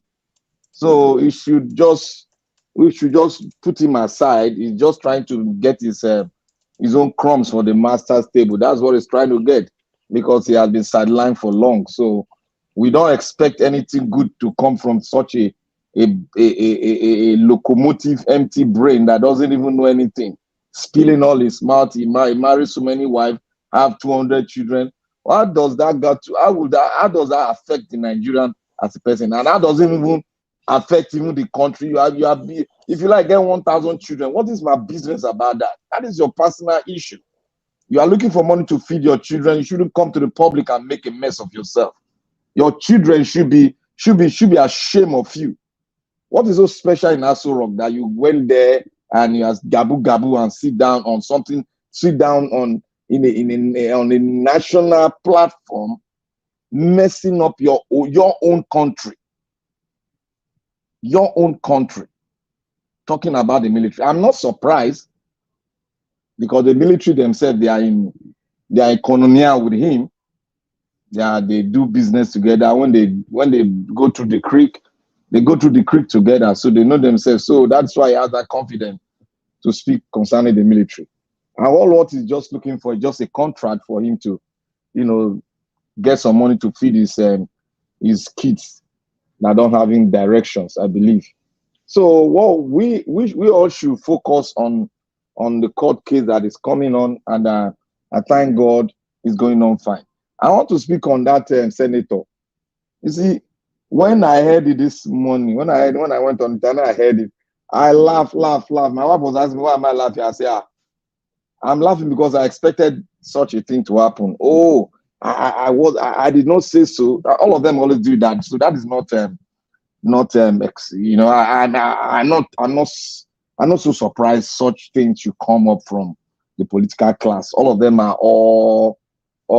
they are all the same thing. So we don't expect, and their days are numbered. All I believe their days are numbered, and at the set time is now, and they are going to find their way out. And I want to say this also: when we are crying, we are saying the Lord should send a cleaner. I think it's a cleaner. You said a cleaner. The Lord will not send a cleaner, because the Lord has finished all.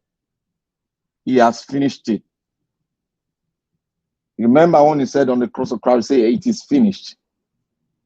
The totality of Christ, all the burden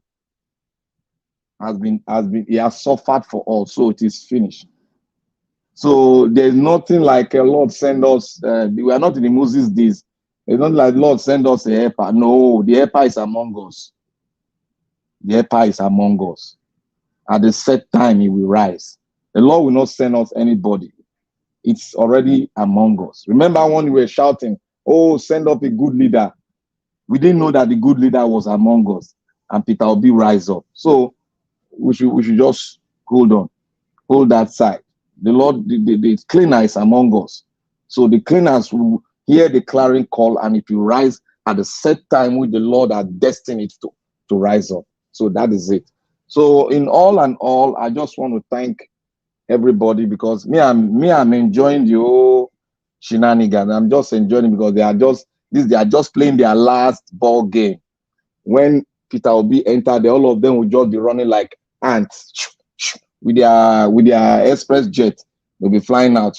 And the ones that are left will just come. Peter Obi just tell them, hey, bring 70% of your money and the rest take an open company. That is what we want to see. So all this aside Dokubo, all of them will be exposed. All of them they will run. Forget about all this creek. If you've been to the creek, there's nothing special there. They are pirates. They are like pirates. They go on the sea, they steal and they thief. That's what they do. They're like pirates. So the pirate, if you go in Somalia, you see in Somalia and some other, you see the pirates there, what they do. They are the same thing with what Asadi Dokubo is doing. So there's no difference. They are not freedom fighters. They are not fighting for any Niger Delta, whatever. Asadi Dokubo was suspended from the Niger Delta Youth Forum. He was suspended because of his shenanigans and his bullying of people as if he's the goddess of the world to now oversee the humans that are on the ground. He was suspended, so it's not relevant. That place is a free for all. If you have everything, you can also come up and say you are one lieutenant, you are a fighter too. So they are all pirates. They go and steal on the IC. That's what they do. They exchange some stuff for weapon. That's what they do. There's nothing special about them. So when they say they have all the weapons, they don't have any damn thing. They are privileged to hold some certain kind of weapon. That's all. That's all. So they are not special. If the military our military can take them once hands down. There's nothing. When the fighter jet went inside, they knew what happened to them. So all those things, it's just that the Nigerian government are just playing pari passu with them. That is why we are seeing them like that. But all along, I want us to be focused on, because I'm not moved by all this rubbish I'm seeing. I want us to be focused on the court case. Let our mind be there. Let us, if the ones that are praying, let them pray towards that. And we that are speaking, let us continue to speak towards that, and we'll get what we want. And Mr. Obi will come to clean up the mess they've created. Thank you, Mr. Najawash. Everybody just be happy in you, and don't be stressed out with what they are doing. Don't be stressed out. It's bound to happen because they desecrated the land and they've done all sort of things. They, like our vice president said, he said, "What have they not done to the Nigerian people?" So what have they not done? All these are just peanuts. All They've right. done the worst. So we Thank should just keep focused. Let us keep focused and keep the flag and get the crown out. All these people will get out of the scene. Thank you, Mr. Nagawa. Thank you, my brother Blampata. God bless you, sir. Guys, make a press on the like button. No, we are still here. I post the press on the like button before we round up. Let me quickly move on to give us a mandate, please. 5 minutes. Give us your final submission, sir, if you are there. Yeah, final submission. Well, I think for me, when we talk about all the evils that they are playing now, it should raise up some urgent call. And the reason why you raise those alarm is because you don't want this evil to continue. You don't want this nonsense and desecration that they are perpetrating to continue. Because in the issue of Nigeria, you've not seen it like this before. Even Buhari, and I'm not trying to give Buhari any accolade. No, he didn't do anything. This is just the part 2 of Buhari. And so these guys we need to call them out and make calls. Like you said, I mean, if the cleaner is among us, if you hear my submission, Lord, either send us one or raise one for us. And if it's among us, let him just stand up on time and do this whole job, because this evil cannot continue. Has it occurred to you guys that subsidy was taken away and there is no palliative for subsidy? Subsidy was taken away, even if there was money budgeted for June to the end of June. There is. There's a palliative. What's the Asari palliative? don't go Asorok taking. Asari don't go Asorok taking own. Oh, okay. You dare hear. You dare hear the talk of palliative. Go meet them for Asorok. So subsidy was taken down, no palliative, nothing. That means people are buying, and it's not fun. It may sound funny, but it's not funny. That means people are earning 30,000 and they are paying more than 30,000 to even go to work. This is evil. These guys have no plan. And like I said, Tunumbu has no will. He has no will to do good. The guy cannot do good. And it's not a cause. He just cannot do good.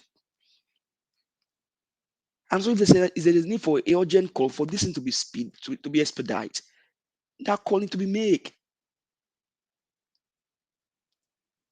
Because this is like you're putting the people into trouble. You took away subsidy and no palliative, and you can easily fly to France to go take care of your health condition while Nigerians suffer. How many doctors we even have left in Nigeria? How many doctors we have left? No job. Security is gone. Graduate, even, I mean, like somebody was saying, educational sector is being destroyed. The center of education is brought down in Nigeria. So this whole thing cannot be allowed to continue. And judiciary, I will say personally, like I keep saying, judiciary, I am not begging you to do the right thing. You know the right thing to do. Mr. Peter Obi won this election. So you do the right thing by pronouncing Peter Obi as the president. You know, all of you know. Chukachua or Bukachua, just said it. How he will talk to his wife to influence judiciary to swing the hand of the judge's decision. So judiciary, do the right thing. You know, Mr. Peter Obi won his election. Declare him. You know, 25% of Abuja is enough. We shouldn't be spending this whole day, this whole month deciding this issue. 25% of Abuja is enough to knock out this whole thing from the court. Peter Obi won his election squarely. The suffering is enough. The pain is enough. Do the right thing by declaring His Excellency Peter Gregory Obi GCFR as the president. Enough of desecration and evil in the land. Thank you, Mr. Elvis. I yield. Thank you. Thank you, sir. God bless you. Okay, Gingerbread Man, please give us your 5 minutes. Okay, you are not there. No, Naija Watch, I'm here. All right. Naija Watch. Can you hear me? Sir.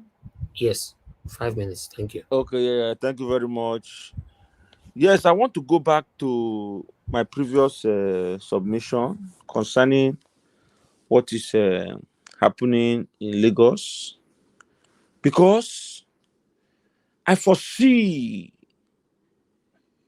the onset of a serious problem in that country. A country where some group of people will begin to promulgate laws that says certain group or certain people do not have the rights to possess landed properties in a particular region, in a country that is supposed to be a federation, whereby the constitution has made it possible for anybody to choose where to live in that country. So if this is not controlled, if it's not nipped at the bud, my brother, this is the forceps origo of another civil katakata. There has been, pockets of agitation in different parts. People saying they want to go. People say they want referendum. And now, you are now going to the extreme of trying to repossess what people have acquired legally. Come on. Be ready for the music. Because when the DJ shall start playing the song, you must dance. With regards to... Sorry. Like, I'm not aware of what is going on in Lagos. What is happening in the labor market? If anyone can actually brief, I'm not sure what's going on. Mr. Elvis, do you want to help? Take my part of my time. Do you want to help? Let me help you.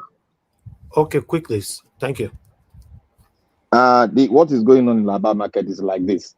They are demarcating houses, buildings that are substandard, and they've taken their survey. They are trying to demarcate it, though we know what they are trying to do, but they are using the law that these buildings cannot stand, and they are going to bring it down. They've sent whatever they sent to them, and it's just unfortunate.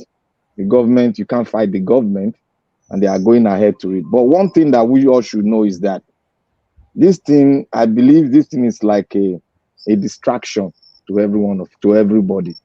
That's what I'm saying. Thank you. Thank you, sir. Thank you. Well, my brother, thank you very much for helping me out there to relate the information to my brother. Give us our mandate. If I have to add a little bit of that, I saw a video. This is not allegedly.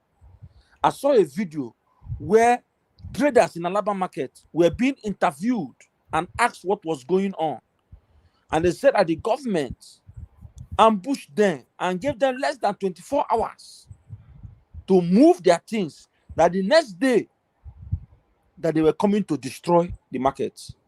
And if your things were there, nothing is going to be spared. And you could see trailers load traders, marketers loading their goods and running for their dear life and business. What is the reason? Because the foundation is that they say they refuse to vote for APC, that they voted for Labour Party. So therefore, and they want them, now they must go. If I'm to go back to the genesis of this, if you look at the video that circulated, where the selected vice president was speaking to a one-time governor in the West, I believe in Ogun State or something, that when they come into power, this is what they want to do. They want to send the Igbos out of Lagos. And what you are seeing playing out right now is not as a result of just what happened in the election. It is a premeditated, planned attack of property grab. So I think for the Igbos, you must defend yourself. And it's high time. It's enough of developing another person's land. Because if the Igbos and the so-called non-indigenous of Lagos that came there to establish and do their business, they are the ones that built that state. Take away these people from there, and you realize that Lagos is the center of commerce for mouths. So it is high time you begin to relocate your businesses to somewhere else. And come by fire, if they want it by fire, if they want it by peace, they will get it. But you see the seaports across the Nigers, you see the seaports in the south must begin to function. And they must be relegated to be operated by the state government and no longer federal. That exclusively, this fraudulent constitution must be brought down. Because that is the foundational problem of that country. Thank you very much, Mr. Nanja Watch. Thank you. Thank you, Jija Breadman. God bless you. Thank you very much, everybody right there. If you hear my voice, God bless you all. Okay, let me move on now to Niger. Finally, to Niger, thank you very much for joining us. Happy Father's Day to you. And please talk to us. You have 8 minutes. To Niger, you are not available. Okay, thank you. All right, I round up the show right now. Thank you very much, everybody, for your time with us. It's been a long day. I want to appreciate you all for your time with us. Please endeavor to join us tomorrow live by 2 p.m. We're going to be taking on the live update, what is happening in court. So Nigeria should be on air exactly 2 p.m. Let's do this together. And God bless you now. And I want to go back to the people, everybody today that supported me financially. I have a 7-girl made there. Thank you very much. Peg Modi, Glory Samsi. Thank you very much. Mike Hogan, Emaro, Amaka E, Zipporah. Thank you very much. And I have Peace Robert, Louis Okoko, Janet Osawaro, Nosahari. Thank you very much. Madam Tusabi, thank you very much. And I have the flashback, Dr. Alexander Gomez, Amazing Grace USA, Amaka, Afojabi. Thank you. God bless you all. Those of you that joined the panel today, I appreciate you all. The ones I still have here, Mama A Show, CM, give us a mandate. Gingerbread Black Panther, to Niger, Madam Busy Brace. Appreciate you all. Madam Patricia was here today. Mama Yeskona was with us as well. Dr. Ken was with us. And Mr. Shooks of Biboze was with us. Mr. Louis Konkwa was with us as well. And many others. Thank you. Helen was with us as well from Nigeria. And Y. Williams now from Nigeria as well. A lot of you joined the panel today. Thank you, my good people. Those of you that shared, that like, I appreciate you all. Thank you. Thank you for what you're doing. It's a collective effort. If you leave it for me, I can't do it alone. I need you all for us to achieve this. Thank you. Thank you. So tomorrow is another wonderful day.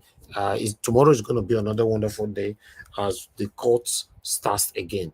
2 p.m. We are going to be here. Join us live and let's take it together and talk about it together as well. Togetherness, we all will achieve that. On the comment section, I would like to quickly appreciate Mother of all, Mommy Diaspora. Thank you very much, Mommy, for all you do for us. We love you. Thank you for your continuous support, and God bless you for us. I can see Chris Doubly right there. Mr. Chris, thank you very much for joining us. God bless you, sir. Happy Father's Day to you. And I can see right there, Fred Raim is right there with us. Amen Bright is there. Goku is with us. Thank you. Savio and Dali Phony. God bless you all, my people. Thank you. Love of God is my strength is right there. Thank you very much. God bless you all. And Irene was with us earlier on. Latina Basu TV was with us. Amanda Patricia was with us as well. God bless every one of you. Freedom Simple. I see you all right there, my people. Please help us to press on the like button before we go. Atu Vicent, thank you very much. God bless you all. I appreciate you all. Happy Father's Day to every one of you. Every good father out there. Every good father out there. I appreciate you all. Press on that like button as we round up right now. Thank you. August CM, I really appreciate you today. We'll be looking forward to having you tomorrow afternoon. If you are free, let's take the court update together. If not, then in the evening you guys can join us. But it looks like it's going to be a marathon for me tomorrow, because if I start around 2, it's going to clash with the 6 p.m. So that means it's going to be a continuous journey, but nevertheless, we are here. None of us will labor in vain by the special grace of Almighty God. I appreciate you all, my people, and God bless you now. My people, allow me to end the broadcast right now. I will say good night and bye for now, my people. I'm not sure I've said anything now. To Nigeria, I call you, no answer now. We don't finish. Yes, I I didn't called know. you. I was just here. I said I'd give you 10 minutes, but you didn't say anything. Sorry about that. I didn't catch it. I don't know how I didn't catch it, because I was Okay, listening to it. talk to us now. Talk to us. Thank you, Mr. Ninja Watch, and greetings to everyone on the panel, and happy Father's Day, according to Ninja Watch, to all the good fathers and all the bad ones. I don't know what they wish them, but that said, greetings to everyone in the You chat. don't need to wish them anything. If you're a bad father, you don't deserve anything. Okay, great. Yeah, and to the chat and to the viewers. DC. For me, the one that is a little bit irritating me now is this Soyinka's goings on, and it seems to just be. I don't know what's wrong with that man. I don't know. Is it because these are supposed to be thought leaders? You see why when I started finding out some reality, there's the facts about the Nigerian situation, I started feeling like all our elders have been lying to us all this while. And these are the kind of ones that exemplifies that. He just comes along and starts saying things and attacking people that are not fascistic. I don't know where the fascistic stuff comes from. I've been on this panel. People have disagreed with me a lot and attacked me, but that's not fascistic. Is he not still a Nigeria Watch that is still saying, you know what, everybody still has the right to their own opinion? Where is the fascistic situation there? How about the ones that are intolerant of others to the point whereby they physically attack them? He doesn't talk about that. Look at all the problems in the country. That his main topic is to attack people that are just believing in a leader. What is wrong with believing somebody that is doing the right thing? I don't get it with that guy. I don't know. And every time he talks, he tells you that he's beginning to reveal himself more and more as one of the people that are causing the problems in the country. They are stunting our knowledge. I just feel aggrieved by it. Even the way he analyzed the situation in Africa and insulting African leaders for going to try to make peace. The whole thing is wrong-headed. Everything that he does, he tells you that these people, you don't know them because they are very, very clever.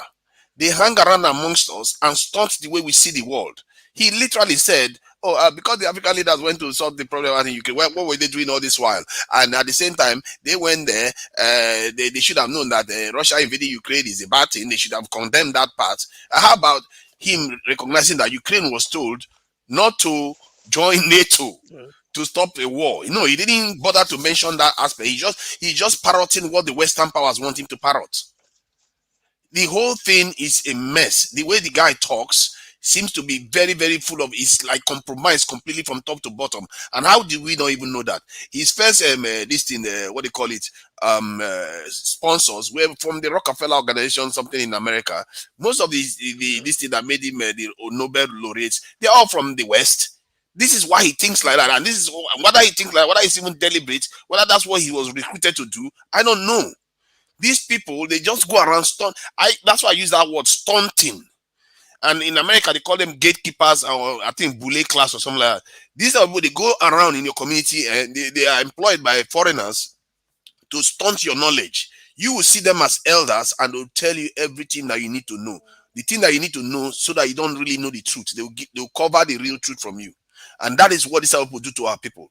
They don't literally tell them the truth. And he comes around just attacking one side without actually being even-handed. When he's needed, he's not seen. When people were busy attacked in Lagos during the election, he didn't show up. Then when he shows up, whenever he likes, he just shows up.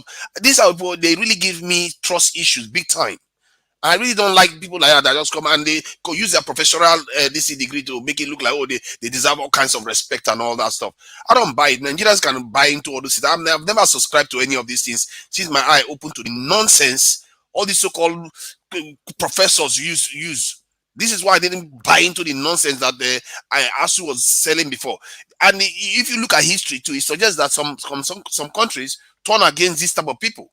Whenever you see some major revolutions in countries, some of the classes they turn against, which is very surprising. People don't remember. They burn books. They burn their elite classes. They attack the elite classes. And in the case of China, they actually attacked their professors, their educated people. Why? Because they feel that those people betrayed them.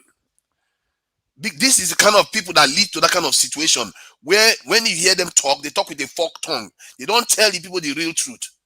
Look at when Patrice, PLO Lumumba talks. When he talks, it tells you how this stuff truly is. But these people that are in our country, that's why our country is so blinded. We are so blinded. They won't open our people's eyes to the truth of this world. It so annoys me that way, because when I watch Nigerians, the way they talk sometimes, it's like, are you in a different world? Because many African countries don't even think that way anymore. They are beginning to open their eyes to the truth of the situation. If you look at the Kenyan president, they are talking about nations joining BRICS now. France is looking to attend the BRICS conference. Nigerian leaders, nowhere to be seen on the radar.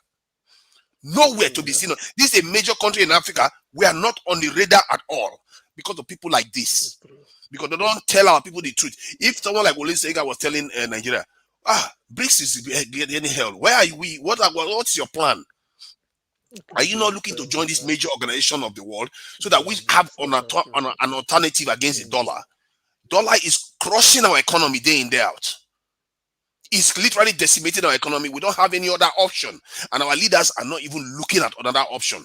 The last time they tried it with the Schengen, this is where they tried to have with the Chinese, that one didn't go anywhere. Now, many countries are queuing up to join the BRICS organization. Nigeria is nowhere on the queue. Our leaders don't say anything about it, but instead, the one he wants to pick on is obedience and the so-called fascists in the country that wanted to found this interim government and all the rest of it. People like that, we really need to watch out for them. When you hear people not talking about nationalistic stuff, you should watch out for them. I can't believe they asked him about Nigeria. He said, I'm not so sure Nigeria should be together again. Oh, God. And that is a thought leader in your country. I'm not sure. Let him go and see nation builders. If he doesn't understand what nation building is, he should just go and rest in one corner.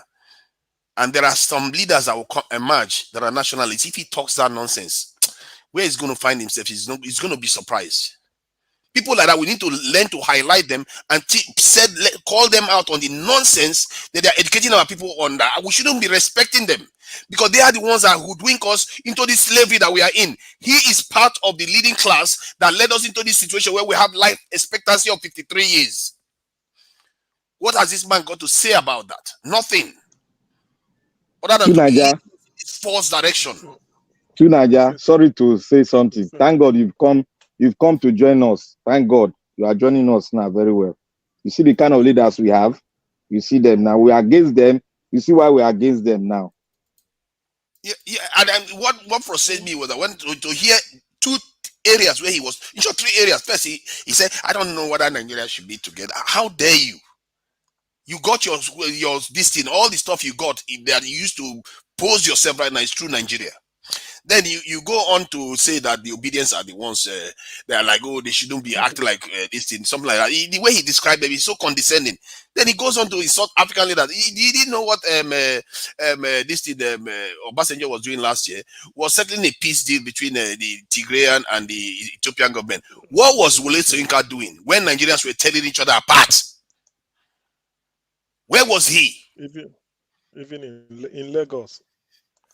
I see people like that. They really, you see, I don't mind. You see, when normal Nigerians are criticizing him, people say, oh yeah, they are insulting a Nobel. I don't care. For a person like me, I don't care. Because my own look at it beyond him. I don't care. Because people like that are the ones that got us into this mess, and they are very dangerous. For me, they are like, how do I put it? They are like an umbrella that just blocks our people's eyes, and that danger that they pose to our people is mortal, more than 1,000-man standing army. What is 1,000 man? 50,000 standing army. They are more dangerous to us than that, because they will tell you everything is all right. Let's keep going and let's just keep fixing things a little bit, because the situation is not so bad. Believe you me, the situation is really bad. Our nation, we need to take it back. These type of people, we need to set them on one side, because if you have a life expectancy of 53 in the world of 2023, you know things are bad. Things are really bad. A lot of people are not living long enough, not up to his age, obviously. He's lived well past 53 years. Okay, Most round of up us to don't 1 minute, sir. most of us don't make it up to that point. So yeah, let me see if I can go to that, because this guy just really got into my head. And the Alaba market issue, I think they want to destroy 320 buildings in this thing. When I checked it out, it turns out that Alaba market, they picked about 12 or 17 buildings from there to demolish too. So it's not necessarily a case of, oh, they are targeting this in Igbo people, and they are worried that maybe some buildings are going to collapse. So they try to deal with it before it collapses. The question is who owns the property, and whether they, after the demolition and rebuild it, the person still owns their property. Those are the kind of things one needs to watch out for. So yeah, that is that on that one. So I think I will leave it at that. This Wole Soyinka one really got me going, especially picking on obedience. I'm getting tired of people talking that nonsense. What has obedience done other than shout at people on YouTube or on Facebook? What have they done? They've not done anything to anybody on the streets. The question they should have asked Wole Soyinka is, what is assessment of that election? Let him assess it and tell the world what he felt. Chimamanda assessed it and then wrote in a article piece. So many people assessed it international. So what is Wole Soyinka's assessment of that result, of that election? That's what people should hear. So that he seems to come across as an American mouthpiece on our on our environment. He is the American mouthpiece there. Yeah, thank you, Ninja Watch. We know that. We know that. All right, thank you very much, my people. Like I said before, we need to round up now. Yes, I have a long broadcast to handle tomorrow, so I don't want my this particular broadcast to see this. Thank you. Now God bless you. Now continue to support us, encourage us, share our videos, and let us do this together. You know, I have love of God calling in right now. We're rounding up now. Madam, good evening to you. We are rounding up now. You are going now. Yes. Quickly. Wole Soyinka work with CIA before in America. Yes. Okay. So that's I just want to say that for you to know. He work with Tulumbu. That one. So that's why it's like that. So the American really know him. Thank you. So that's what I want to say. God bless you, mother. So obviously he must be putting a word or two on behalf of Tinubu to the America. Yes, because he said Tinubu's wife furnished his kitchen. I remember when they said it in this, and said Tinubu bought the wife. Before he knew it, the kitchen has been furnished, stocked it with food stuff, all those nonsense. That man self is he's losing prestige every day. Look at what you are saying. You can spot them so now because shameful. they've been traitors all along. We just were not able to recognize them. When you That's when why I don't see why. when you realize that somebody has been burning, knocking down your house piece by piece, that's when you recognize that. That's when you know that they were not helping you all along. They are pretending as if they were helping you build while they were helping decimate your people. And then I'll handle that. Okay, that's fine. Yeah. Thank you. All right. Makes Thank you sense. very much, everybody. Thank you very much. Yeah. Thank you very much, everybody. This is where we draw the curtain. Good night. Join us by 2 p.m. We'll be covering the court case live tomorrow by 2 p.m. God bless you all. Bye for now. I know they do competition with anybody. If I offend you, forgive me. Show me love. Go there, biza. Kama bara walo ninu ife kan akanbi. I know they do competition with anybody. If I offend you, forgive me. Show me love. I go show you love. Kama bara walo ninu ife kan. But I know they do competition with anybody.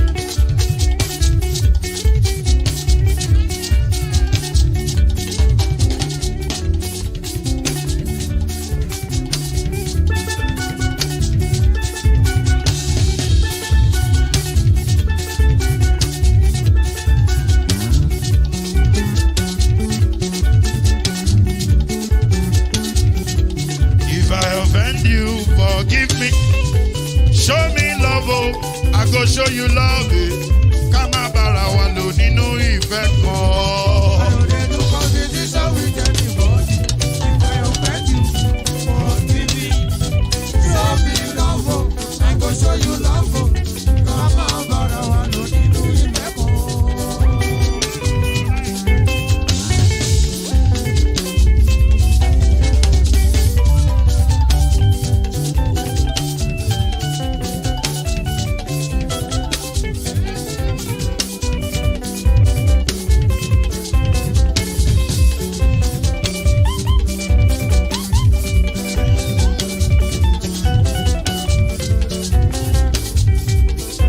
They do competition with anybody.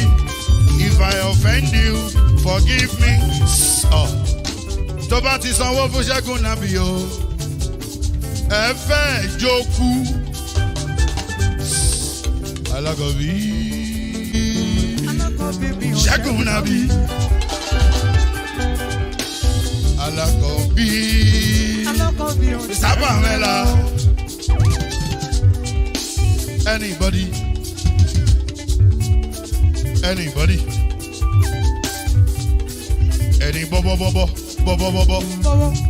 anybody. Mo ló ń folú, ó gbà mí bó ṣe rí mi láti finishi. Délé mo ló ń folú, ẹ jẹ́ ń sọ̀rọ̀. Délé o.